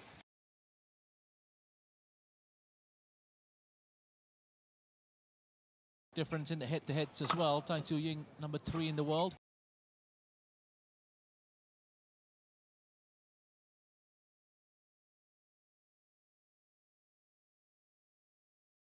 Each other.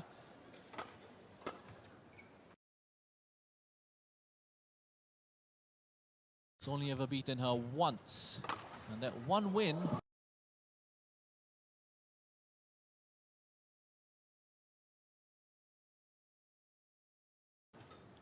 victory for Aya Ohori there, 21.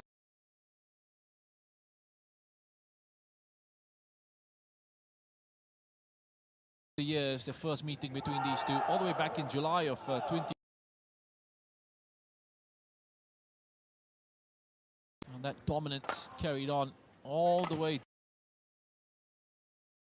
through to the Denmark Open in 2022, in October of that year. And she won all those matches in a row. 8 in a row before that streak was broken by Aya Ohori. But then regular programming was returned at the French Open last year. And Tai Tzu Ying again defeated Aya Ohori. Lee Chen-hui, the umpire for this one. Thank you. And Guo Weiliang, the service judge. Tai Tzu Ying and Aya Ohori also meeting at the French Open this year. Back in March. And yes, you guessed it, Tai Tzu Ying coming away the winner in that. So the odds firmly stacked against Aya Ohori. Now, I have to again just remind you, Ladies and gentlemen, if you on my right, haven't been tuning in and you just tuned in for this one,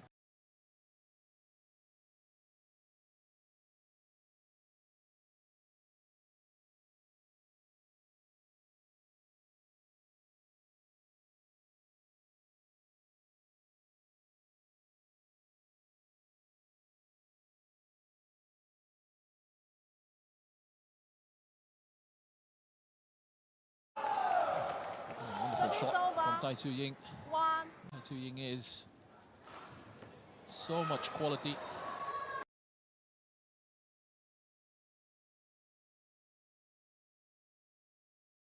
Yeah, the India Open, the second at the Malaysia Open.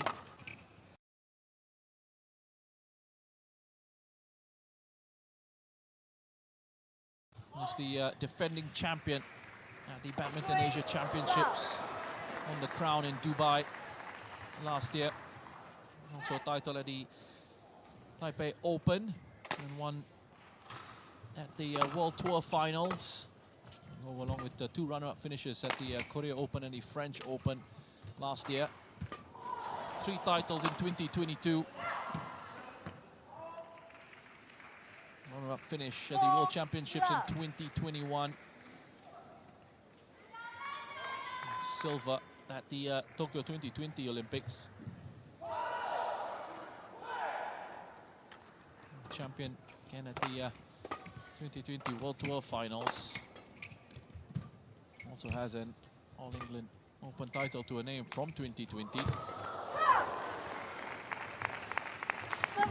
Really, you could run through that list. Asian champion back in 2018 as well as 2017. Top player. Tai Tzu-Ying can be unstoppable at times. Really a daunting challenge being put in front of Aya Ohori in this one. Service over. 5-1. Already up to a 5-1 lead.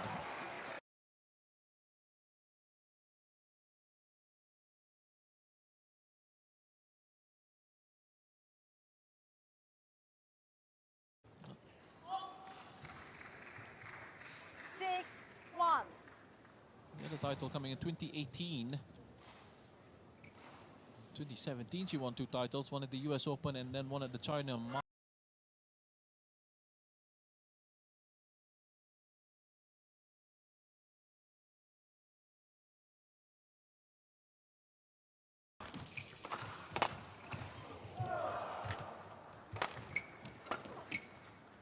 She will know just exactly what kind of challenge lies ahead of you here.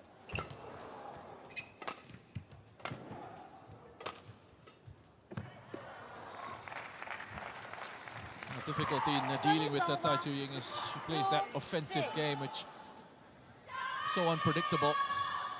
And keeps changing it up, and that's what causes so many issues. Oftentimes, spontaneous style of play. Was able to put a lot of disguise on her shots. Great range. In terms of the sorts of shots she can play and the angles she can find, just have a look at that. It's got so much quality, and that ability to just change it up makes it so difficult to play against. Ohori, nicely done though, showing some unpredictability of her own, going across court with that smash.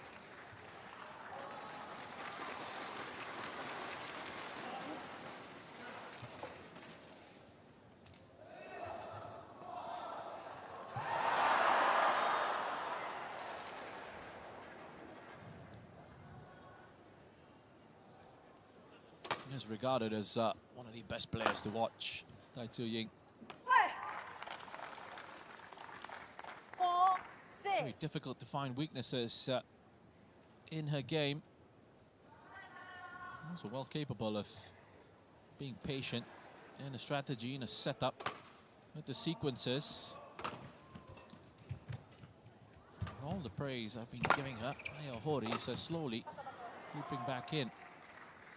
Up to that point anyway. 7-4.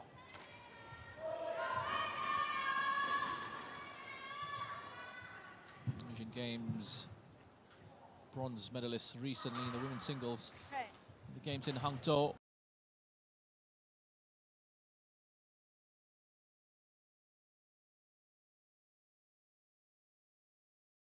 As well in the Asia Team Championships. 5-7. 2018 in Alost.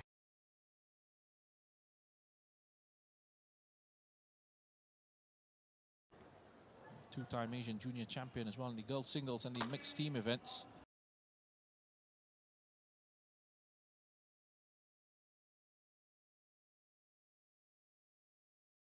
Tai Tzu-Ying challenges call in.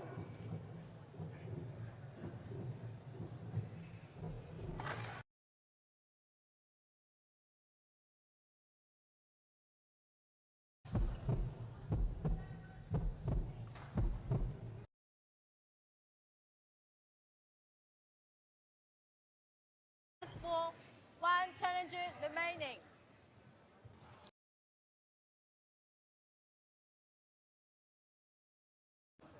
Pray. Now just a point between them.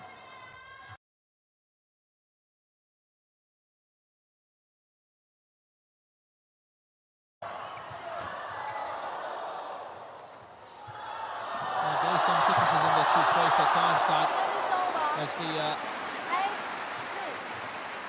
she can be, again, this is probably being really hypercritical. Really good shot on the replay as well.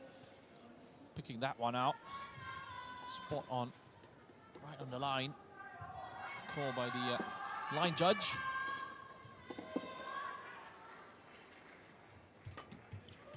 He's going back to, again, nitpicking potential weaknesses. Perhaps the inconsistency that can affect her game at times. And really, it's few and far between. It's difficult to talk about weaknesses and issues with one of the best players in the world, especially one who's really had so much success in her career. Aya Ohori challenges. Another challenger this time, Aya Ohori. Too happy with the initial call.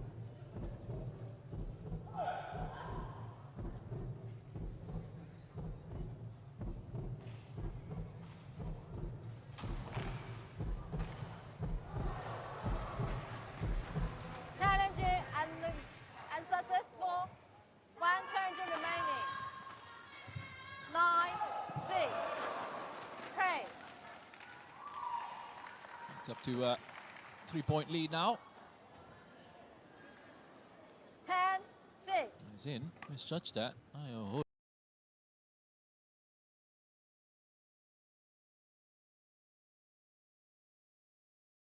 These players involved yesterday in the first round.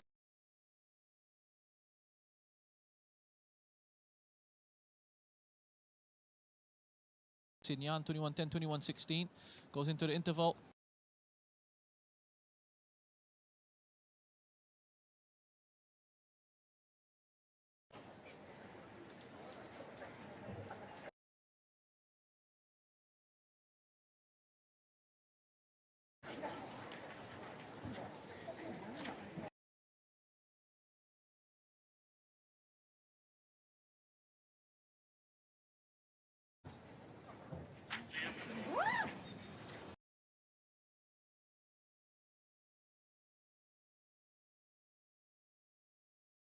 狙えるときは受けよ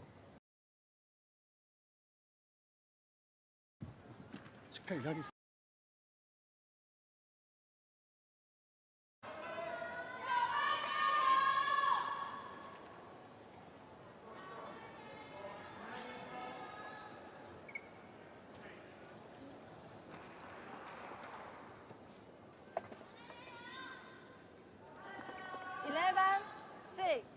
Well, not too stretched.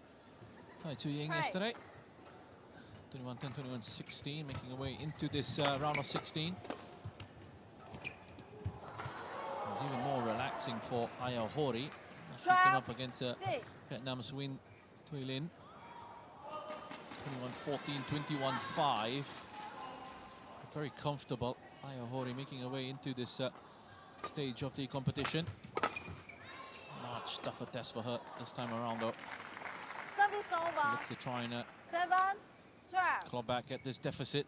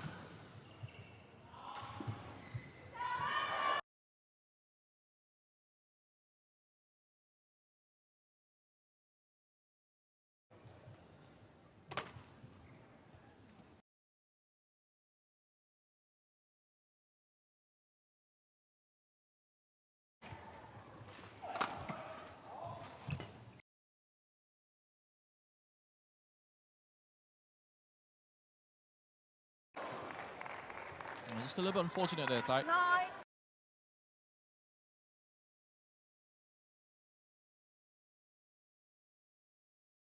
Didn't quite get the connection going for her.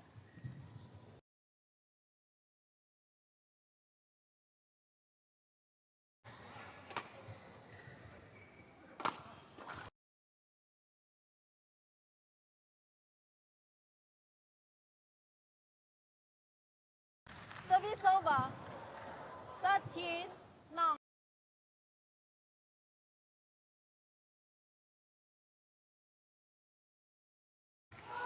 Appearance at the India Open.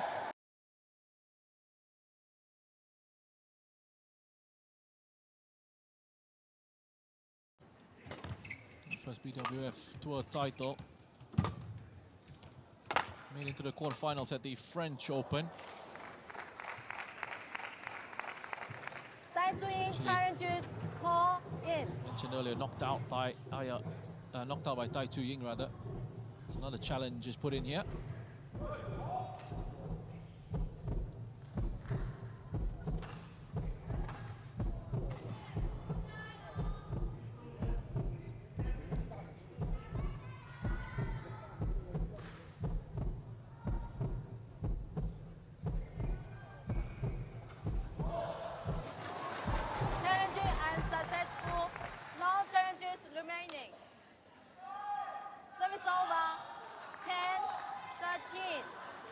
In unsuccessful challenge.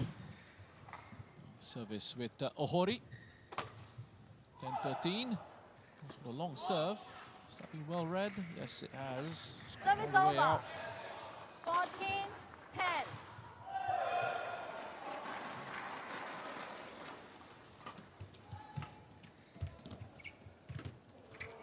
Last time Aya Ohori was in tournament action 11, before these 14. Asia Championships. At the Yonex Swiss Open on a quarter-final exit there.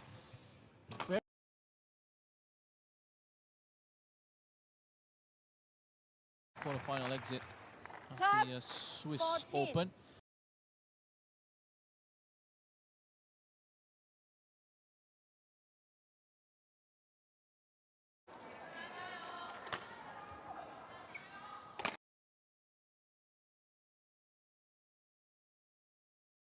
From Ohori. Service over. Just couldn't quite execute.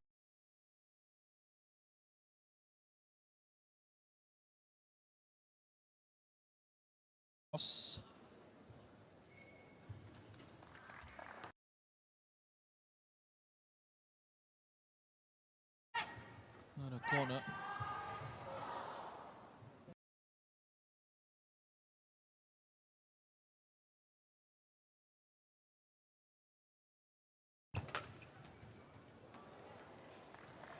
Just the fifth tournament of the year for Tai Tzu Ying. Starting off with that second place finish at the Malaysia Open. Strong start to the year. Start to An Se Yong in the final there. The final it lasted just under an hour, 15 minutes to be exact. Excellent stuff from Ohori with that shot. 14. Great 16. angle of attack. Just going back to that final at the Malaysia Open between An Se Yong and Tai Tzu Ying. After winning the first game 21-10 before losing the second game 10-21 and then the third deciding 18-21. Service over. And now move on to India 17, and win the 14. Indian Open. Beating Chen Yufei in the final there, 21-16, 21-12, pretty straightforward. Semi-final exit at the French Open, seeing her pick up the bronze, again losing to An Se Yong. Again, another one that went to 3 games, 12-21, 21-17, and 20-22. Tai Tzu Ying. 17.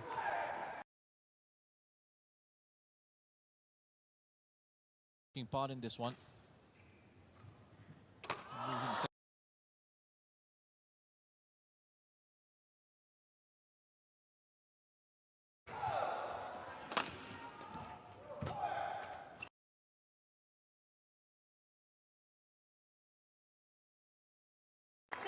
Did beat An Se Yong in last year's final, Tai Tzu Ying.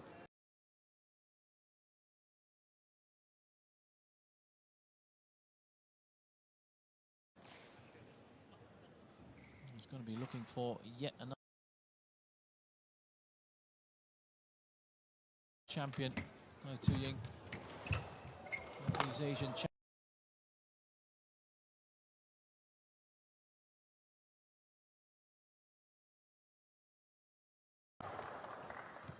back-to-back winner, 2017 and 2018.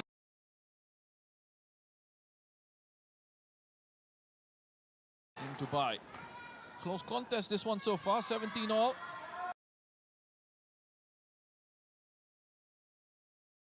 From Ohori at the moment. Quick. Very exciting. Well, both players needing a little bit of a break just to rehydrate.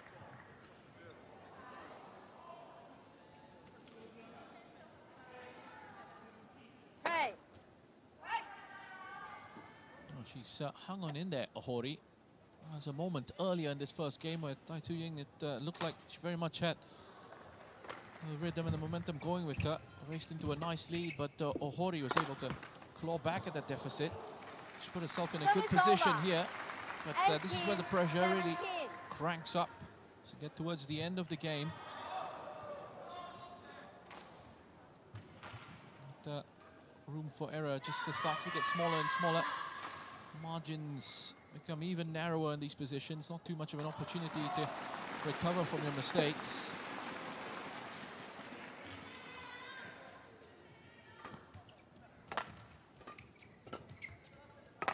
Deals with the pressure of the situation better.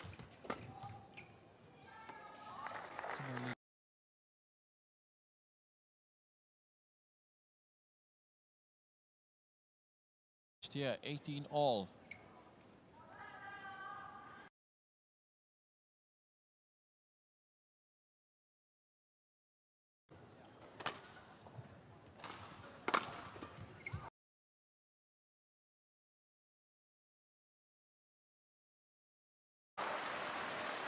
Got into that trap there. 19.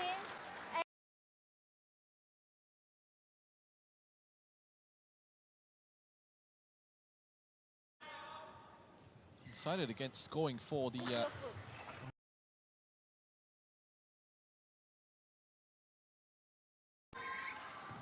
quite the right call.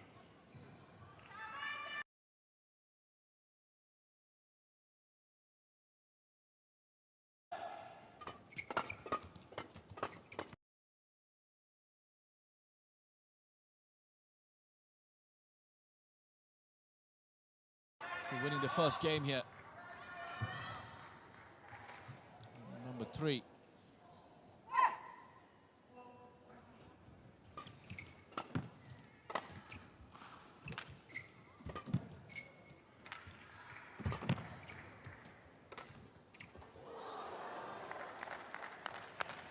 Service over. 19, 20. Hanging in there.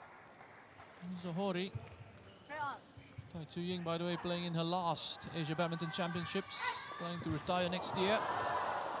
For a 4th Asian title here in Ningbo.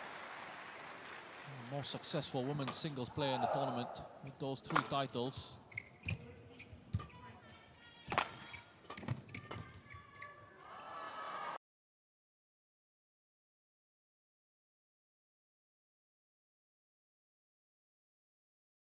Just doesn't go away due to frustration of Tai Tu Ying.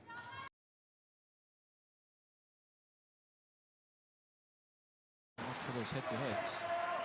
Hori, can't even tell her about.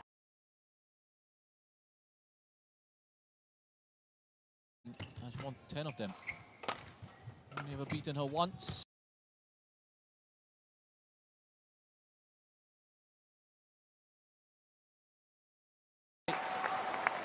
Filled with confidence. Hori.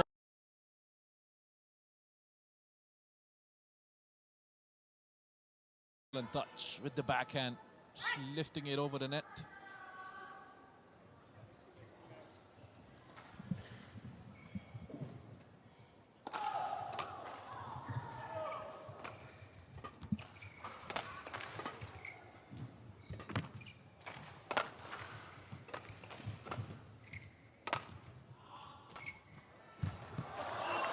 It's wide, and that's a big point for Ohori.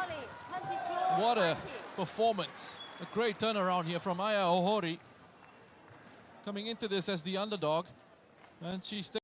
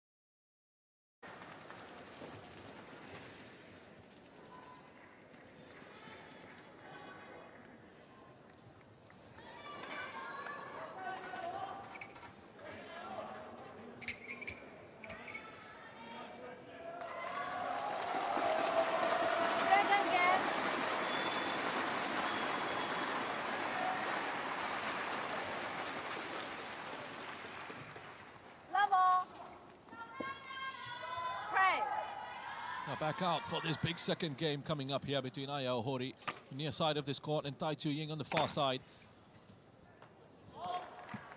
What an interesting matchup it's been so far. Tai Tzu Ying possibly playing in her last Badminton Asia Championships, and with a great record against Aya Ohori. Losing the first game, 22-20. Ohori would have gained a lot of confidence from that win there. Doesn't have a good record against Tai Tzu Ying. Big difference in the form coming into this one and the rankings as well. This is a must-win game for Tai Tzu Ying. Three-time champion. There's another shock on the cards here. We're going to get another surprise in the Bangkok Ningbo Badminton Asia Championships 2024. That's too long from Ohori. Aya Ohori to changes call out. We'll put a challenge in though.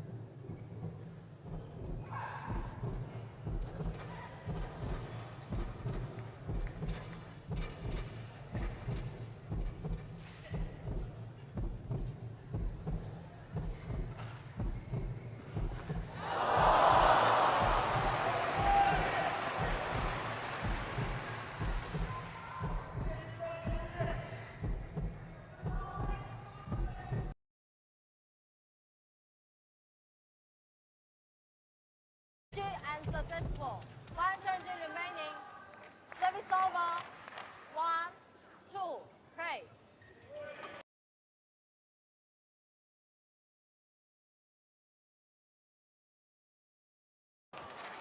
2 all.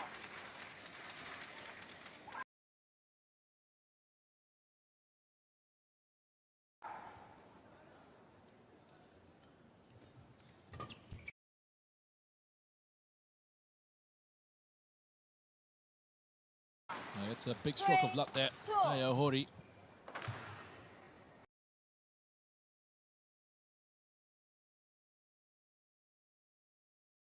Out of the shuttle. Not enough time for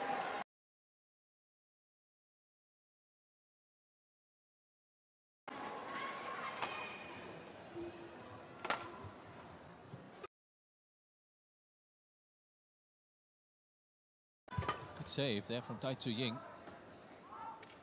It's long from Ohori.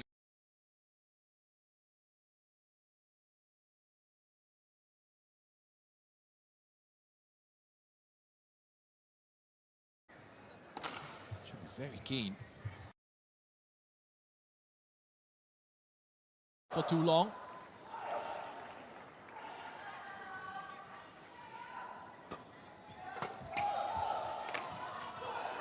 Oh, nicely done again. Puts really good disguise on that. Wonderful accuracy. And that drop shot. Really well played. He's done an excellent job so far. Ohori has really had that good strategy here, making excellent use of the spaces in and around her.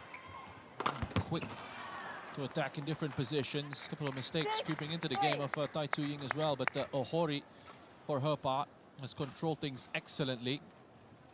Looking very confident as well. I've got a feeling here that she might be able to pull off a surprise.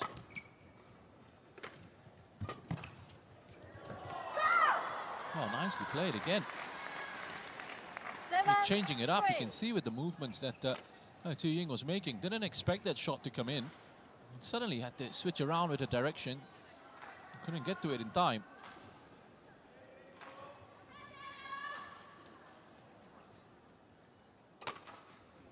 Building up a nice lead here, Ohori. Oh, wonderful bouncing shot. Back down the other end. Across the face of Tai Tzu Ying.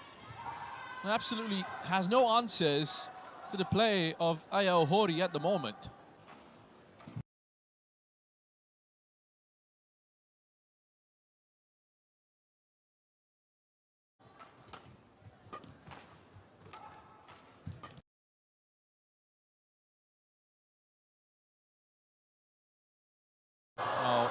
That's an excellent recovery from Tai Tzu Ying.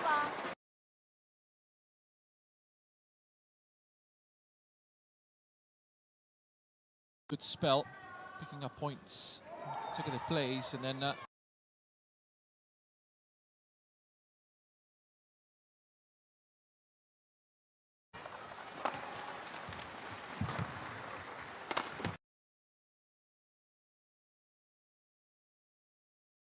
they've just misjudged it, Ohori.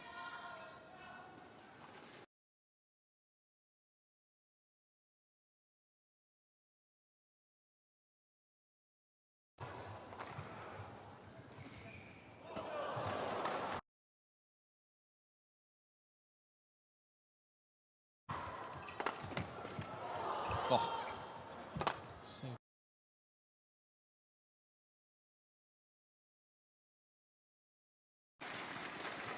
Eating away at the deficit, closing the gap once more. Can hardly recover her rhythm.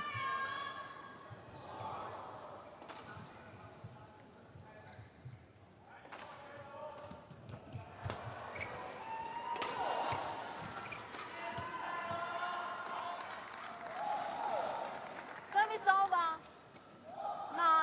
9-6. Important point there for Ohori. Again, no, it's this time she's the one who's just breaking the momentum of Tai.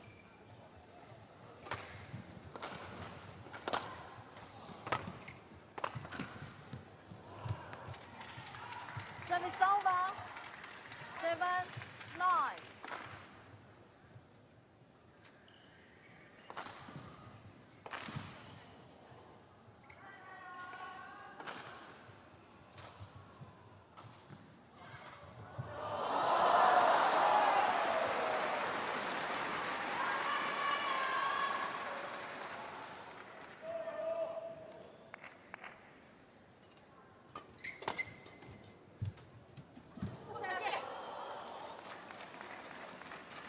Service over.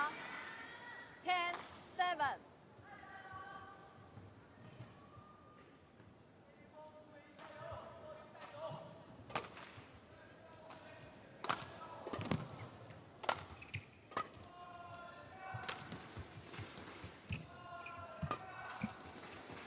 Being very patient in the moments. Trying to strike the decisive shot. Again, going with that. Ohori has played those disguise shots brilliantly. Going into the interval with the 4-point lead here.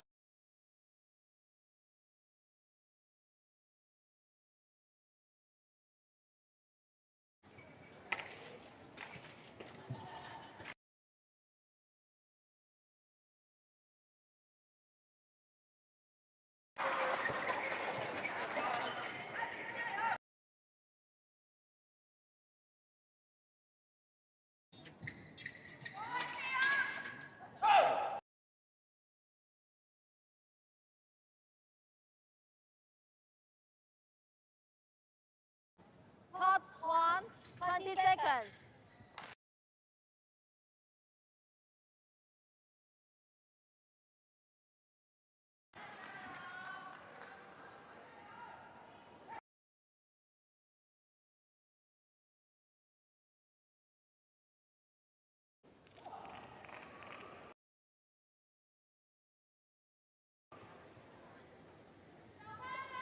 Eleven, 7. Pray.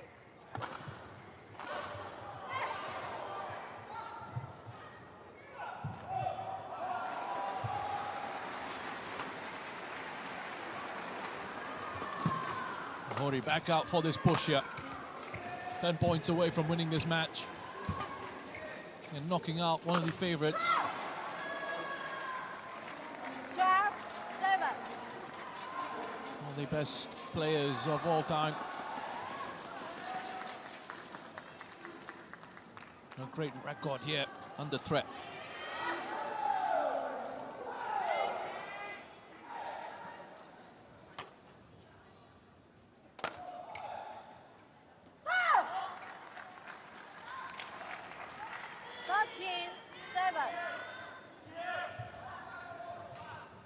Well, Tai Tzu Ying is in a whole lot of trouble right now. Something has to change very quickly for her. Good save. Look at Ohori going for absolutely everything, not giving up on any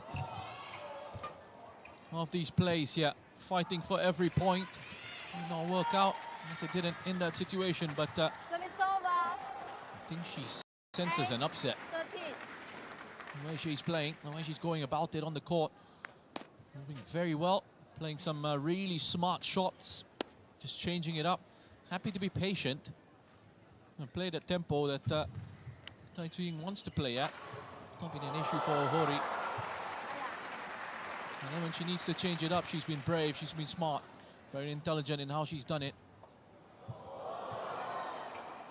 And you just imagine how much of a confidence boost that win in the first game would have given her. 20.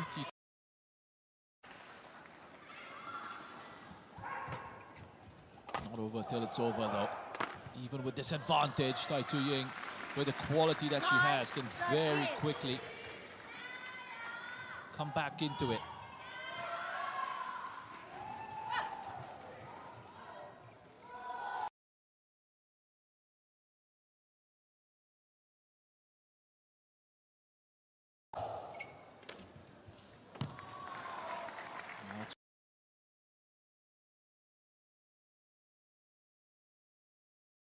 Concern for her in this matchup.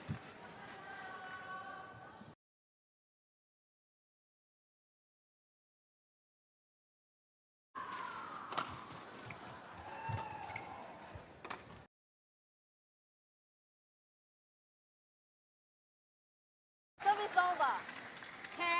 10-14. Quite rapid back around.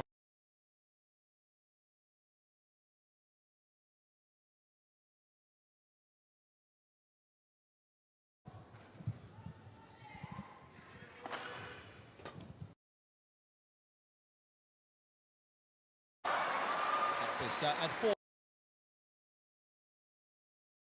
now.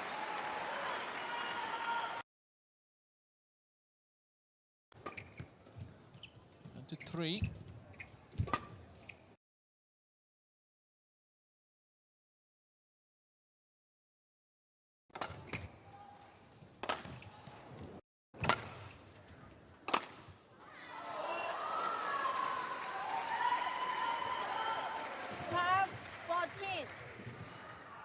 Slowly closing in. This is where it starts to get worrisome for Ohori. Tai Tzu-Ying coming back into it. Picking up these points in succession. It's that rhythm breaker. She gets it. Ohori breaks the rhythm, picks up another point for herself, gets a lot of encouragement from a corner. Keep it going. What she's been doing has been working well for her so far. It's Tai Tzu-Ying that has to risk it, has to take the chances, has to gamble a little bit more. And on the aggressiveness.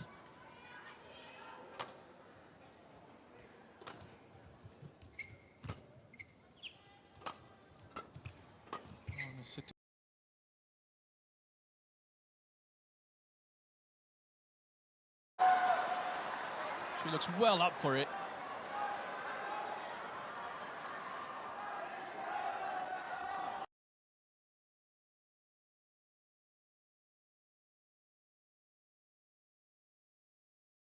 A matchup against Wang Ziyi to look.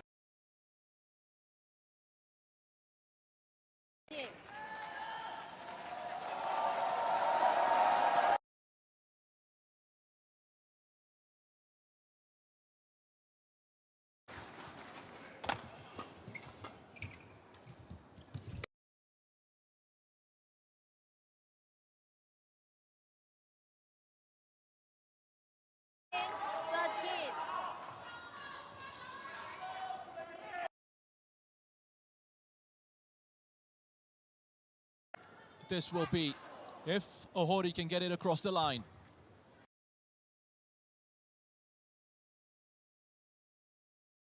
You get that opportunity to create history. Don't let it slip through your grip.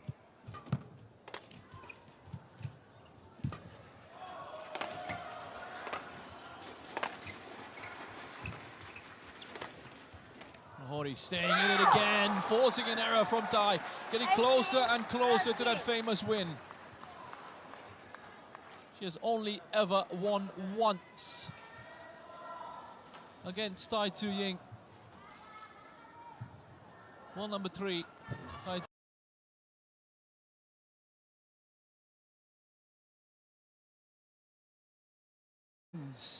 against her opponent, just the one for Aya Ohori.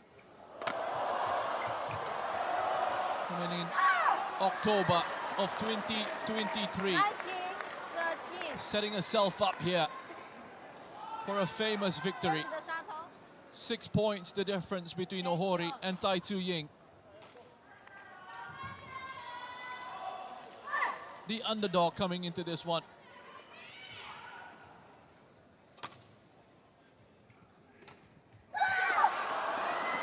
Huge point. Match point. Match point for Aya Ohori against Tai Tu Ying. This will send shockwaves throughout the world of badminton. Tai Tu Ying going for her 4th title. Facing an early exit here in the round of 16. Aya Ohori 1 point away from knocking out Tai Tu Ying.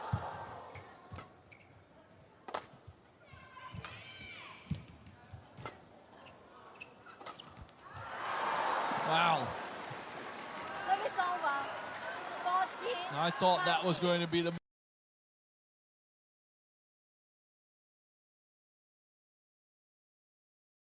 Still in this. It's a long road back though. She will need to go on an incredible... Aya Ohori will not give this one up from the position that she's in.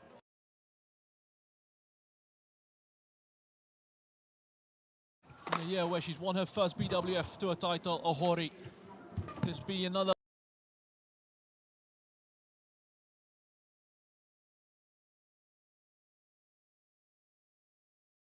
From Aya Ohori, what a victory here.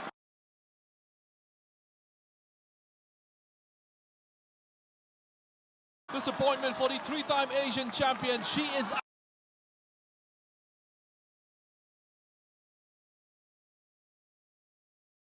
a brilliant performance from the world number.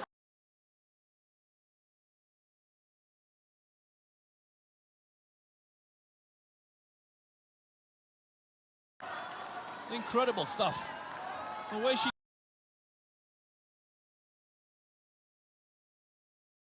to pick up the points. He deserves.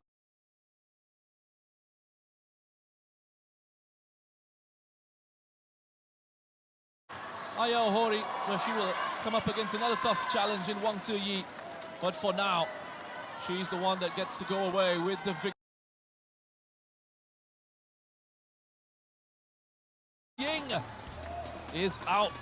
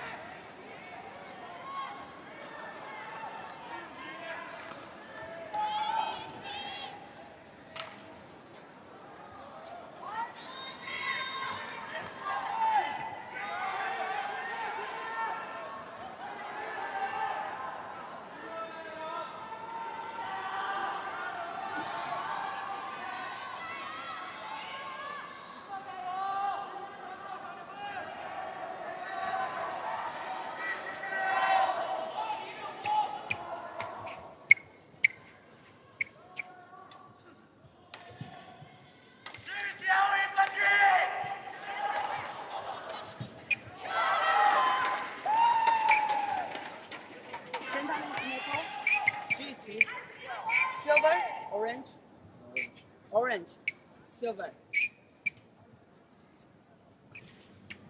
Side, serve.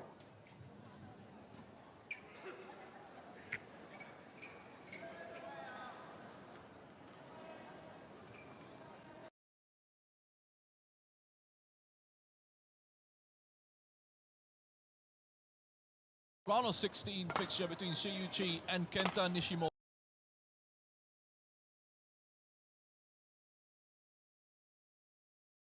The fifth time that these two will be facing off against each other. Shi Yuqi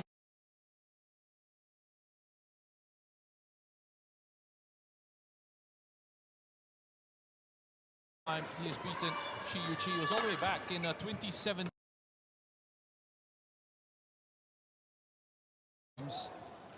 Aside from that, Shi Yuqi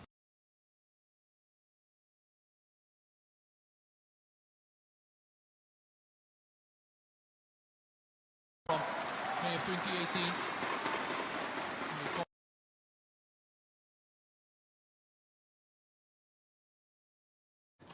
The last time they met, the Kumamoto Masters in Japan, Shi Yuqi came away with the win, but that went to 3 games. 15-21, 21-15, 21-18 going to Shi Yuqi. We already saw a surprise earlier with Aya Ohori eliminating Tai Tzu Ying, the 3-time champion of this tournament. No fairy tale fought here before her planned retirement. Aya Ohori won't pay too much attention to that. She was absolutely brilliant in that match, taking the win there. The inspiration here for Kenta Nishimoto.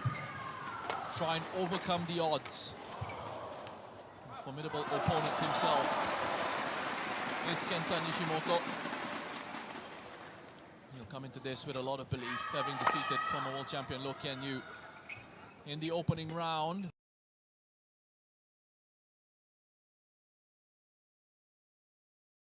Ready to Brilliantly play. in the second and third games to win them 21.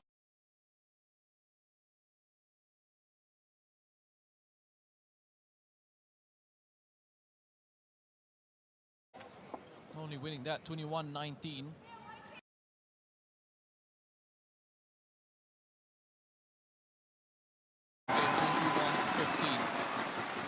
Umpire for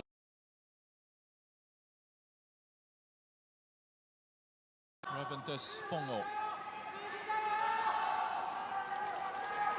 Shi Yuqi getting a lot of support from the home crowd. Quarterfinal place up for grabs here. Going to be Shi Yuqi, Kenta Nishimoto. You can look forward to fixture in the quarterfinals against one of Kunlavut Krititsan or Win Haidang of Vietnam. Is he ready? Here we go then. Ladies and gentlemen, Kenta Nishimoto on my right, Kenta Nishimoto, on the near side of the Japan. court. And on my left, Shi Yuqi, China. Shi Yuqi on the far side of the court for this one. To serve, love out, play. Crowd is built up nicely. There's been a wonderful atmosphere here as well. The Ningbo Olympic Sports Center Gymnasium. What a beautiful city this is. Full of life, lots of excitement around this tournament. People you speak to, lots of fans have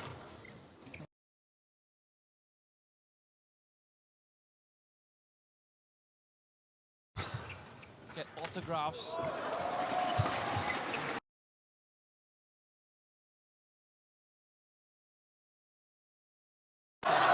In this competition, look at that.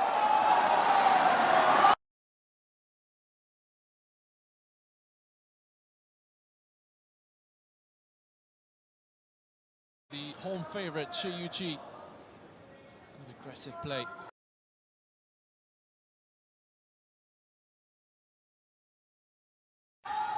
It's a very powerful smash from the bases.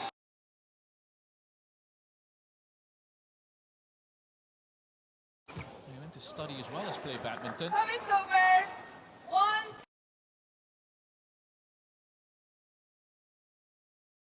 chief coach, Chang Song. Returned to China in 2009, spending a couple of years in Singapore. He started playing badminton at the age of 6. Shiyuchi.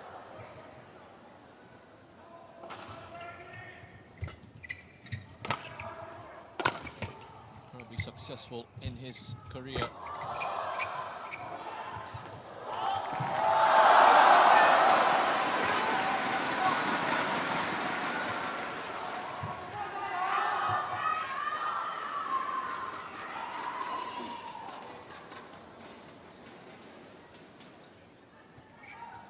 Try and take early control of this one if he can. To exert his authority, play at a high tempo, and be aggressive, win those quick points, assert his dominance, and then really try and put all that pressure on Nishimoto. Sen yesterday in the first game was able to just keep up with the pace. And not only that, but caused a few issues for Shiyuchi himself. He probably will admit he wasn't.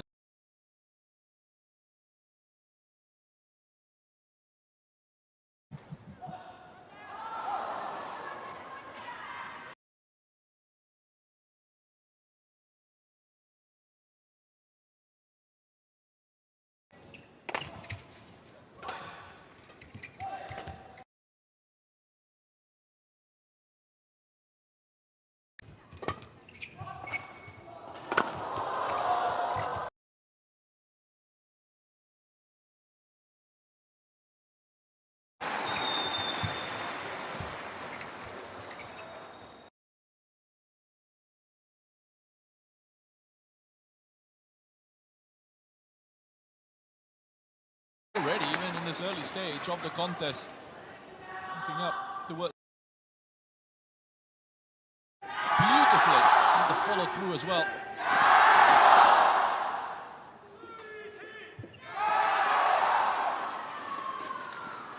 Two BWF World Tour titles for Nishimoto. One at the Japan Open in 2022, one at the Spain Masters last year. Chen on the Japan Open, and then Kanta Tsuneyama on the Spain Masters, and those two titles.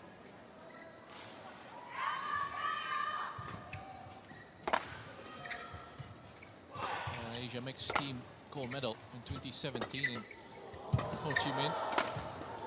Nishimoto.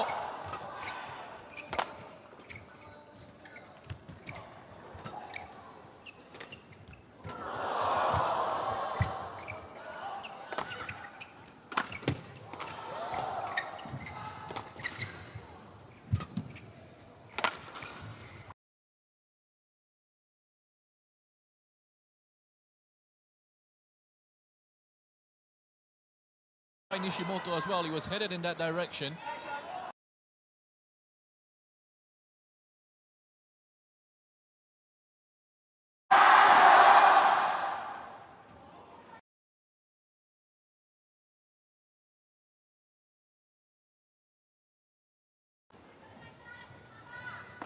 Two wins already.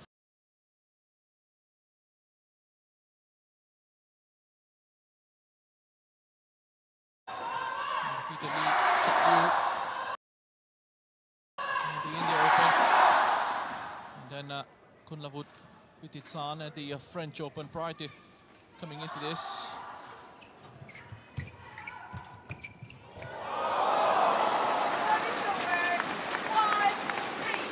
His first BWF title coming at the India Open against Cho Tien Chen.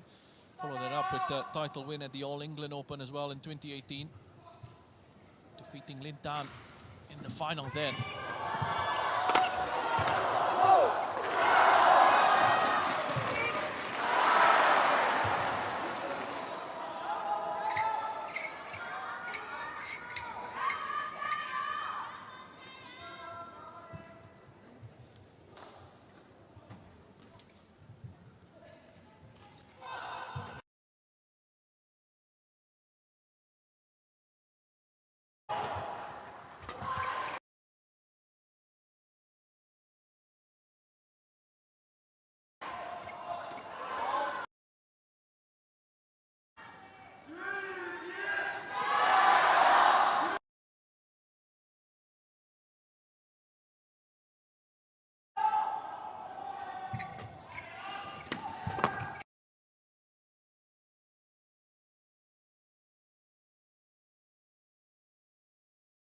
Nishimoto. And back to within 2 of Shiyuchi.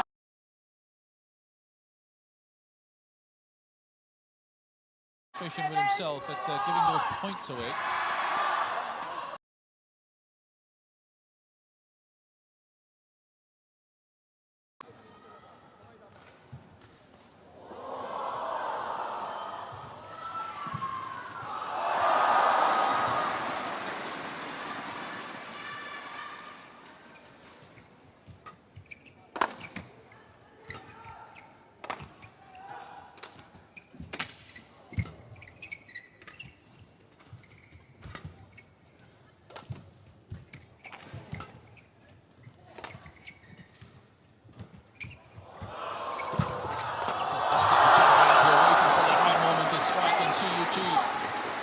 He's the master of that. He's very patient with his play. Prevent you. Shots close to the net. Try and challenge you in those moments. Can he stand up to that test? Under that sort of pressure. That's when he's playing at his best. He has you under the cosh, under that pressure. Squeezing the spaces for you. Not giving the opponent a way out.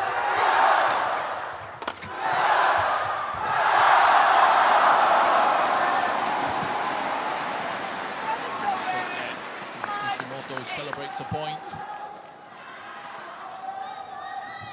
Trying his best to match the pace of play here. Keep up with this tempo. Shiyuchi probably be the fresher off. There's 2 here with Kenta Nishimoto involved in a very long battle. With Loki and you would have taken a lot out of him.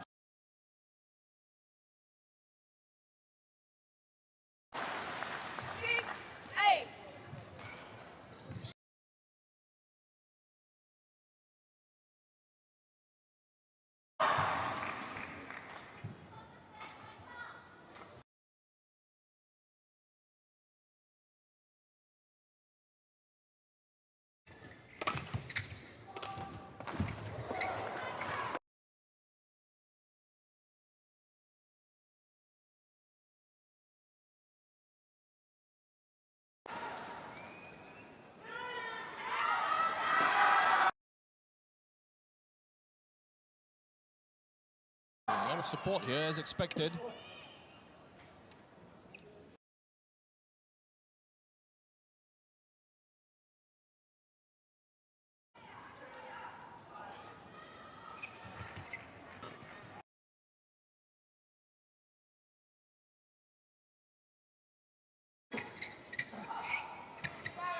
This one, the last men's singles matchup on our coverage of the day.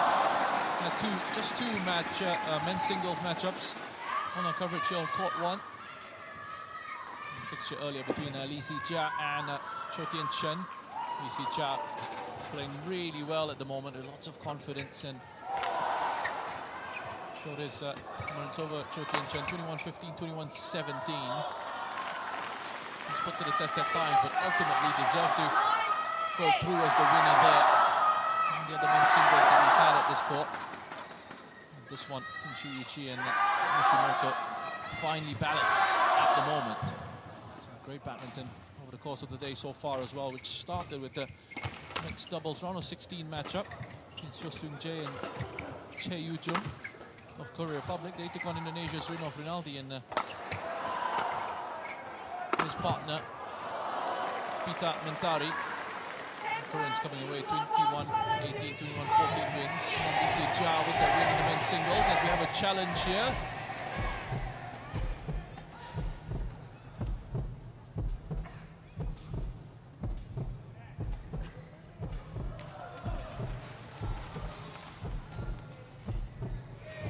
Just off.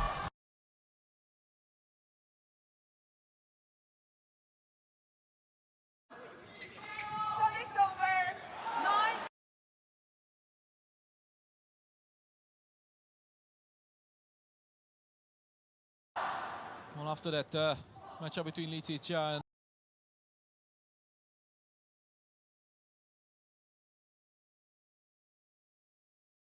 against He Jiting and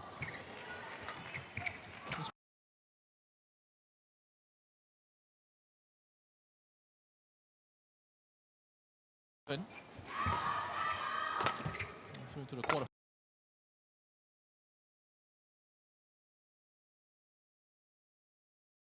Chen Siwei and Huang Yaoqiong in the mixed doubles.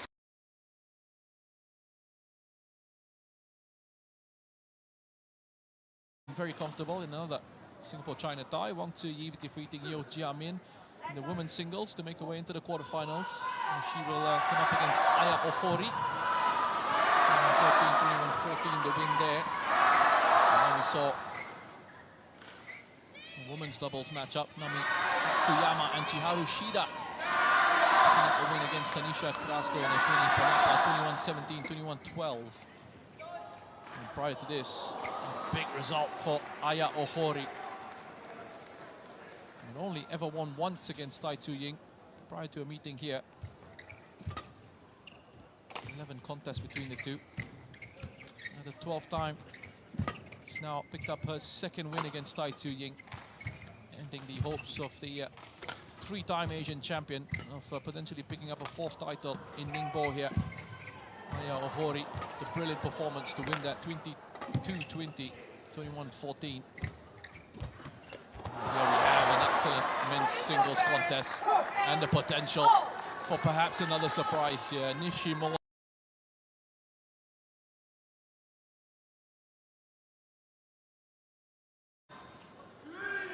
Very much.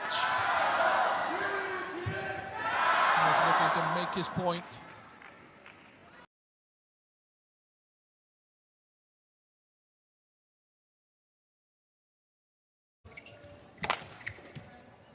Coming up with the solution.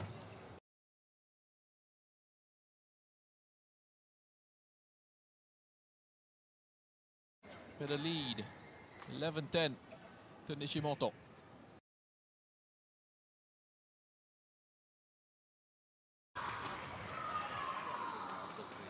我现在一直是在控制。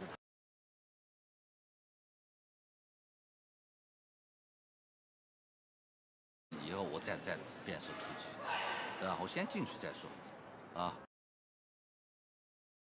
抢先你也占先的，啊，不输他反手这边，你这边要不然他挡远一点，他有的时候回拍也很近的，啊，其他都没问题。线的时候都不错的，再来做。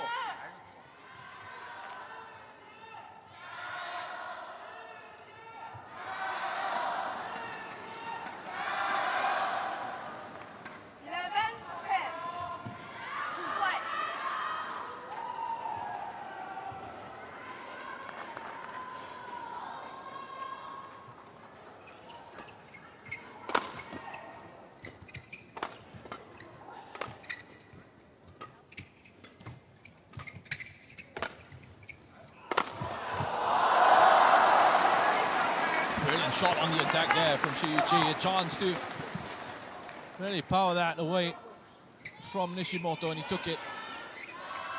Got a set up here, dragging across to one side of the court before powering that pass, opens up the body and the shoulders. Let's have a look at the shape that he takes here with the stance. Great elevation on the leap. And this angle of attack as well.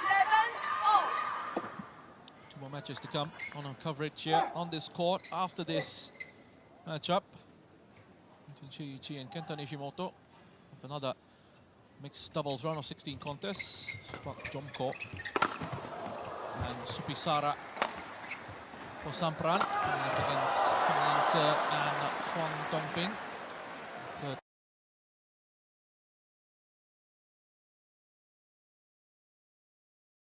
And Marian Ardianto.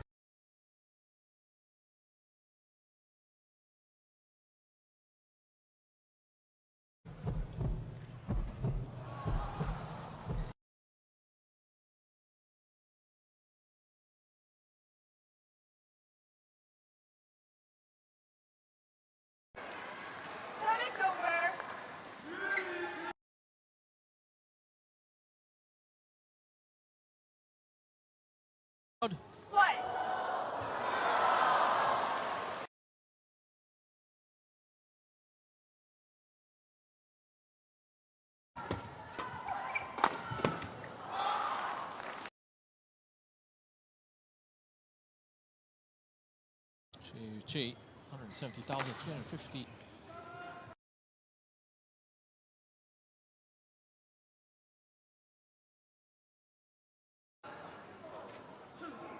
Two titles in the year.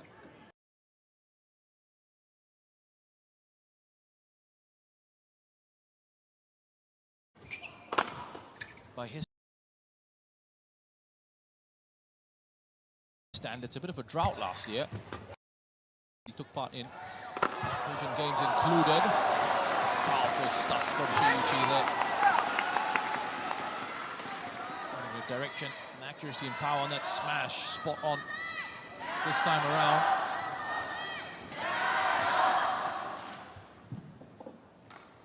Happy to really attack those lifts towards the backcourt.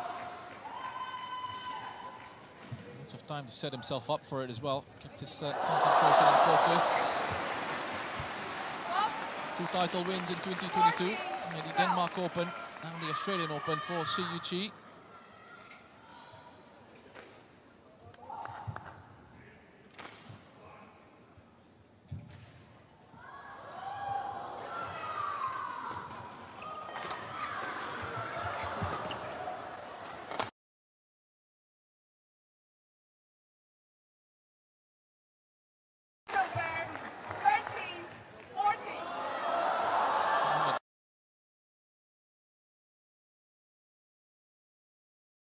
Finishes the Hong Kong Open, the China Masters and the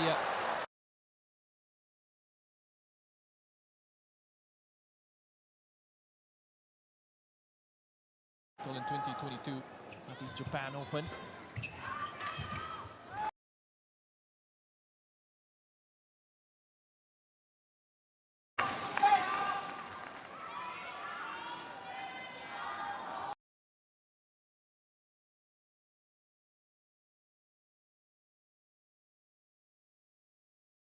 Right into the body there.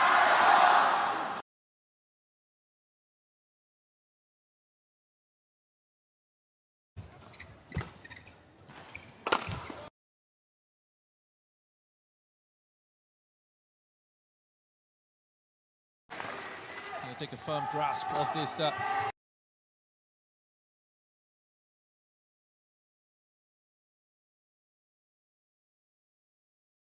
that interval was a bit of a switch around in momentum.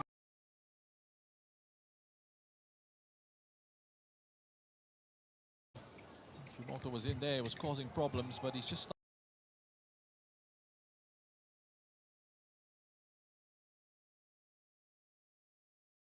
interval, just a 2 for Nishimoto.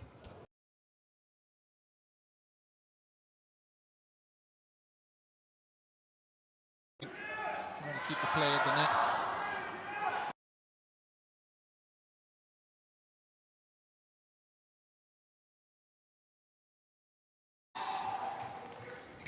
Player left.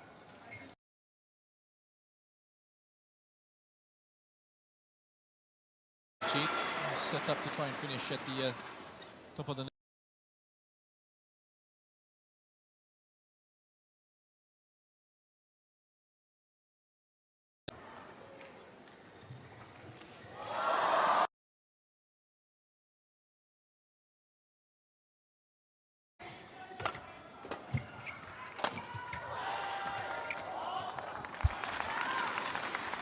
Nicely.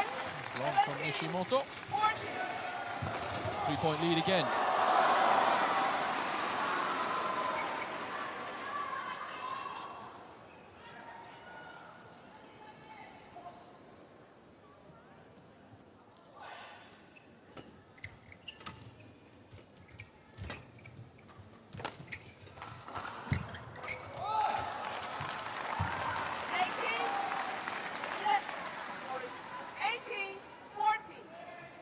Nice control now here. He's in Siyu Chi.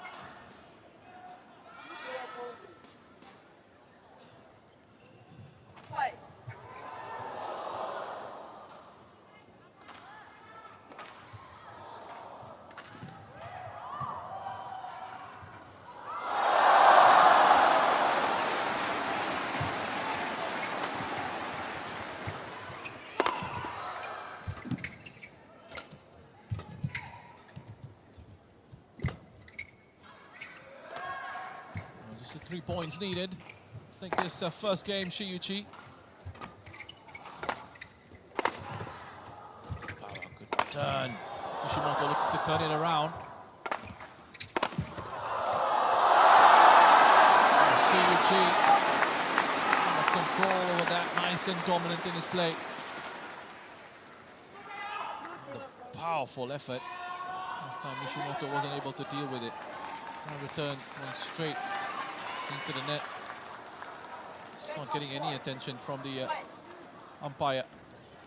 Saying that he's got an issue with his arm, wants to get some treatment on it. So went over to the umpire twice already and just been told to get back on the court and get on with it.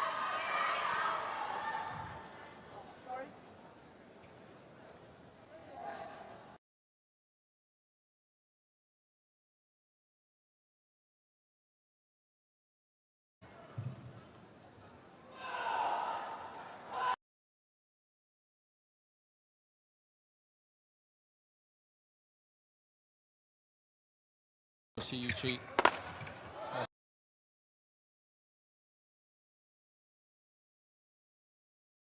Catching up to do. Momentum has been gathered by Shiyuchi.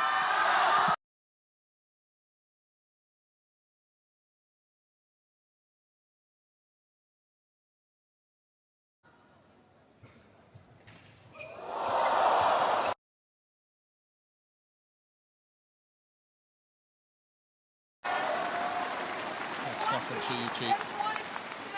Get another example of just how ready he is and how willing he is to take the opportunities to be aggressive, even with those clears that are played by Nishimoto towards the backcourt.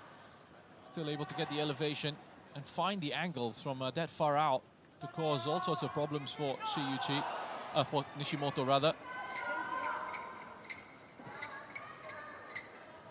It's enthralling stuff at the moment.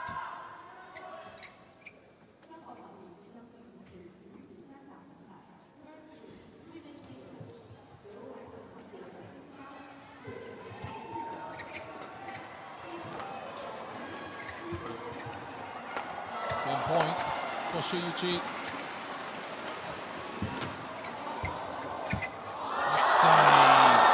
Puts that away nicely. Beautiful stuff from the world number 2. Picks up the win in the first game. 21-15.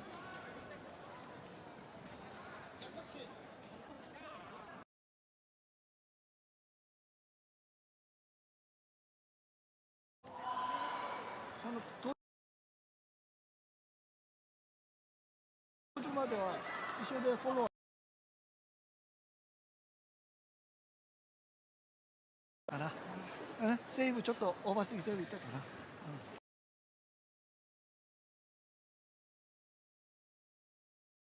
だけど何のタイミングがあれば打て打て攻撃。就是一开始头顶区感觉差一点，然后后面也走。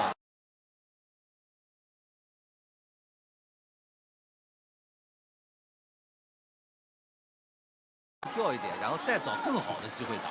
反正我一直主动，我不怕，我在控制他，限制他，啊，保持住，啊，第2局还是精力，在游戏发球的时候，啊，看看怎么去抓分、变分，啊，很好啊，保持。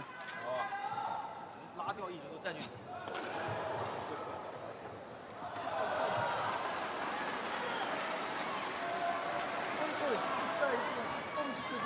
そのままでそのままでそのままでちょっと相手がリードいければ2、3点リードいったらこっちはちょっとスピード上げて攻撃いけるからもうドライブ系もいいです。もう一回ね。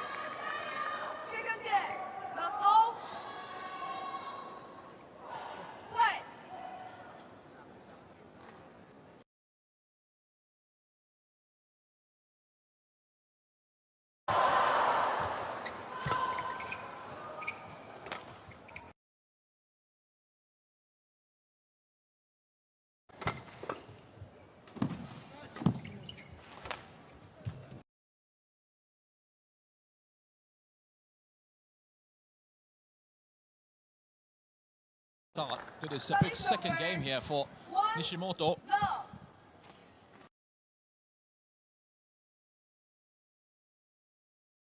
Yuichi started to run away with it.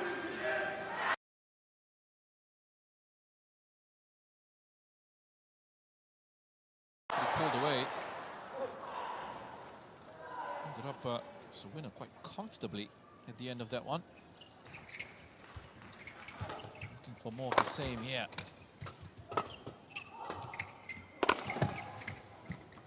Try and end things off. And this is a second game if he can, Shiyuchi. Nishimoto really looking to avoid exactly that, and off to a good start already. 2-love.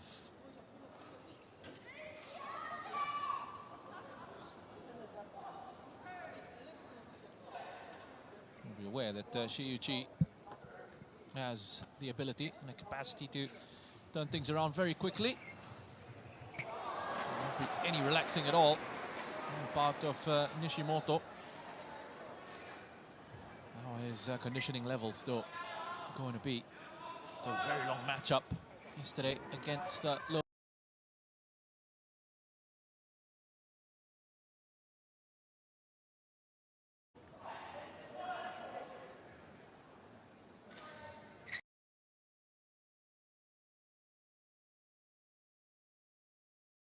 for Kenta Nishimoto to get past Lokenyu.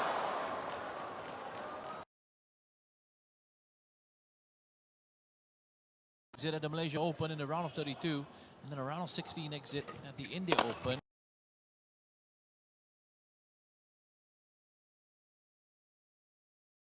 The Thailand Masters, and then another earlier.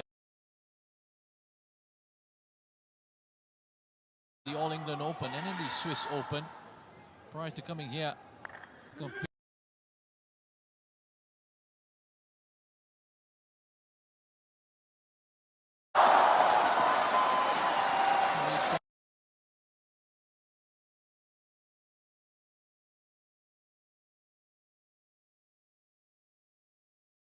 Out against Lokenyu, and a nice start to the second game against Shiyuchi.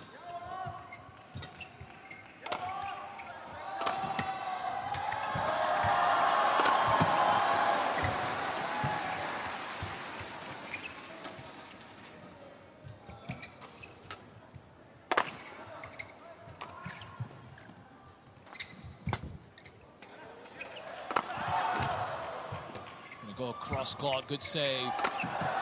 Stretching him around here, Nishimoto. He's making him work so hard. After his efforts against Lokenyu, Shiyuchi can take the opportunity. Has to make Nishimoto move around the court. And back up and moving again, and this time around he just couldn't deal with that. Too much power and accuracy right down the line. That smash from Shiyuchi. He's been throwing himself about, Nishimoto. He's been giving it absolutely everything. That's a credit to him.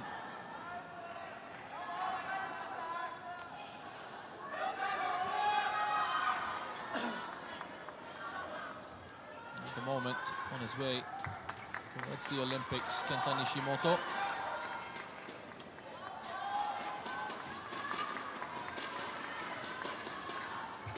Shiyuchi as well.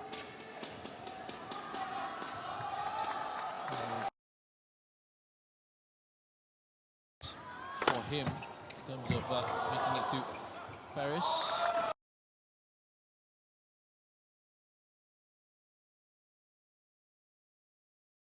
Make a stronger case for that.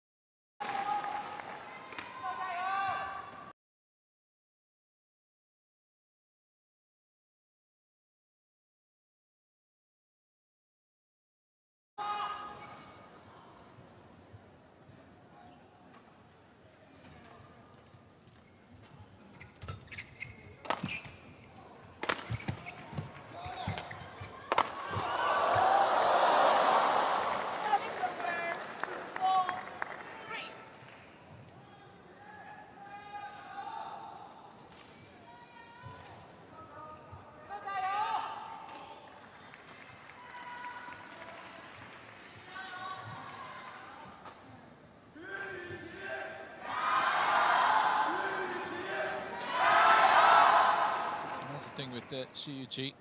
Nishimoto leading a 3-love. Can't keep a player like that down for too long.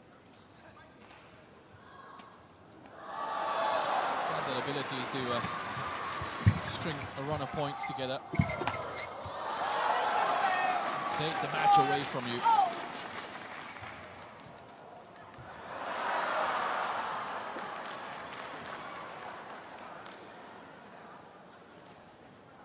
Shiyuchi, second place.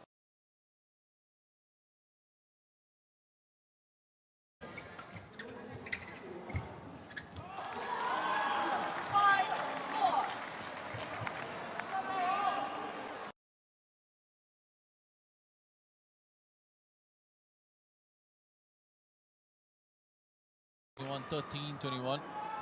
Bounced back very nicely.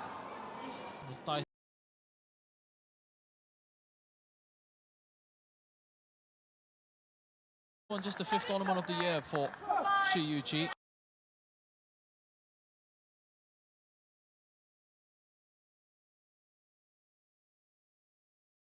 Here, the Bank of Ningbo Badminton.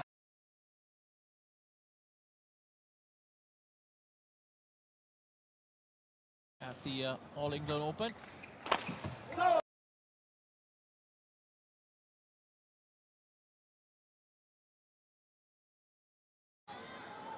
He's got himself fit.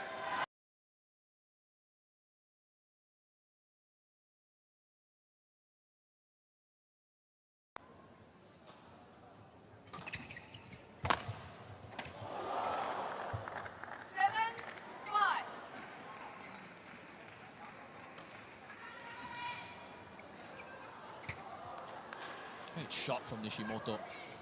Getting some really good spin on that. Wonderful camera work.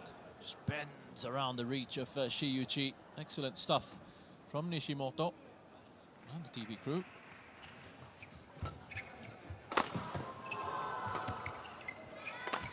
Brilliant so far, providing all this coverage as well. Long days out at this venue.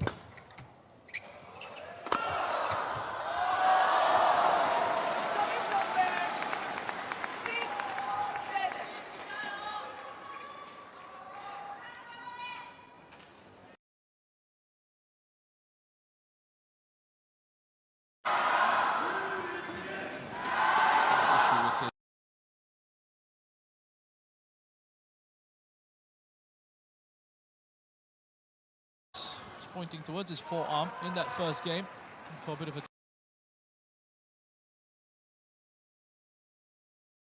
Umpire wasn't interested. Seems to be a bit of a softening.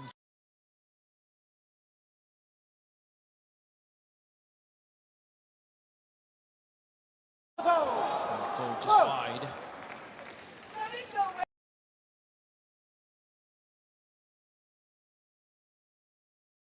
Going into that interval, leading by a point.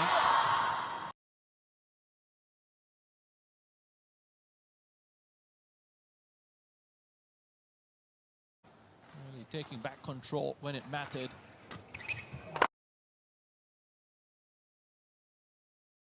Nishimoto. Wonderful fitness levels, but just too much on that occasion. Acknowledges the quality of Shiyuchi there as well. Let's have a look at his reaction here if you can after that goes past him.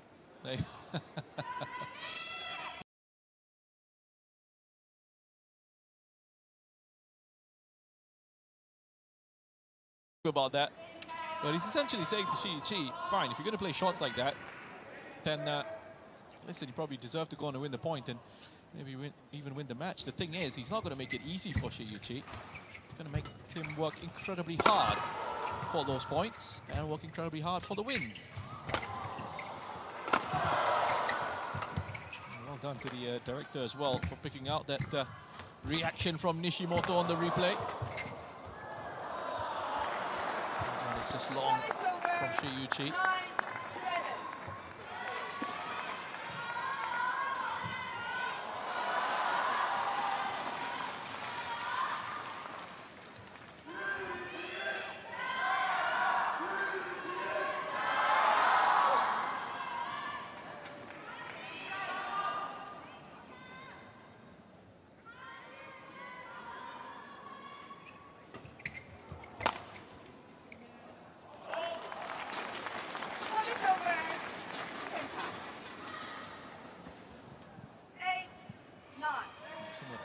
just going back and forth with the points. No reason for either of these two players to panic. What a wonderful return. Great smash. Super work defensively by Nishimoto. Keeps the rally going. Oh, too much to do that time around. Gonna hit the shot through the legs. Shiyuchi is level, 9-all.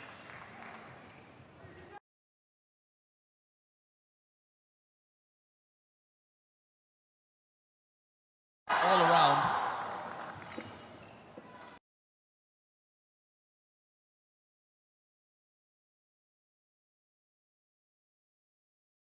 Kenta Nishimoto.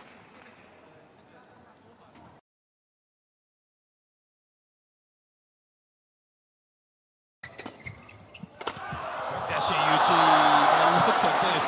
Cross-court smash.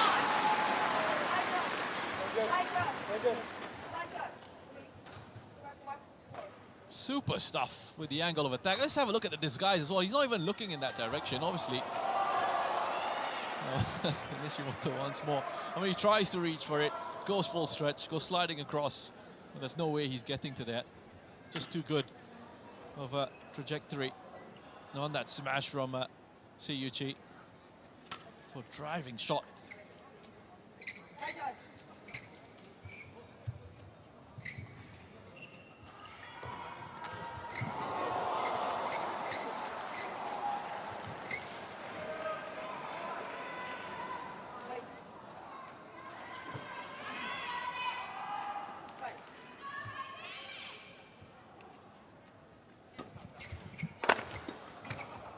Nishimoto going for a smash. Try and test out Shiyuchi.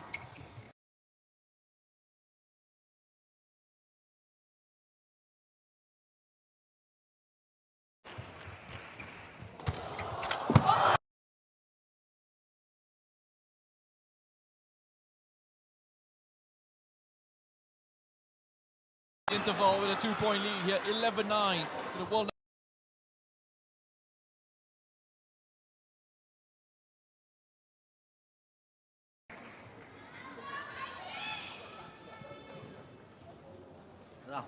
机会总会有的，哎，就是快，让你来，是吧？不要就是保持正常心态，这一。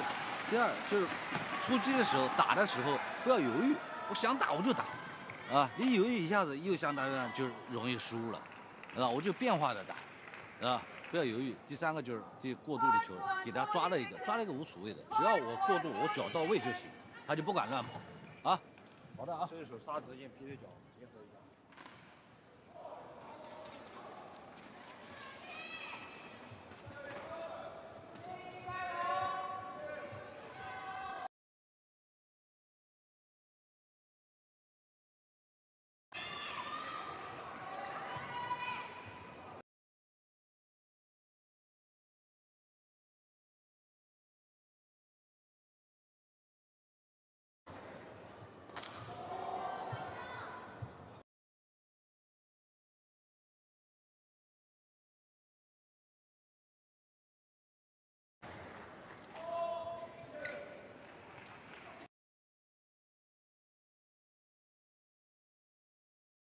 After the interval, saw a turnaround in the first one. It was Shiyuchi.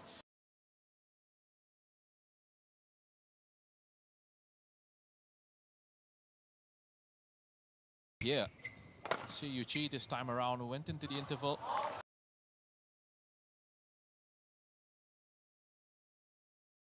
On.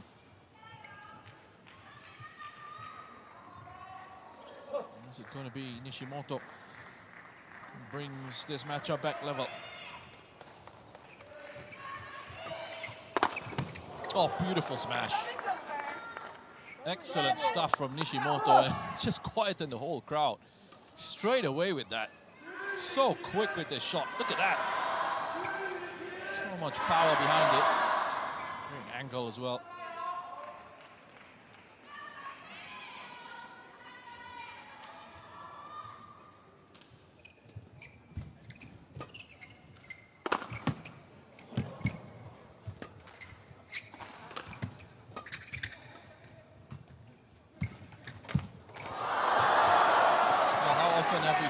from Shi Yuqi.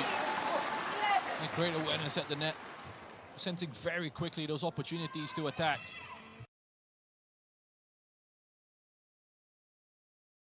Effective, Shi Yuqi.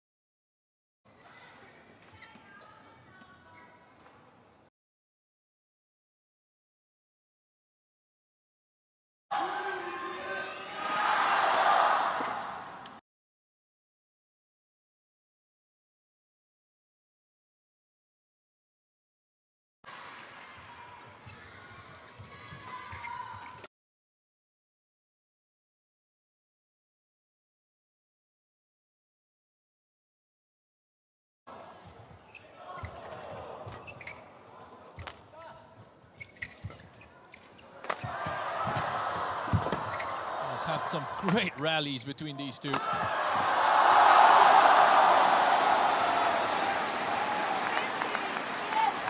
just getting Nishimoto into such a difficult position. Looking laboured here as he gets back up on his feet. Nishimoto being put through the ringer here with some of the returns he's been forced to make. Getting stretched out left and right on this court. Seen this on a number of times, a number of occasions rather, Nishimoto having to go this way and that. And he's just relentless.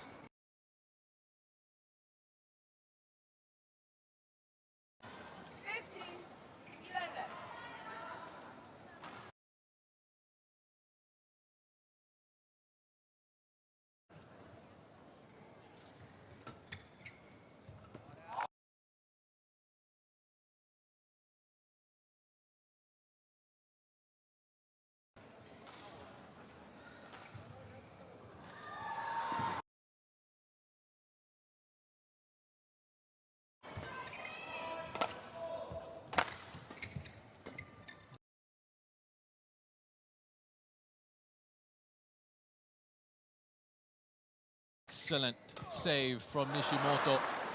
Just keeps going.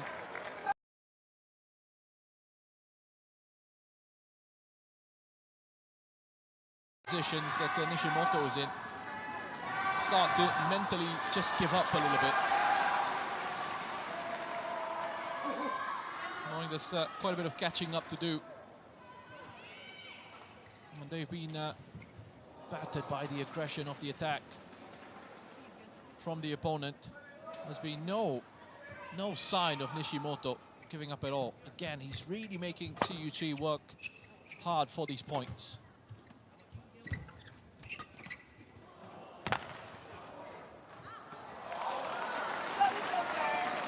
Tough shot to play on the backhand there. Tried to send it long. Had to clear on the backhand. Just put too much behind it.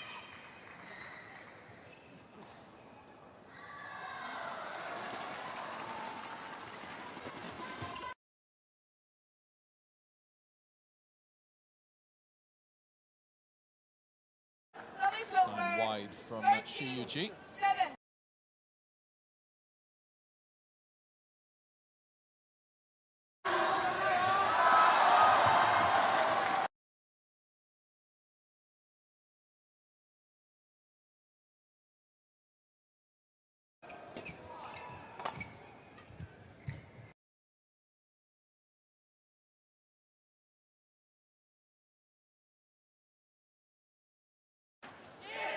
It's going to be a challenger from Shi Yuqi.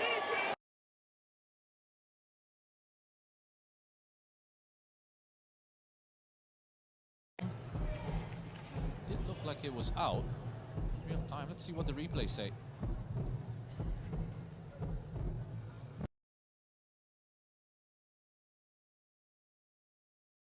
Challenge unsuccessful. One challenge remaining. 14-17. Play.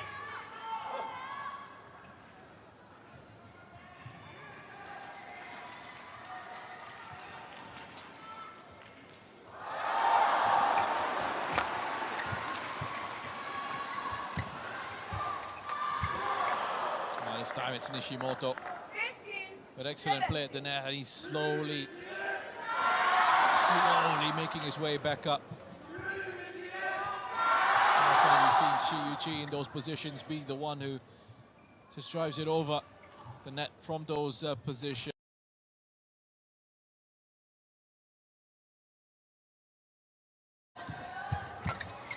Again, as I said,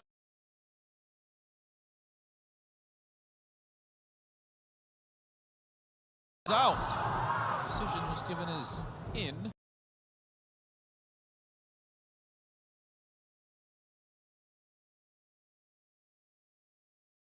Shi Yuqi.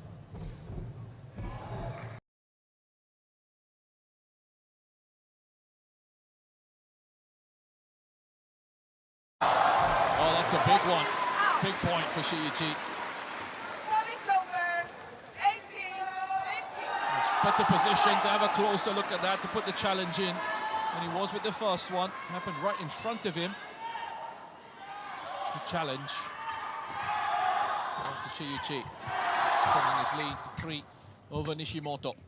Getting him closer towards that win.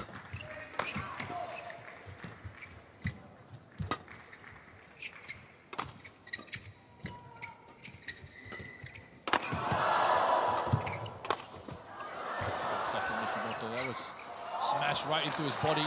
That's going to be a challenge from Nishimoto now. He believes that was it.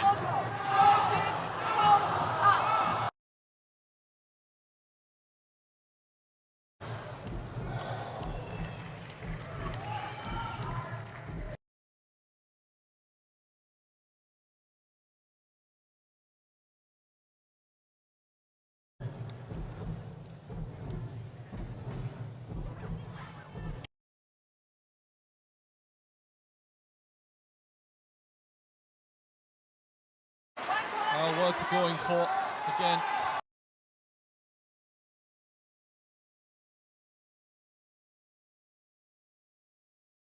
Four points behind. Shi Yuqi 2 points away from a quarter-final place.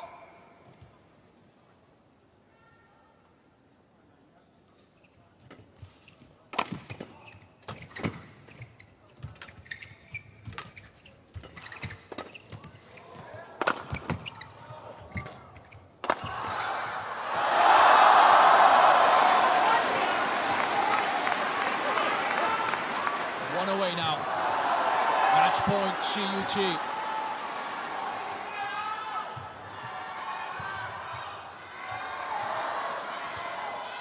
Has never won the title here at the Badminton Asia Championships. Second place to Kento Momota in 2019. His best effort. Also the bronze in 2017.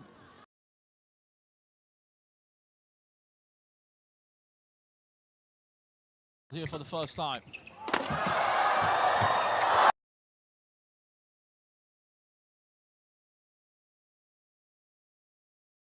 Another great game of badminton.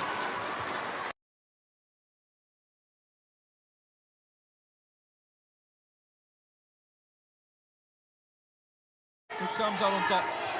What an effort from Kenta Nishimoto.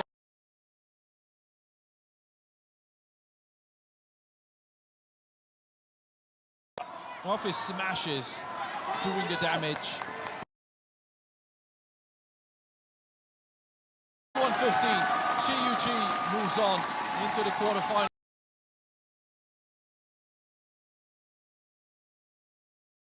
Kenta Nishimoto, he gave it his all. He just couldn't keep up with the pace of play from Shi Yuqi and the quality he faced. There you go, confirmation of that score, 21-15, 21-15. Shi Yuqi through into the final 8.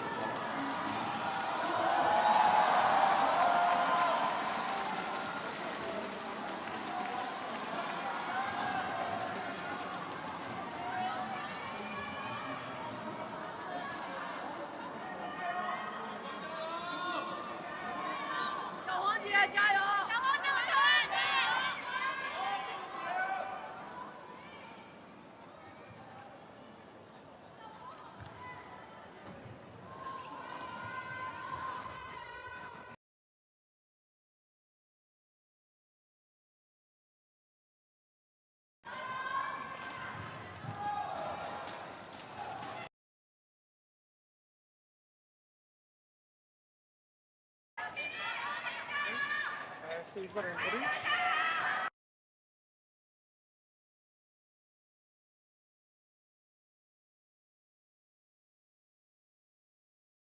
Receive. Jung Kwang will receive. Serve. Maybe we will.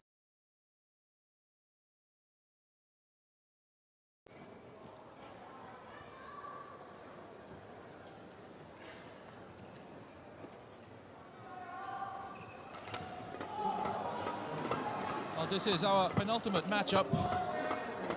Our coverage of today, mixed doubles round of 16 between Supak Jomko and Supisara Posampran up against Feng Yangtze and Huang Dongping.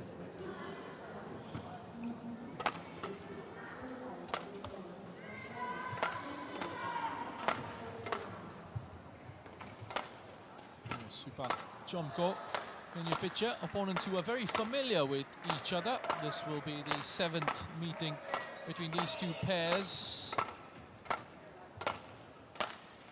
It's the World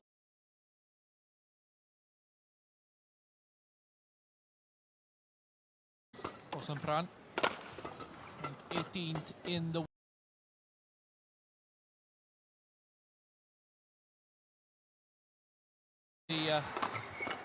Thai opponents.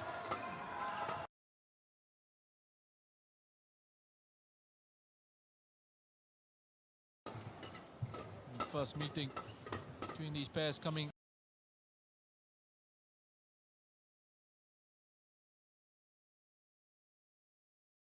that long of a rivalry. They've met quite a bit over the last.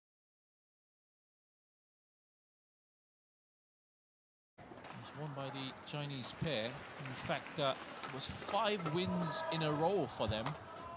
Victory at the Malaysia Masters 2023 and the Korea Open and at the Asian Games, and also in October in the Arctic Open. 5 wins in a row, 4 of those 5 wins coming last year. And the most recent meeting was actually at the Malaysia Open. Thai pairing of Supak and Supisara came away with a brilliant victory.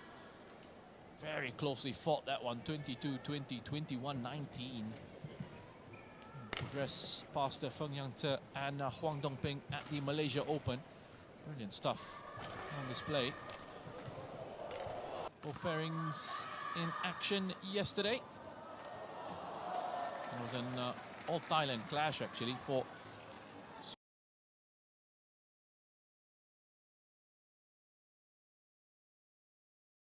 Ratsakul, Raventus Pong, the umpire.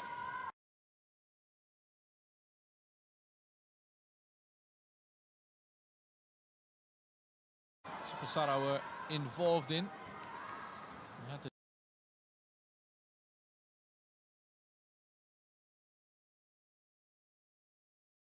Wen Wong in that round of 32.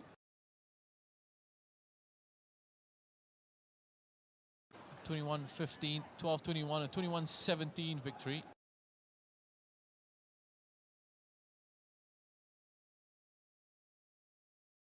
More comfortable for Feng and Huang.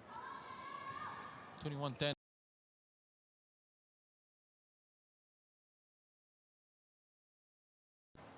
They will be the heavy favorites here, but you will also know that the last time they met was the Thai pair who the winners who came out on top. So they'll be very keen, Feng and Huang, who are playing on the near side of this court, to ensure that that doesn't happen again.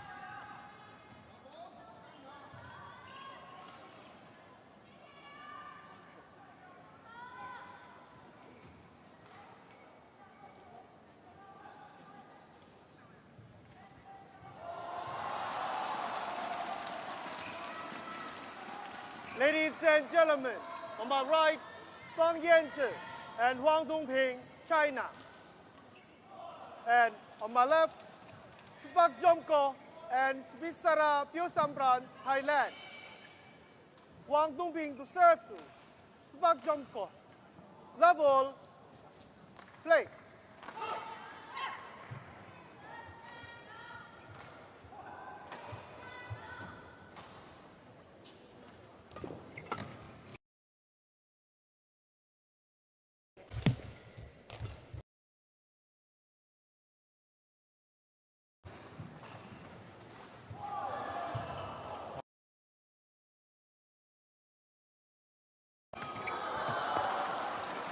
year at the